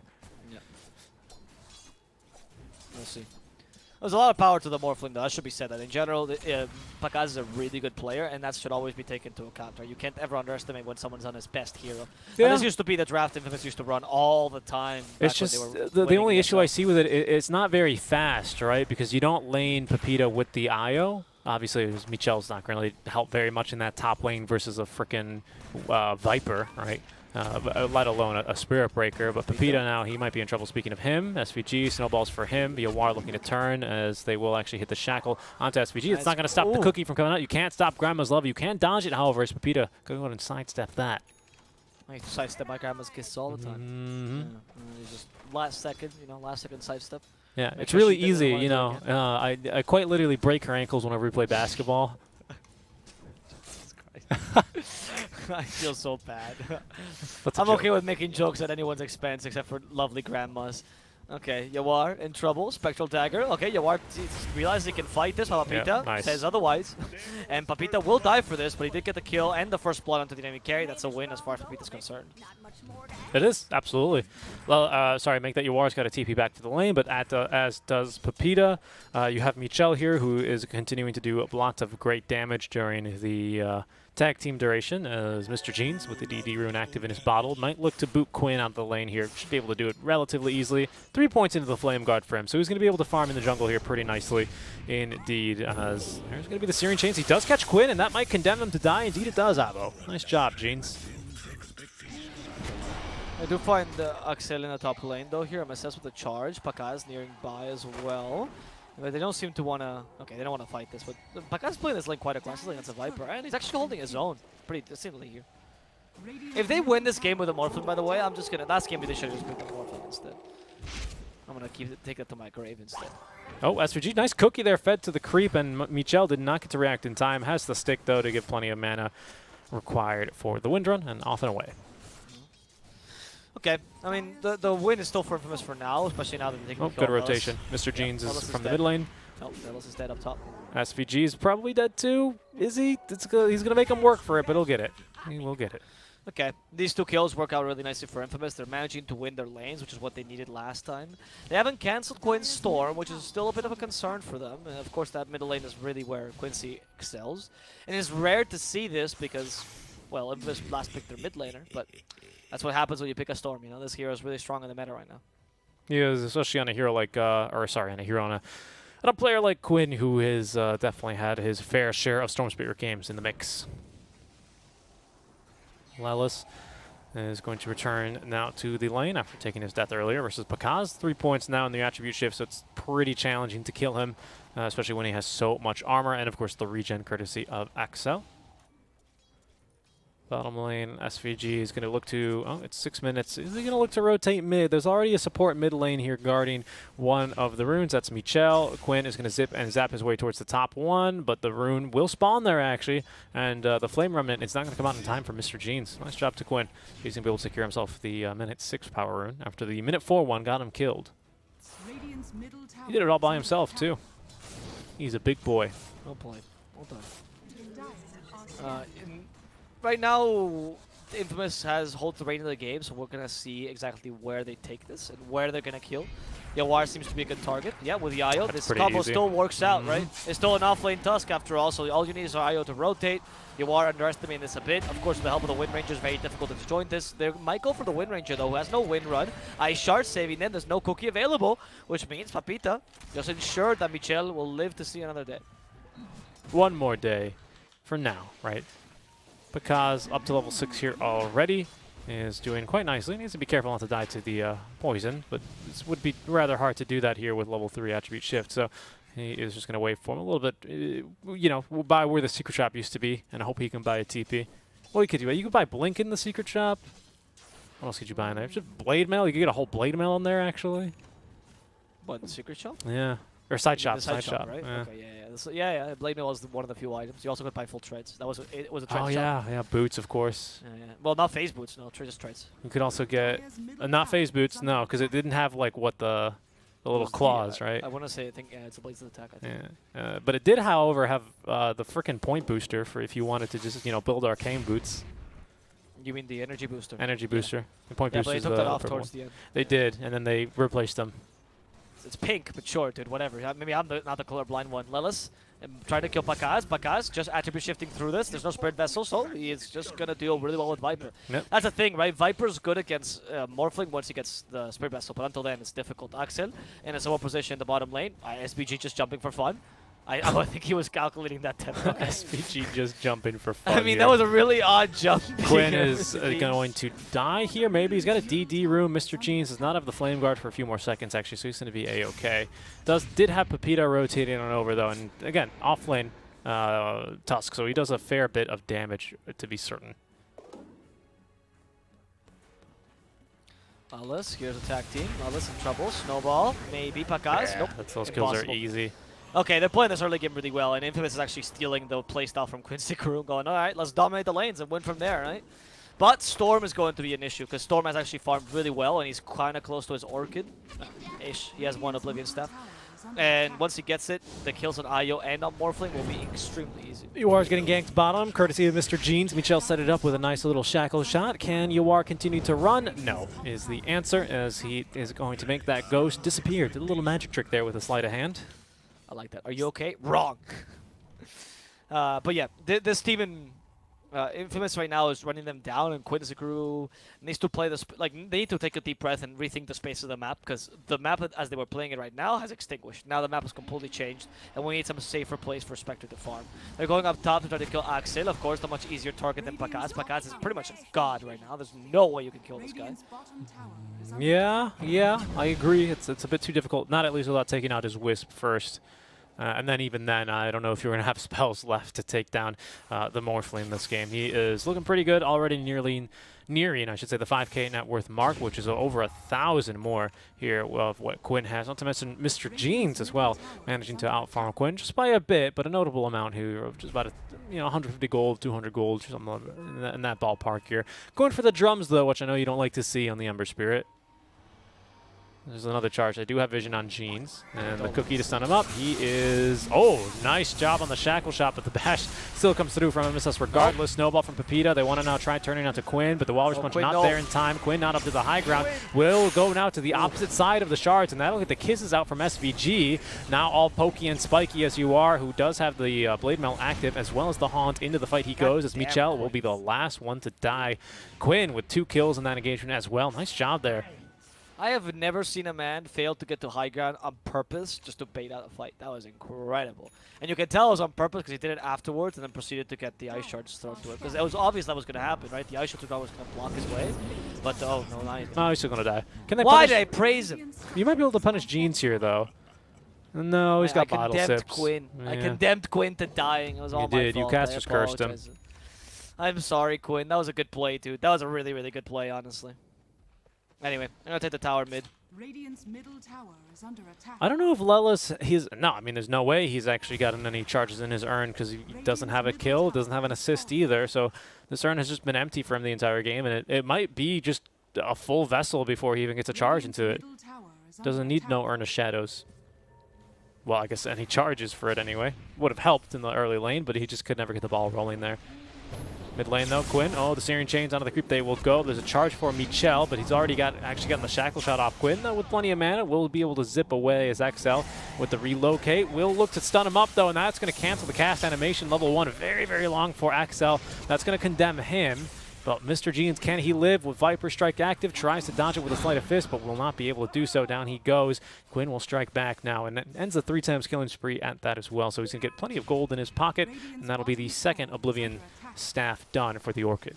Look at the difference between Jeans and Quinn, right? When you're playing on these storms, obviously the lanes were a bit different. Quinn had an advantageous lane, but like you're seeing the impact this middle laner can have. And Orchid is literally 500 gold away. Here comes the kill squad, though. That was a lot of damage Quinn has incoming. enough for one last job. Show people to avoid the snowball. There we go. Goes Good into cookie. it. Beautiful cookie. And can they turn this into a kill on Morphling? No. But Tusk at least might die. Quinn, though, will fall at the same time. Here, the Oh, now they have Morphling the is by vessel, though. SVG. Pepita will also fall. But with a vessel, they almost destroyed Pakaz. Luckily for him, he had a haste room ready to get himself to a safe place. Yeah. And he is going That to be vessel's then- a big deal, though. Thank you for picking it up. It is, yeah. The vessel's now done, and because Lawless was involved in those kills mid lane, namely the one onto Axel, he does now have a couple charges. He would like to be using them, but he's pinned to a tree. Cookie and the charge to try and re-engage here, but the break not too effective. Another vessel charge there onto Axel, out from Lelis. Does need to be careful, though. That's the only way they actually kill not only the Morphling, but to some degree, a smaller degree, the Wisp as well, because it's no longer damage resistance on the overcharge. It's now just a percentage-based heal that obviously gets copied to your tether partner, but or they benefit it rather. But that's why you can stop a lot of his healing. So it makes killing the Wisp a lot easier too. Yeah, that's why for this game particularly, the big timing that we're looking for, two big timings would be the Scotty and Spectre and the Shivas on the Storm. I'm assuming at some point the Storm will go for Shivas. I mean, obviously not first. He's building his Orchid. Yeah, probably BKB next or something like that, right? I mean, you might be greedy and go for a Bloodstone this game. It's not crazy, honestly, to get a bit of tank ability as well. Especially because your Orchid is at a really good timing, so I think you can afford to go for the Bloodstone.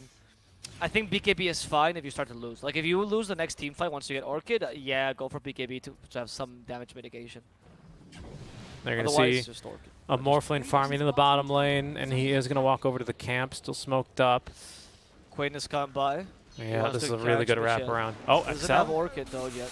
Okay, Electric Vortex. They go for Pakaz. Pakaz is fully morphed into agility. They Spirit Vessel him in time. But he Can dodges they the charge. haunt? No, Pakaz is going to be okay for now, unless the Storm still chasing after him. The Cookie will hit. Pakaz needs to be safe with the relocate, and he will be. The Ayo sacrificing his life for this, as Papita wants to TPing back re-engage. in. Morphling is TPing back in, as you mentioned, and no Spirit Vessel onto him. Yawar could be in trouble. He still has 70 Magic Stick charges, though. The charge coming in for the Morphling. Stopping Mr. Jeans Mr. as well. That Jeans. time is strong. Soulburn will end up finishing him off. That Orchid on Storm really impactful, but SVG will be the counter kill for them as Quinn is out of mana. What is he doing? Electric Vortex. Quinn sees the opportunity for Pakaz. Might just seize it. Snowball to give him a bit more space. They just set down the Toxin. They do perfectly. And now it's Pakaz who's in trouble. Spirit Vessel prevents the healing. And they'll finally kill Pakaz because of a really good thought process by Quinn. Going for Papita next. Thanks to the poison attack, Papita won't blast this at all. And Axel will be the next victim of this engagement as Michel tries to desperately murder Yawar. Unsuccessfully, though, as Yawar tries to get away. Oh my goodness, Yawar. Oh my goodness. Oh no. Yawar's going to die. Okay, he was safe if he just Spectral Daggered forward, but he decided to be cheeky and try to Spectral Dagger away with that and did not work out. My goodness, Yawar. Yeah, a long fight there for Infamous. They do end up getting the kill on UR, but it's not like Mr. Jeans was, farming elsewhere, TP'd in to finish off that fight. No. He died earlier on, right? So he was respawning and TP'd back in for that one. Does still get the kill regardless, so it's impactful. But you can consider this a 3 to 5, a full team wipe, and essentially for Infamous, and that's kind of just the benefit that a Spectre gives you. Is these long team fights are pretty easy, but there's Quinn in the mid lane. What is happening to them right now? They just do one good fight bottom, and they actually play that really well, and then they just brain fart for a second, go back to playing normal. Okay, not a big fan of these two plays. The Yawar play was completely necessary. You lost respect unnecessarily there, and same with Quinn, trying to farm the mid lane. Now you gave Infamous pretty much these 2 kills, which got them back into the game, and that team fight meant nothing down bottom. And probably Roche here. I don't know if they can contest it.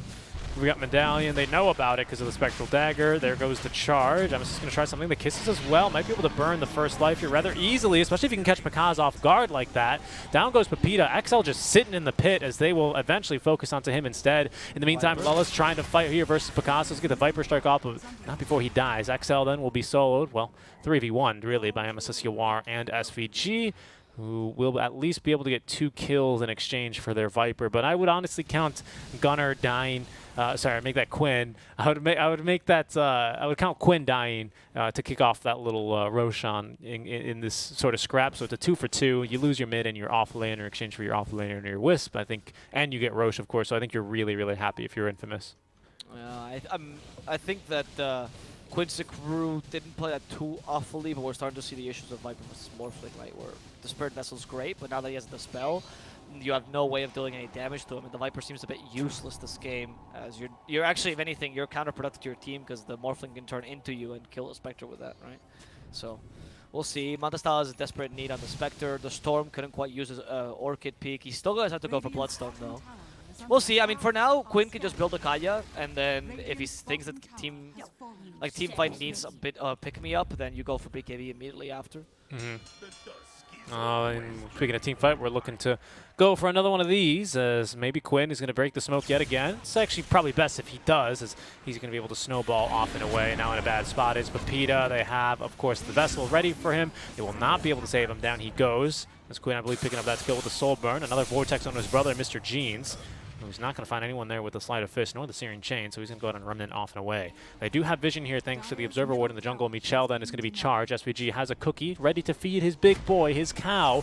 MSS facing the wrong direction, though, is not going to get the follow-up stun onto Michel, and Pakaz now joining the fight. Has the Manta style now available for use, and look at the damage there. Gunner, my goodness, Quinn is just dead. Gunner from a different series coming in, just die there on the Stormtrooper, but it's actually Lelis now to be in trouble, as Mr. Jeans will just run him down here, and along with Pakaz to pick up the kill there. A good fight, all 2 cores there. UR does not want to haunt into that one, and it's going to be then another big engagement for Infamous. A charge, though, again. Okay, they want to punish XL for going for the D ward. We do have another strike. It's a bit hard to kill him without the Viper here, though, namely for the, just TP now. It's a good effort. Nope, Yule Scepter. Okay, he's dead. A little silly. It's a bit hard to kill the Wisp without the Vessel, and now you see why. Overcharged Max gives you a whole lot of regen. Well, with 6K lead now for Infamous, the game is completely in their favor, and the chances the Quincy crew had of evening this out kind of got out the window. Now they're full contingency plan mode. They couldn't use the Storm Peaks very effectively because Infamous played better against them. The Spectre, unfortunately, was really underfarmed, partially due to a couple missteps by Yawar, also partially due to the fact that Infamous is playing this really aggressively, and the Viper has always been useless and will always be useless this whole game, right? So Infamous right now has complete leeway to do whatever they want. They might be able to take a tier 2 down bottom, and then with that, completely assert their map dominance. We're going to have a Scotty tying on Morphling much earlier than Yawar. Yawar doesn't even have Manta at this point. Yeah, the Viper mainly just exists this game to put a Vessel onto someone, and then also probably Viper strike that same person. Ideally Morphling, so that the Wisp also moves at a reduced rate and can't really heal him. But that's really his whole purpose this game, as I can't imagine we're going to see him pop off too much. He's going at least for the Rod of Atos, which is going to be nice to cancel a relocate. But that's still a bit further in the works, as he just now has enough for the 3 components that give attributes. Now he just needs the piece of paper to tie them together, which is pretty expensive for the Atos, 850 gold. Yeah, not bad. I mean, the Atos might mean something. Oh, they're going for relocate gank. Lelis like, just leave me. I know I'm useless. They cookie him. They're not going to do anything. Lelis actually runs back to make sure he is dead.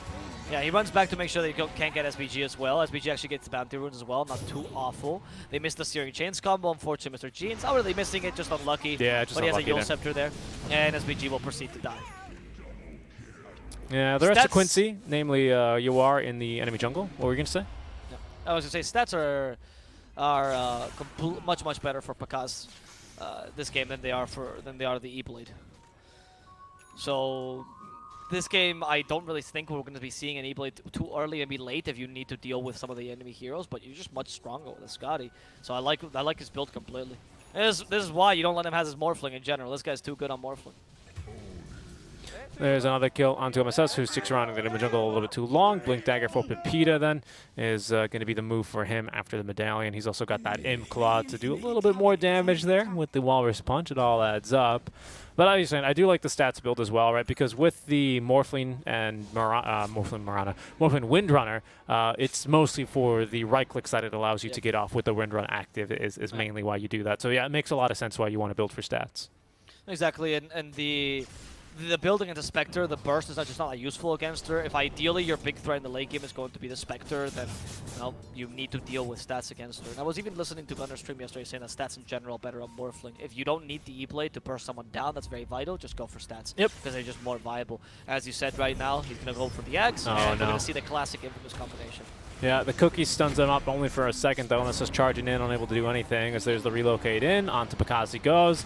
And, yep, 50% status resist on a Morphling. What are you going to do but die? That's also a really good counter there. Yawar needs to haunt to try and live. He's going to haunt back and forth and back again. Another back, but that auto attack still going to hit him out from the Scotty. He will end up falling. Pakaz, though, morphing into the strength. That'll hang on with the Vessel applied. Is a bit of a sketchy trade, but eventually he is going to be able to survive. Snowball even just in case, as well as, of of course, being able to morph back into the cow and activate Bulldoze. This is a really broken combo, by the way. 50% stat resist on the Morphling. Forgot about it. It's kind of ridiculous. And when he gets Ags, he also gets the extra charge time, or the Mhm. charge cooldown reduction.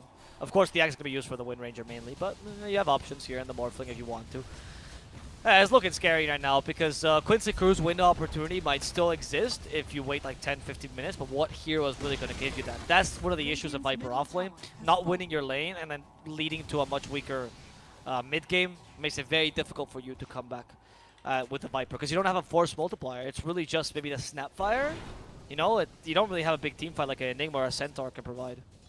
Dire's bottom tower is Yeah, under and now attack. Mr. Gene's about to have his Ags. He actually has enough money. Might be considering saving for buyback just in case. The Ember Ags or Ember buyback is pretty S tier up there with Spectral Haunt because you can always just get right back into the fight, assuming you have a Remnant down and assuming you have Haunt off cooldown, right? Are the two exceptions to that.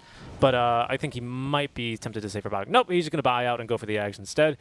Good decision this game. It allows him to be incredibly mobile. He can really hunt down backliners really easily, chase down his brother Storm more effectively, and even you know, get good counter engagements, break smokes, and then just be really aggressive with your positioning here. So that's the idea. Is Quincy Crew, they're going to go ahead and sally out of the base and see what they can find. As immediately there's the jump. Oh, they have found the Morphling. Can they get him in time? They have the Wisp to try and heal him up a little bit longer, but it's not enough. The snowball save as well, not in time as the kiss is raining down. Mr. Gene showing up to the fight. Ag's not here yet. Keep that in mind, but Quinn needs to back off. He's got enough mana to at least run a bit further. Great charge from MSS is going to prevent Pepita from immediately jumping on in. Canceling the Blink Dagger as well with the poison attacks is going to allow Quinn to TP home and away. XL, speaking of TP, and activates the reload. Doesn't bring anyone with him, unfortunately, and that is going to be that fight there. Just the kill onto the Morphling for Quincy, but it's a very important one. Yep. That's a very difficult. Sorry, that's a really good kill for Quincy Crew, and turn that into more was not even necessary because just killing Bakaz is the main team fight that Infamous has. However, this time Mr. Jeans is being a bit more impactful, and he even went for the Axe build. So you're not too sad about this on Infamous because you're at least getting some space from Mr. Jeans, but Storm is starting to come online completely, right? However, we still haven't seen the full power of Morphling. He's gone for BKB right now, then probably the Ags. BKB is a really smart idea because he knows his window opportunity is closing, so BKB is the best way to just smack him with a window. Oh no, Pepita. He's got the blink. Gunner. Oh my goodness. Quinn making the jump onto him now. Once again, Michel with a beautiful two-man shackle though, but they still have stuns for Pepita, and that's more than enough damage. Quinn out of mana though, needs to run, and he's not going to be able to as Pakaz now back alive, looking for MSS, just to be able to get that 50% stat resist and the charge. Come here, SVG, he says as they kill him. You are pinned to a creep. Will be right-clicked to death by Pakaz, who ends up getting 3 kills, all 3 kills there in that engagement, and they kill the courier of Yoar, which had the Manta style on it. Oof. All right. So it seems like Dire's top tower that is under attack. Pakaz has kind of decided that Spirit Breaker might just be better than Wind Ranger in general this game as well. Like, that might also be the logic behind not going Axe directly. He is really, really utilizing the Spirit Breaker to great effect. Lelis it's is going to really die strong. here. No. I don't see him with a power shot exactly. They take Roshan though. This Roshan is with one of the cheese, usually piercing high ground with this Roshan. At least 1-2 lanes of Rex for Infamous. And it's up to Quincy Crew to see if they can defend and cut lanes. Storm not has the- so much he has to do right now. If not the game, to be honest with you. It could be the game. Yeah, it depends on what the team It's play. looking real scary. I like Michel's itemization here. Casual Javelin, just so your focus fire is a little bit more deadly, right? Not that you need it, because as long as you focus fire, whoever Pepita's got tag teamed, you're going to kill him no matter what. But I like the item no matter what. And next, he's going to be going into the Blink Dagger, which he already has, by the way. And that allows him to line up the shackle shots a lot easier, which is basically your job on the position 4 Windrunner. Yawar. Oh, Yawar? Yeah, he's been Shackle caught. shot doesn't work. Snowball though. They do find Lelis. Lelis is going to die. He's got buyback at least, but dying there is going to be really painful for them because now they can just force it real quick and then back off and continue to push other lanes, namely the top tier 2 tower. What do you do now as Quincy Crew to push out your lanes though? It has to be the Storm that does this. You can actually see Quinn putting a lot of effort in the bottom lane, but if they're just going to push you down mid, this is the easiest lane to defend, but I don't know if Quincy Crew can win a team fight even if it's in the mid lane. Yeah, it's really hard. He Especially does with have the Aegis Bloodstone. Bakas. He's got the Bloodstone, though, so that's what he's opted to go for. So he's got those fresh 14 charges, bottle refill. Oh, I'm missing kills, namely. And as Pakas just jumps in Inverters SVG. Yeah, that's why you don't need the E-Blade. You already have the shotgun regardless of the E-Blade if you're a good Morphling. That's why the stats always are better on Morphling. He's going for Satanic as well, so yeah, he did go by the logic was falling, right? He's like, it's better to just turn to Spirit Breaker. They don't need to turn into Wind Ranger. I'm just going to go Spirit Breaker full Bulldoze and destroy this game. And they're going to win relatively early like this. Can they defend a kill him? second? How do you kill him now with 80% status resist and a 10-second BKB and an Aegis? It's I to mean, kill I think him it's pretty twice untenable. here, and the second time is going to be with a BKB. This might be your last fight. You're totally right, actually. Yeah. He's going to win like this. Well, the thing is that he should BKB on his first life, though, right? Because, oh, well, here he goes. We're about to see if he can even get it off at all. There's a snowball save, courtesy of Pepita. Well played, commended, as Lelis is going to be pinned to SVG. The Haunt coming out, killing the frames. Pakaz killing everyone. Will get the Nether strikeout, as now Quinn trying to jump back in. Does not have enough mana for the Bloodstone and is stunned down and to death. Yawar is next. Walrus punched into the Stratosphere. Lelis at least picking up the kill onto Axel, as they are not going to go into the darkness completely alone, but they even pin him to the mango tree, and that's going to get the GG out. Pakaz, give him his rampage. He wants it. MSS, though, he's not going to allow it, as they actually are going to kill him through the ages thanks to the fountain. And that'll be the game then here. No, they play this really well. Congratulations to Infamous. This is their most well-known strat, though. Like, literally, you had 4 comfort picks here. The Morphling, the Wind Ranger, the Tusk, and the Io. They've been doing this a lot here. The Tusk particularly offlane with Wind Ranger, something they usually run with a Morphling carry. So if you're an Infamous fan, then you must know these picks as well. What is surprising to me is that Quincy also let them execute this whole strategy. And there is a point to be made, like regardless of how good the draft is or whatever, the comfort picks do add a lot of viability to this team. And I like that they went for this comfort draft exactly when they were about to be dropped to the losers brackets, because it gives them enough confidence to play this game as well as they did. Congratulations to Infamous, a well-deserved victory. And today we're back to the 2-1s. Thank God. We are. It's like day 1 of playoffs again when we did the first round of the lower brackets. Wait, was that right? Yeah, because the rest were 2-0s. Yep. And it's very exciting here. Game number 6 of the day, as Quincy are unable to close it off in a 2-0 win. This time the Viper in a different position on Lelis, not as impactful as they were hoping for it to be. 3-10-10. Not to say it was all his fault. You know, a bunch of other things did wrong, and Infamous played very, very well with the draft they were comfortable with. It was the hero in the draft that they drafted. That was it. Yeah. Yep. And that'll be game number 2. Do stick around, guys, as it will be our deciding match here. Game number 3, back down to a best of 1 to determine who will be moving on directly into the grand finals, or who will be going on then to play Thunder Predator in the lower bracket finals. You guys are watching Realms Collide 2 with Seek and Strike and Mr. Avo Blaos. Do stick around, guys. We're going to be going live with game number 3 in just a bit. We'll see you then.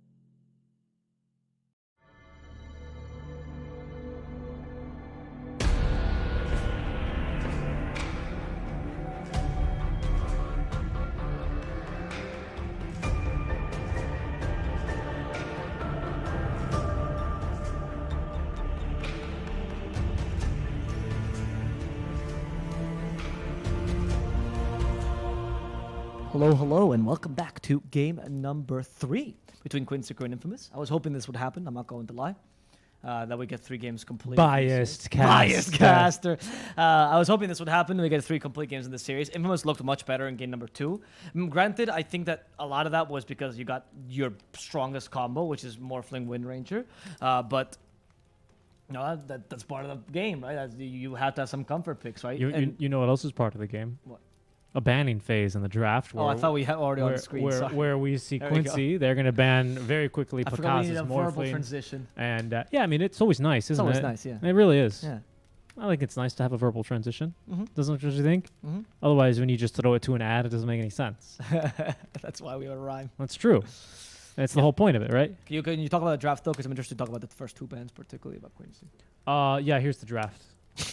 There's the Morphling in the IO Yeah. ban, right? Yeah. The comfort ban is taken away. I'm surprised with the IO ban. I think Infamous had, like I mentioned 2 times before, has picked up the IO to try to deal with this kind of global strategy Quincy tends to run.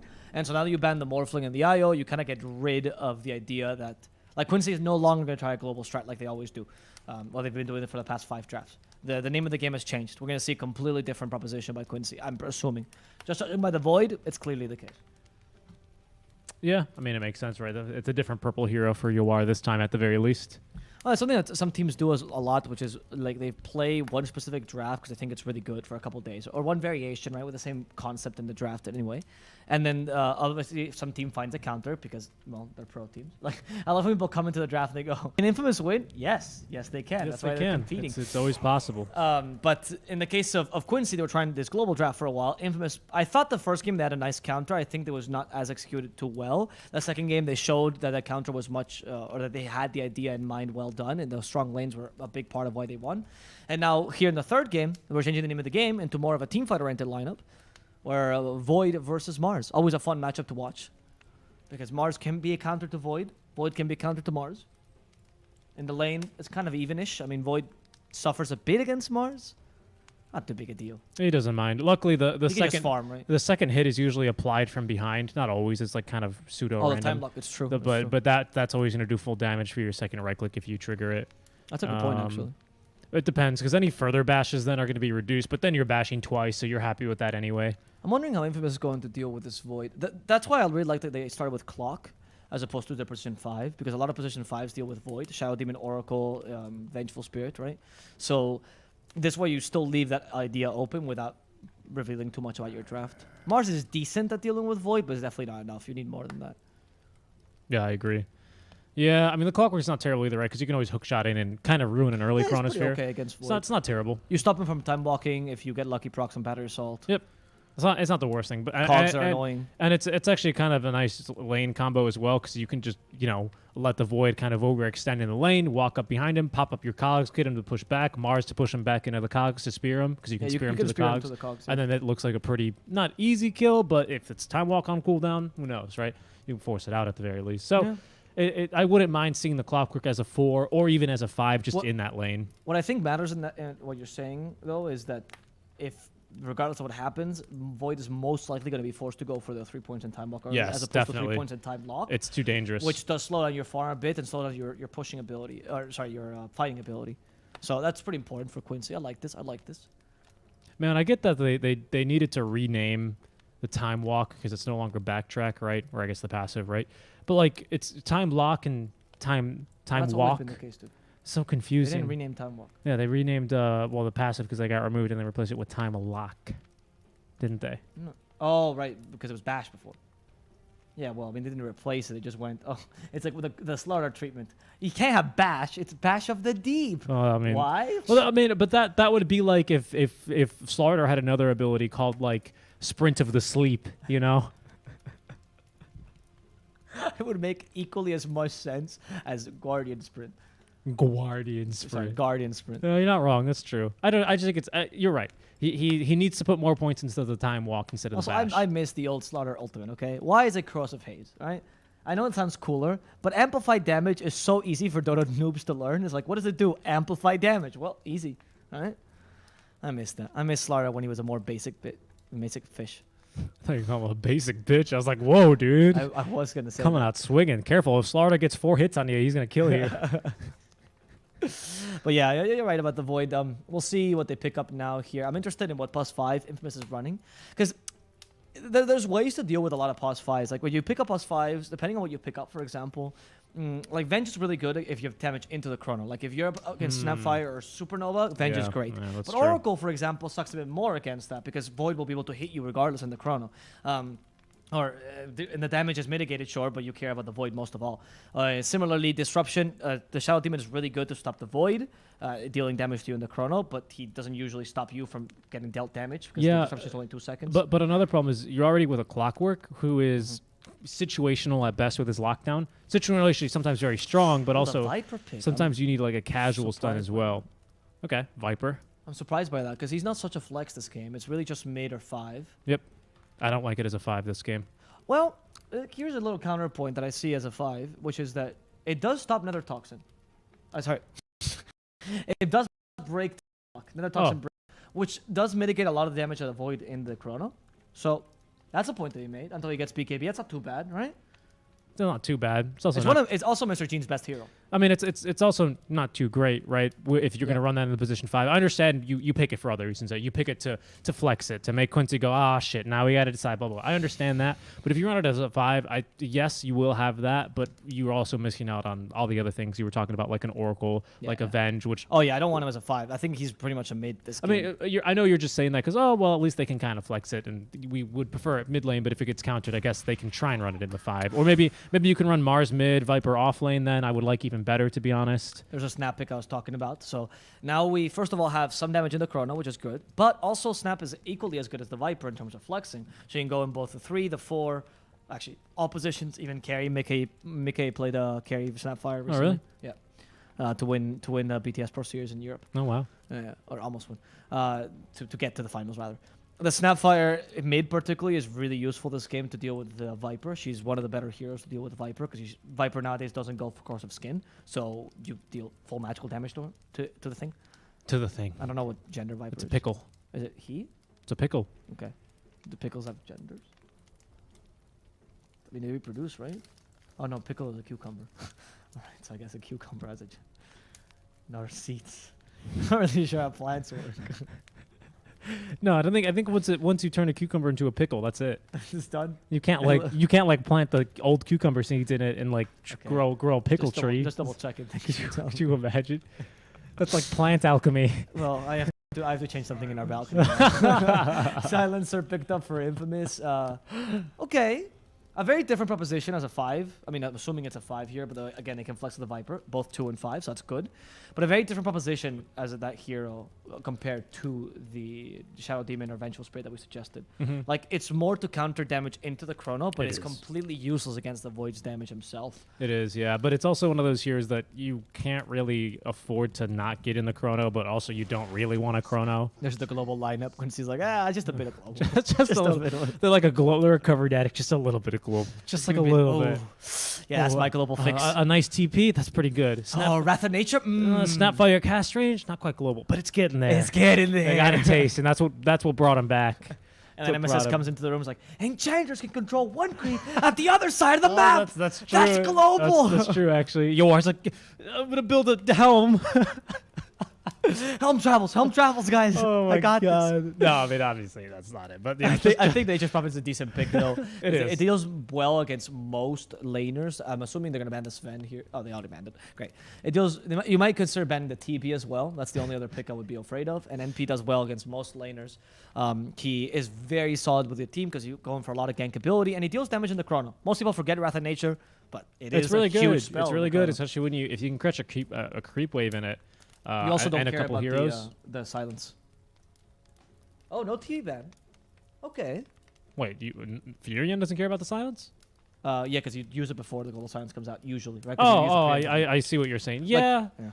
Yeah, I mean, he still cares about the silence, right? Because you can cancel one of his TPs. No, he does. My point is more along the lines that you can still use the combo, whereas Snapfire gets cancelled. You can Chrono first and Wrath of Nature beforehand. Wait, so how does this work with Teleport? You're going to have to remind me, because Teleport, it will stop him in place. it's a cast animation. No, Yeah. but if you apply Last Word to him, will he still TP and then be silenced wherever he shows up? That's it. Okay, because I know it's the cast animation. Yeah. As last pick. Ooh, that's pretty fun. That's what I was saying, right? Snapfire mid versus the Viper is a good idea. Yeah, I like this, but here's where Infamous draft actually comes to full fruition, which is you can actually run Silencer mid here, and he does beat Snapfire, or should deal pretty decent with Snapfire. Yeah, does okay. Yeah, so it's not a bad idea if you want to risk it. It's a bit of a risky pick though, but they might consider it. I don't know, Mr. Jeans plays it. It's good because it'll zone her out and you can eventually just beat her and bully her. But Snapfire's, even from range, has got a good projectile speed, so you can still afford to stay at max range and try and outlive. Dusa. Okay, so that's the answer. They don't have anything really to avoid a chrono, to be honest. No stampedes, no saves, nothing like that. So they recognize this, and they're going to go then for the Medusa hard carry. Okay, I actually like this Dusa hard carry a lot because the reason I was suggesting to you before because it was mostly physical damage, and Snapfire being a 5 just doesn't deal that much magical damage. I mean, it's okay, but you have Silencer to deal with that. However, now that it's a mid, you know it's a burst magical damage on Snapfire. Obviously, Earth Spirit exists. Legis Prophet is also an annoyance. So Terrorblade not so great here as you're a bit vulnerable to being bursted. However, the Medusa deals with that. Still a tanky hero. Has this Stone Gaze, which is very useful against the Faces of Void. I don't know. I actually think...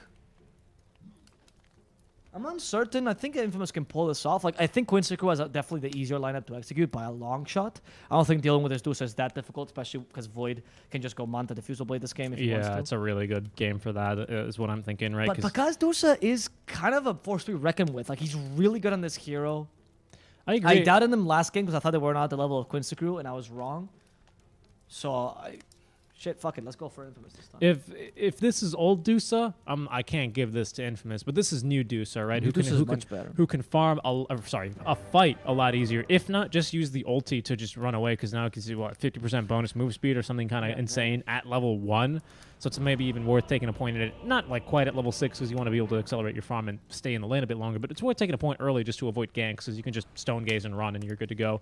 I don't know. They have ways of killing it. My only fear is that Quincy will be able to run away with this one out from the lanes, especially because I think the Snapfire mid is going to have a pretty easy time.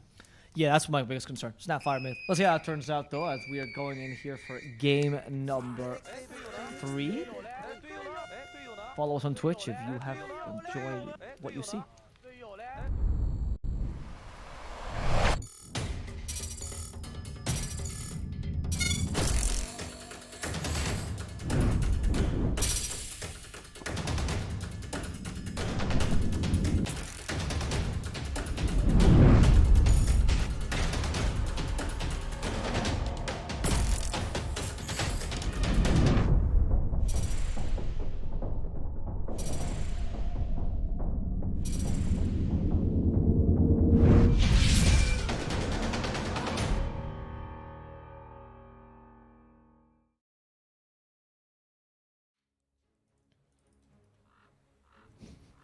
Welcome back, everyone. We are now live with our draft, and just saw a neat little trick here. There's a dead treant you saw on your screen because apparently you can check for rewards this way. We saw a treant courtesy of Lelis run over into the mid lane and then hide right here in this little pocket where currently the Radiant do have vision, but normally don't because of this tree here. So now they know that there's a ward somewhere here. Could potentially be here as well. So nice job there. That's well within a sentry range, and that's going to give a little bit of an advantage for Quincy. Yeah, Right, yeah, for Quincy, yeah, totally. Yeah, that's a very good point, actually. In this mid lane is pretty much what they have to win the most, right? You have actually really, really good things for the mid lane. The Earth Spirit is great at ganking. The Viper is actually kind of vulnerable to these ganks. You know, Mr. Jeans might have to consider going for, like, a less aggressive build. Maybe like a hood. Honestly, not too bad of an idea, starting with Cloak, of course. So you can just be the tanky boy inside of the Chronosphere until Medusa gets her mana up and running? Yeah, because Pipe is not too bad this game. It's not like Viper is alien to these kind of builds. Right? Yeah. It used to be the Garden Grease build. Quinn laying down a tree preemptively. Yeah, that was a bit spicy. Mr. Jeans could always turn and try and eat that himself, but luckily won't. That's something I do miss about the old Sentry changes, is that you used to be able to eat them and just have the dumbest little interactions over Quelling Blade as well. But I think the new wards are fine too. Except for when you can't right-click them because they're like too far away. Don't like that. Mr. Jean's already off to a pretty decent start here. He needs to be careful here. Cookie, Scatterblast? Is he just dead? Wow. Oh, maybe not. Fairy Fire, saving his life. Nope. They can just get him to the high ground. No high ground mischance for this. Quinn did go for the double gauntlets, which did help a lot. Quinn loves going for Soul Ring on Snapfire mid, so that helps. I said it, you know, this lane is the biggest issue for Infamous. Like, if they can deal with this lane, they can win this game, but they need to be able to deal with Quinn's power. with Quinn's power. Yes, no, you're right. Quinn It's has the gauntlet. He's like just looking at the sky, shining bright. he does have a lot of power, that's for sure. Being ranged as well makes it a lot easier for you to get denies on the range creeps. I wouldn't be surprised if all 3 denies are to the range creeps, as they will get a kill onto SVG. In the meantime, in the bot lane, he gets caught out in the trees and will die. He's really no match, even with the high move speed, no match for the boots and the battery assault for the clockwork. Very easily able to set up that kill. The top lane, by the way, not as great for Pakaz as it would be if he had, like, for example, a TD or a Naga here. But Medusa usually wins most of her lane, so it's still fine. She's just going to struggle a bit against the MP once he gets enough damage. We're going to see some harassment. TP Look, mid. immediately, MSS, yeah, he's already here. He knows what he has to do. Just, oh, did he kick Cookie, him? Maybe now you kick him? Scatterblast, I think he's going to die. Oh, you don't even need to kick him. Wow. We had plenty They of do. extra damage there. MSS just wanted to give the kill to Mr. Jeans. Very nicely done. You mean to Quinn? To Quinn, yes, He thank you. killed Mr. Jeans, yes, exactly. It's not Gunner, by the way, just double checking. It's not Gunner. in case I you was just wanna checking, mention you know, in case there's a last-minute stand-in or something like that. You know, you never know. I'm always just prepared for Gunner to enter the game at any moment. It's funny because he's not played in a single other team but Zoomers this tournament. But for It's- Zeke, he's played in every He's team. played on every NA team, and sometimes even for the Mostly- SA teams. Mostly in his heart. That's where Gunner plays. Well, you know. There's a lot of love for that player. He was so sad when 4 Zoomers lost. Axel in trouble. MSS. Oh, that's a nice body block. That's no. Axel actually just debated you, but it doesn't really matter. The rolling boulder will guarantee that Axel goes down. And again, MSS a team player, making sure Lelis gets the kills, if not with the right clicks, with the treants. No, that's good. All the fools are like, get these treants out of here. Just so angry, that camp. I don't know why they upset it so much, but it's okay. Pepita is going to have a little bit of a difficult time here, to be honest, versus SVG, who's just constantly able to get these high value impetus attacks on him. You are going back for the last hit of the rage group. Absolutely worth it, by the way. But he's going to put those single points into the time walk now and 2 points into the bash early on. We shall see if this is going to stick or if he's going to go out and change it a little bit here. He's up to net worth just for a quick second, by the way. You see that Mr. Jean's actually not that far behind the Snapfire, considering the 2 kills, obviously. And this is just because, you know, in this case, Infamous, the early kills don't matter as much. The first fight is probably the only one that really matters. And you can always recover as Viper with another Toxic build. He might even consider going for like a 2-2-1 build. He already took 1 point across the skin, which is the right way to play. You are right about that, because jungling is no longer as worse as it used to be. Once upon a time ago, it was the worst thing imaginable. They would only spawn every other minute, you know?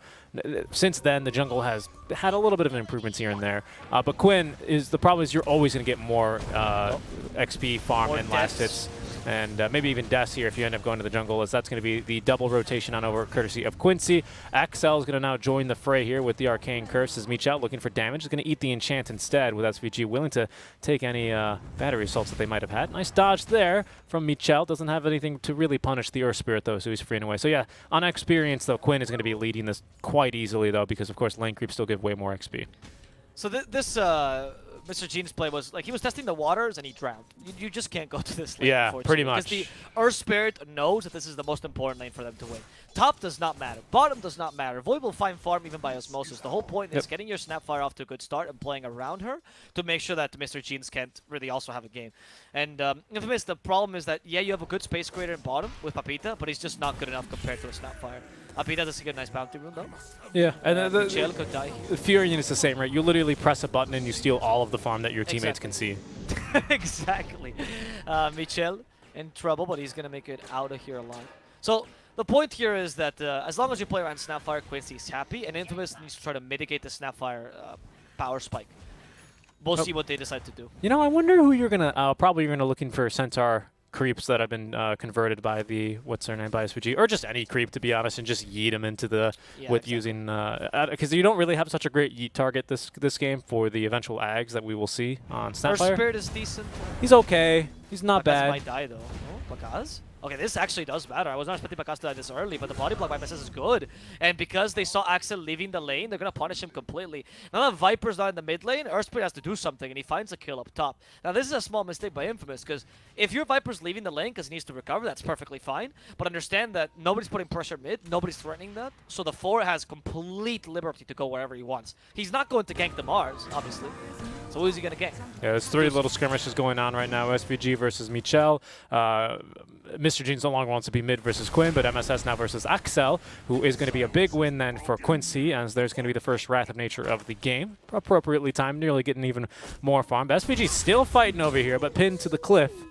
the Arteezy Cliff, as that is going to be then a kill at least onto the Enchantress. Jeans is going to dive mid. Oh, he for the is. Mortimer's Kisses, yep, and they continue with this aggression. This is the best style for Quincy Crew, by the way.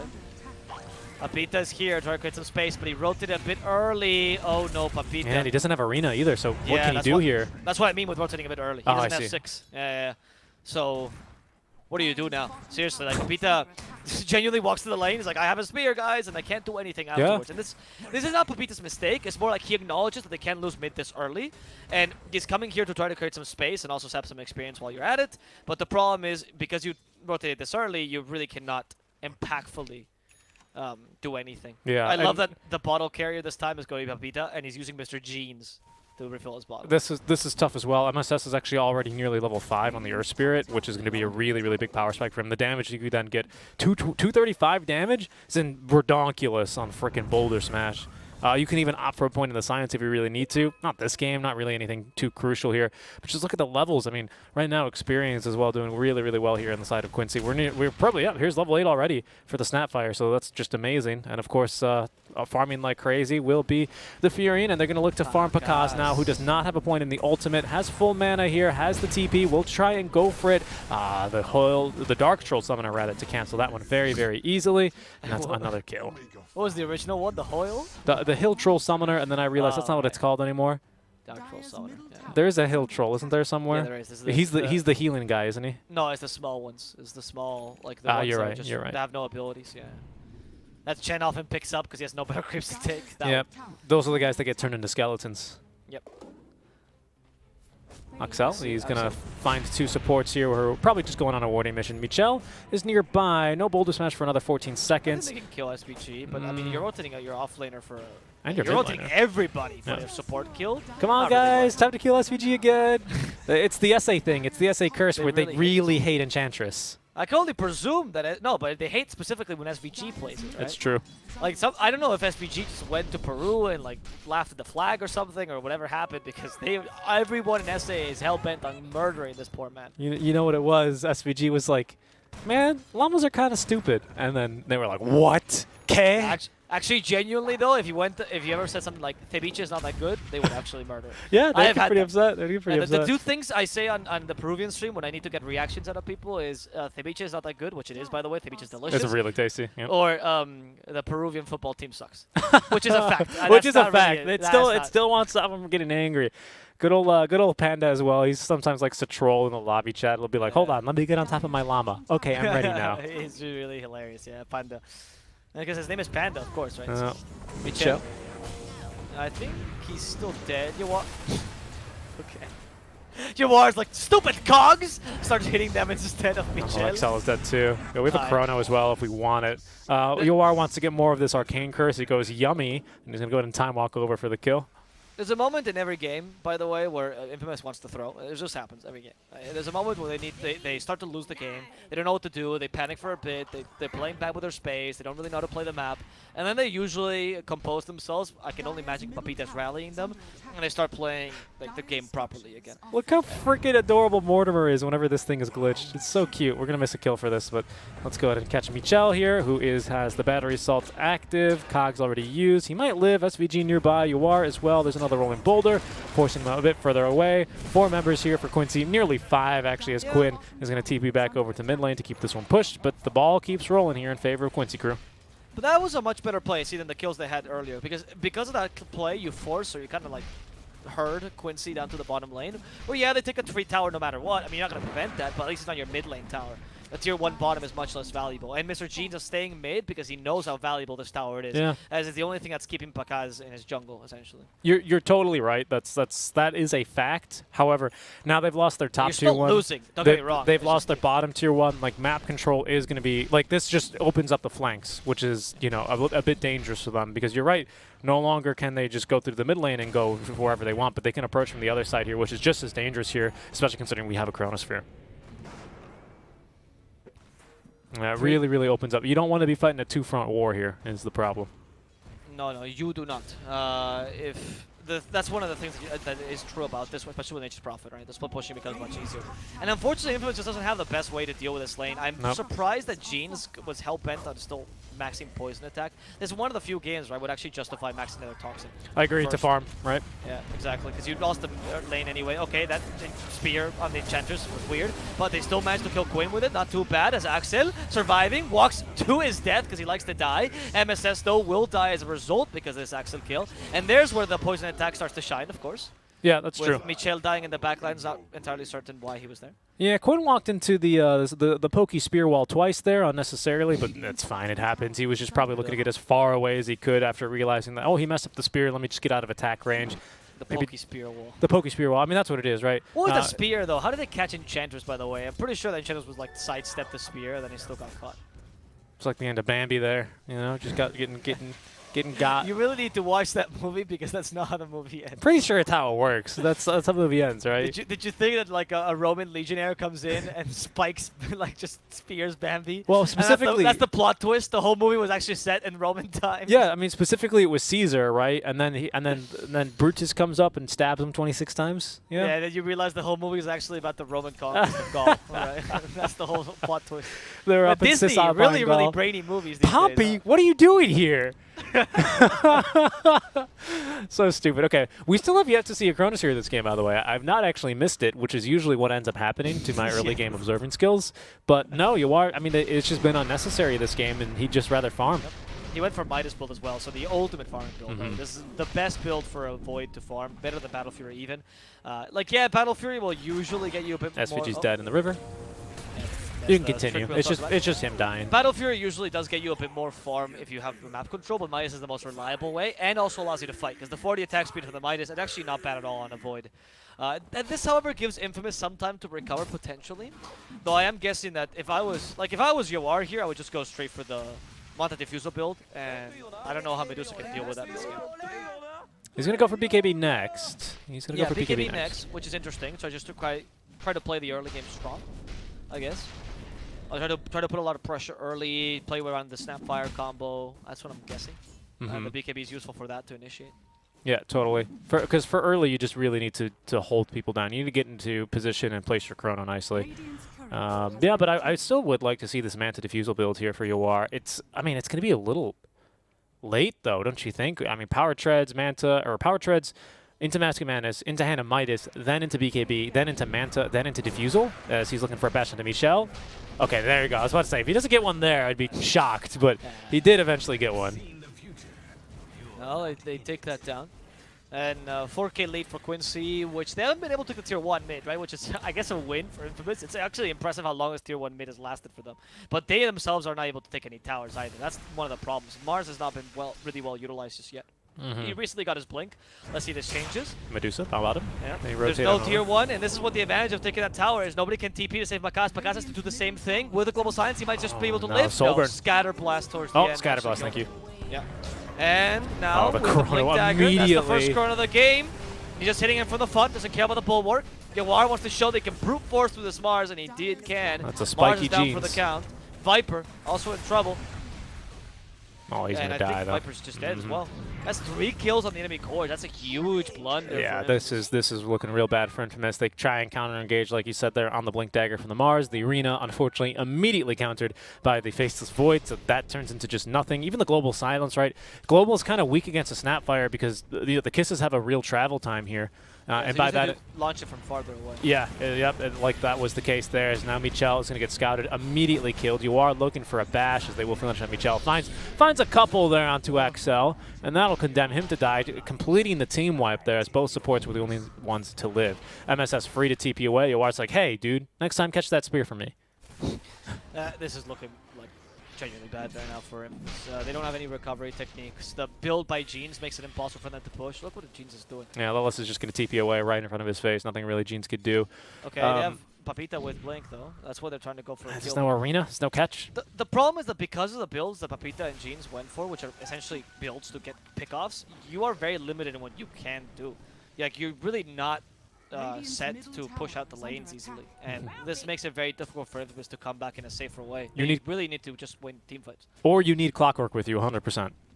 Right, exactly, These yeah. three, without Rod of Atos, without, I mean, I guess, I don't know what else Mars would build first except for a Blink. Maybe a Yules, I guess, right? Without A Yules, Yules is- Rod of Atos, you need Michel. It's the only way you set up kills. Otherwise, they just literally walk away from you. Slowly, maybe, but they're still going to walk away from you.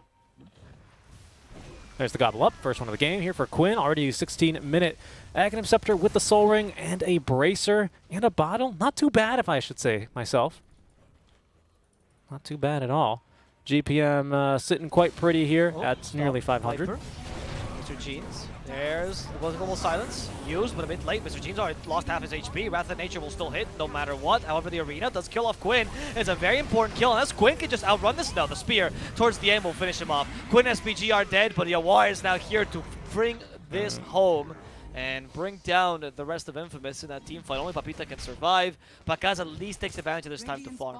Yeah, he's going to be really happy with that. He being Quinn there. He doesn't mind that he dies, but the Mars has to way overextend to get the kill onto him, and that doesn't really matter too much. They found Dusa, by the way. Can they kill her? She's got a Quelling Blade at the ready to try and escape the trees, but now here is Pakaz, or make that Yawar on top as well. He finally has mana for the ultimate. He's going to be forced to turn around. And there's still body blocking him, and now has to turn and run away. Oh, he's going to go for it?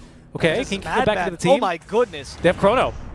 Yeah, they can kill Medusa now. This should be an easy kill. Great Unless spear. Papita coming by. Battery Soul actually hurting MSS in the Chrono. MSS now regrets his play. Papita might die here, but they save the Dusa, which is perfectly fine for them. It was still a good play for MSS though. Now they're going to try to punish him. Viper Strike is available. MSS, they can't block that rolling boulder. Not that it matters. The hook shot catching Lelis. Lelis with a BKB. Surprise! Michel, what you think was going to happen exactly? Yeah, 17-minute, 10-second BKB here. The gobble up as well for Mr. Jeans. It should be his second death of the engagement. As Quinn and Lelis, they are going to split the damage between the two. Lelis, by the way, 11-0-10 on the off-lane Nature's Prophet. In case you thought that was one of his weaker heroes, I think you need to re-examine your thought process on that one. He is having a fantastic game here, isn't he? SVG is just going to eat a little bit of magic damage out from Axel, but Axel, rather. There's nothing really Axel can do there. Okay. For Infamous, what do we need to get done here? What are the steps here? The road to recovery. It starts with the first step, Alvaro. What is that here? Maybe perhaps trying to secure a little bit more of your jungle. We got some deep wards. Obviously, Infamous, they may or may not know about this now, considering they ran at the Dusa. Just trying to maintain some semblance of map control here to try and get your Dusa back into the game. Oh, the arena from Pepita. Not a good start, as he thought that they were in the Roshan pit. Yeah. And I think now Quincy are just going to go right back in. They must have seen that, right? Oh, they're going to go for Pakaz for sure. Which is, again, not the greatest position. He does use Stone Gaze. Oh, apparently his Scream is muted thanks to the global silence. Interesting. And MSS, can he die? The Arcane Curse, Good not hook going to be shot. enough damage. The hook shot, though, onto Quinn. But they're lacking the damage so completely. strong. They're just fighting this completely. Infamous doesn't have anything to deal with, and Pakaz is actually hurting everyone equally, but they lack the finishing touches. Yawar walks in for Pakaz. Yawar might have just bit up, off more than he BKB? could chew. He's Starting going to to get creep. punished by the Dusa. The Mask of Madness is actually the silence that kills him. Yawar committing suicide there. They even gather the kill for SVG. And Infamous, all they had to do was last that long enough. Yeah. Okay, like I said, they stole a chance this game. They do. They do. I mean, kind of a weird team fight. I mean, if you think about it, they just use global and... Why did Yawar jump then? I have no idea, especially because I saw him hitting a creep. A range creep at least, so, you know, at least he's looking for that efficient farm, right? But, yeah, I don't know. I never thought in my life Stone Gaze plus Global Silence was going to be enough to take a team fight there. But it I was. didn't know, by the way, that Global Silence is the stupid Dusa scream. It silences everything in the game, my friend. Yeah, but I didn't know it could get pierced through that ear-piercing scream. It silences even Song of the Siren. I am going to start... It also Silencer silences rules. voice lines. Does it really? Yeah, it silences everything in Dota. Oh, wow. I didn't know that. Mm-hmm. That's incredible. It's good sound design, dude. They put a lot of love into That's very good Dota. sound design, yeah. But the Dusa ult is the worst sound design. I absolutely hate that ultimate. Well, I think ultimate. it's supposed to be like that, right? Right, I guess so, right? You're actually genuinely afraid. Okay, Quincy crew, though, they have nearly all their ultimates right back and ready to go. Again, the good news is Pepita now with Mars Arena level 2 is going to make him a lot more mobile here. Another quarter minute off of the cooldown. Not too bad, right? Level 18 is what you're really looking for. I think it does more damage as well, right? That spear wall. Yeah, a little bit more damage, actually. It pokes him for 60 more. Not that I mean, yeah, it's most of the duration of the cooldown, though. Yeah. That's what you concentrate on. Well, damage is somewhat relevant, you're right. The Dusa, though, as we saw in the last team fight, somewhat coming online if Void messes up.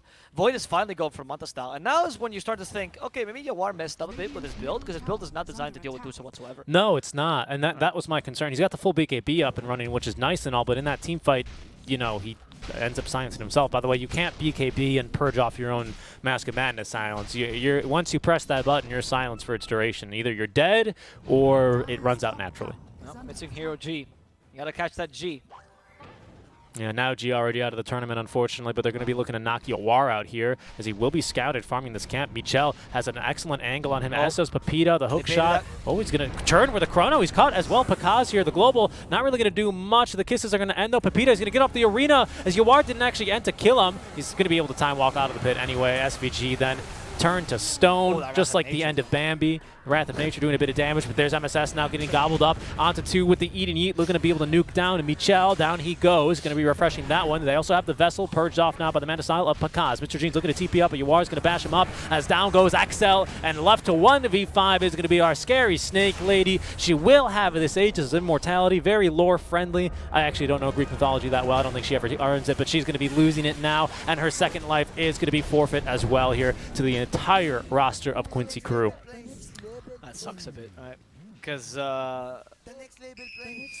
Infamous just had like a glimpse of what their victory could be, and they got a bit cocky, I would say. That play was just not that great because they forgot to include in their calculations, and the last team fight, Yawar messed up a lot. He did. And didn't have Chrono available for the team fight either. That was a decent global, but you can't underestimate this team that is very far ahead. That's Obviously, true. we have this information, and Infamous does not, so it's kind of hard to gauge. I mean, they're checking items and stuff, but they might not know exactly how far ahead Quincy Crew is. But this network difference is starting to be really, really meaningful. And we can see in these team fights, despite them actually playing this kind of decent, it was impossible for them to win.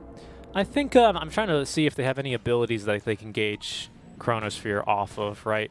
Because it's quite a long cooldown, 160. I don't really think there's anything on this Infamous side. What's Global? Global is 130, so even that's a lot shorter. So yeah, you don't have anything to judge it perfectly, besides just pinging the clock and trying to remember.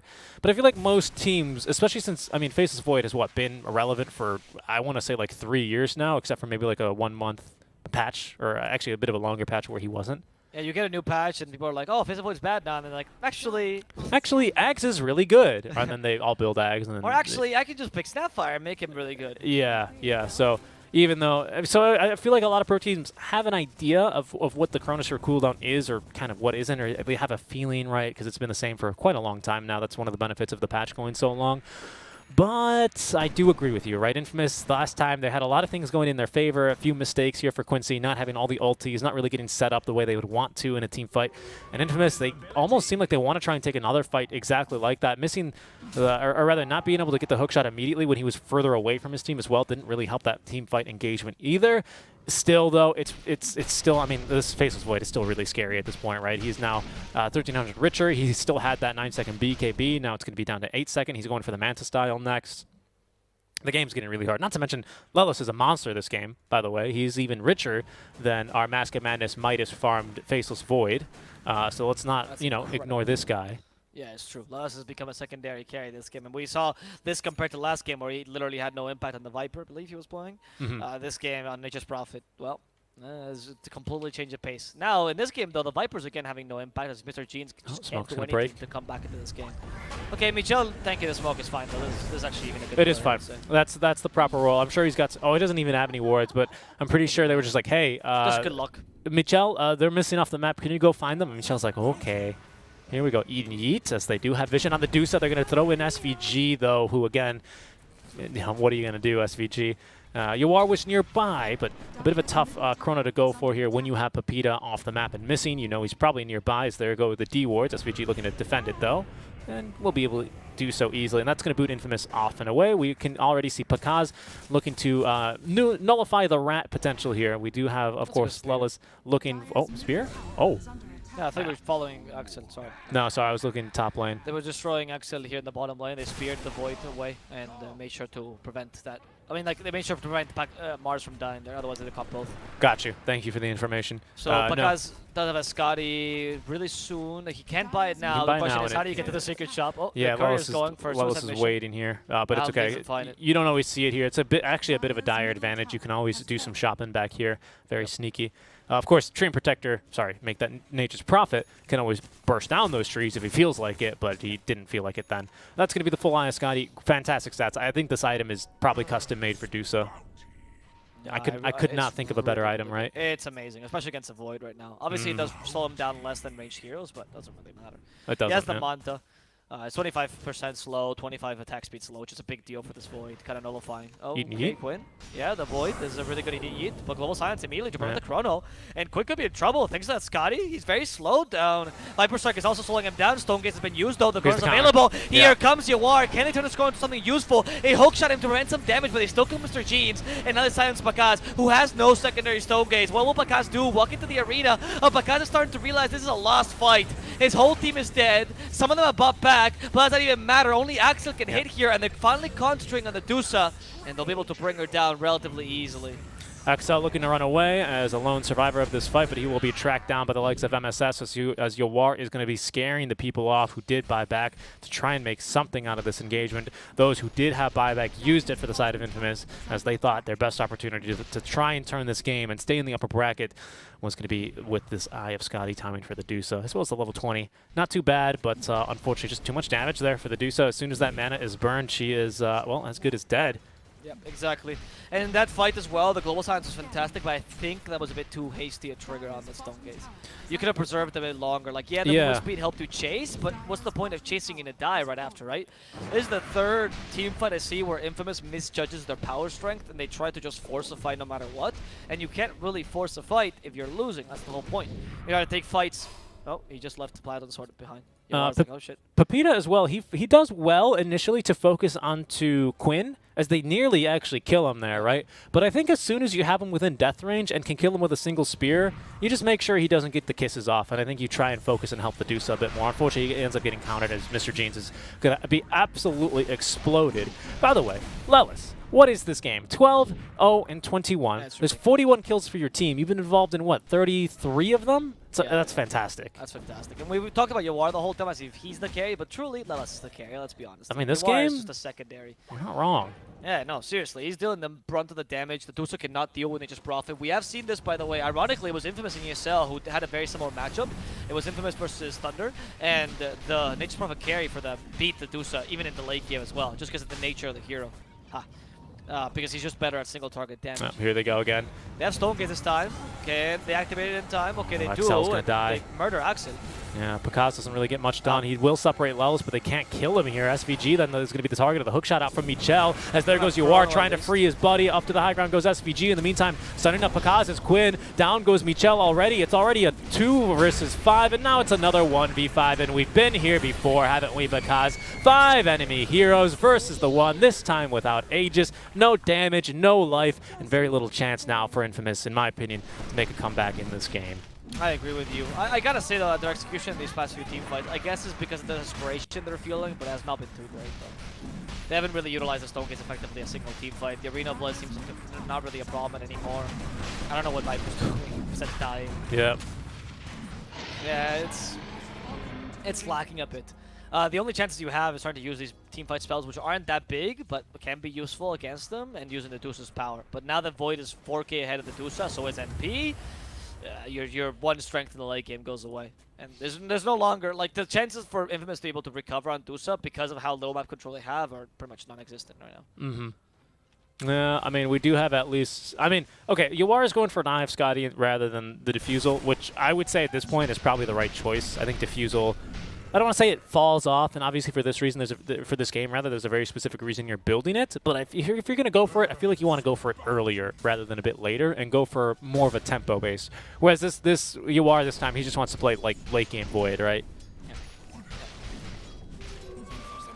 And late game Void doesn't really... Late game Void works perfectly fine against the Dusa if you itemize correctly, and you have That's a whole right. team to help you, right? Like, it's not just late game Void, it's late game Void, Nature's Prophet, and Snapfire, all of Oh. which scale nicely into late. That's a good point to bring up. Yeah, that's very true. We'll see here. Yawar is going to be looking for a little bit more damage, and so after this MK or Eye of Scotty, it's going to go for the MKB. I mean, might as well, right? Just for the bashes and the extra crit chance. You can see because he's queuing up the one item that can sometimes be a team who is turtling's best hope. A high ground holdout, a Divine Rapier here for Pakaz in the pipe work here. We'll see if he can even It's get the the chance to only use it. chance. It is the only chance, right? Chronosphere, though, they might just be looking to remove the chance. Hook shot to Hook try and shot. turn as Yawar. Pinned to the walls now as the Scott, or the match style is not going to be perfectly timed from him. Global now, but Quinn already in there with the PKB active. Look at this, he just blats down the Dusa with the machine gun. Already 4 heroes dead, and there's going to be the call with only Pepita with buyback. GG, well played. Quincy Crew guaranteed at least 2nd place, as Infamous will fall and have to play Thunder Predator for their chance at a rematch. I think the big issue in this game for Infamous was how much they misread that mid lane matchup, honestly. They honestly didn't think that Mr. Jeans would get so outclassed by the Viper. I don't think... Like, there was a lot of issues there because, first of all, running Viper versus Snapfire when you could flex the Viper, which was a point we were making earlier, as a 5 was fine. You could have even flexed Viper as a 5, use Silencer mid, which would have had a much easier time against the Snapfire. Not that it would be much better, but still. Would have been much easier. They had no supports ready to rotate. Clockwork is a pretty decent mid rotator. Didn't help him a single time, despite how many times Earthspray ganked that He didn't have lane. levels. He didn't have levels. No, it's true, but like the point is more like they weren't concentrating on that mid lane as much as Quincy Crew was. Like Quincy Crew identified the weakest point in Infamous draft, and Infamous did not do the same at all. And also, Mr. Jeans didn't even go for the contingency plan build, where you max out their toxin and try to outfarm the enemy team, right? It was just really difficult from there. I think it just all snowballed from there. Yeah, the team fights towards the end, Infamous made a lot of mistakes in those team fights, and Quincy Crew played cleaner, but Quincy Crew also had a couple mistakes in their team fights as well, which gave a fighting chance to Infamous. It really was that mid lane that led this whole game astray. Yeah, I agree. And we mentioned it in the draft, right? It's all pending on this mid lane. If they win the mid lane, it's Quincy Crew's game. So there we go. Yeah, exactly. Do we have any further content planned for the day, or is that going to be wrapping up our game here, or day, right? We do not. Alrighty, well that will just about do it for today. Just want to do a quick little recap in case you missed our first series. Sure. If you missed our first series, it was also a 2-1 score in favor of Thunder Predator. El Clásico went for TP yet again, which means that Thunder Predator will be facing Infamous in the losers brackets, completely loser SA, and oh surprise, surprise, who's in the final? Quincy Crew. Would have never guessed, Richie. Would have never guessed it. You know, for a while there in This the team group, rarely makes it to finals, huh? they really do. I mean, you know, that's the thing about NA. It's you never know who's going to be in the finals along with Quincy Crew, right? Exactly. And this time it's going to be, well, we're going to have to see, as that'll be our first match when we resume tomorrow. Yep. What time is that going to be? I actually need to double check because I'm not sure if we're starting at the same time. That's a good point, actually, because Infamous, they do have to play a couple more open qualifiers, so this time may change. Theoretically, guys, the time will be at 4. So the issue here was Infamous already told 4D about this. They have to play more open qualifier matches. If they get loser brackets, right, they might need to reschedule this. Obviously, they're debating. I've been in the internal chat for 4D. They're debating between moving the match one day forward or moving the match a bit later into the day. As of now, though, the best way to honestly check when this match will start, I honestly, for once, I'm not even selling you on this. Just follow the channel because we're almost guaranteed to see a change of time. That's true. It's true. You can follow us on our social media platforms as well for the latest updates, or you can follow the 4D page. Even Wikipedia sometimes will be a little bit late to update it. Not really their fault, right? Because sometimes these things are quite literally last minute. So, yeah, unironically follow the channel if you just want to not worry about it and just tune in whenever you see us live there on your sidebar on your Twitch homepage. I think that just about wraps up our day here then, doesn't it, Avo? Yes, it does. That's our day for today. We know one of the eliminated teams will be Beast Coast, unfortunately. That is the only eliminated team for the day. Fourth And we place, know the though. 3 remaining Good finish for teams. them. Good finish, though, yeah. And the 3 teams that will be remaining will be Quincy Crew in the final, Infamous, and Thunder Predator. Very exciting day number 3. Let's see if SA can finally beat Quincy Crew, or if Quincy Crew will continue to dominate the region. Indeed. For now, guys, that is going to wrap up our stream. We want to thank you guys for watching on behalf of Avo and myself. We hope you guys stay safe, and we'll catch you tomorrow for some more playoff action and the final day, day number 25, and our last one here of Realms Collide 2, the Freezer Burn. We'll see you then.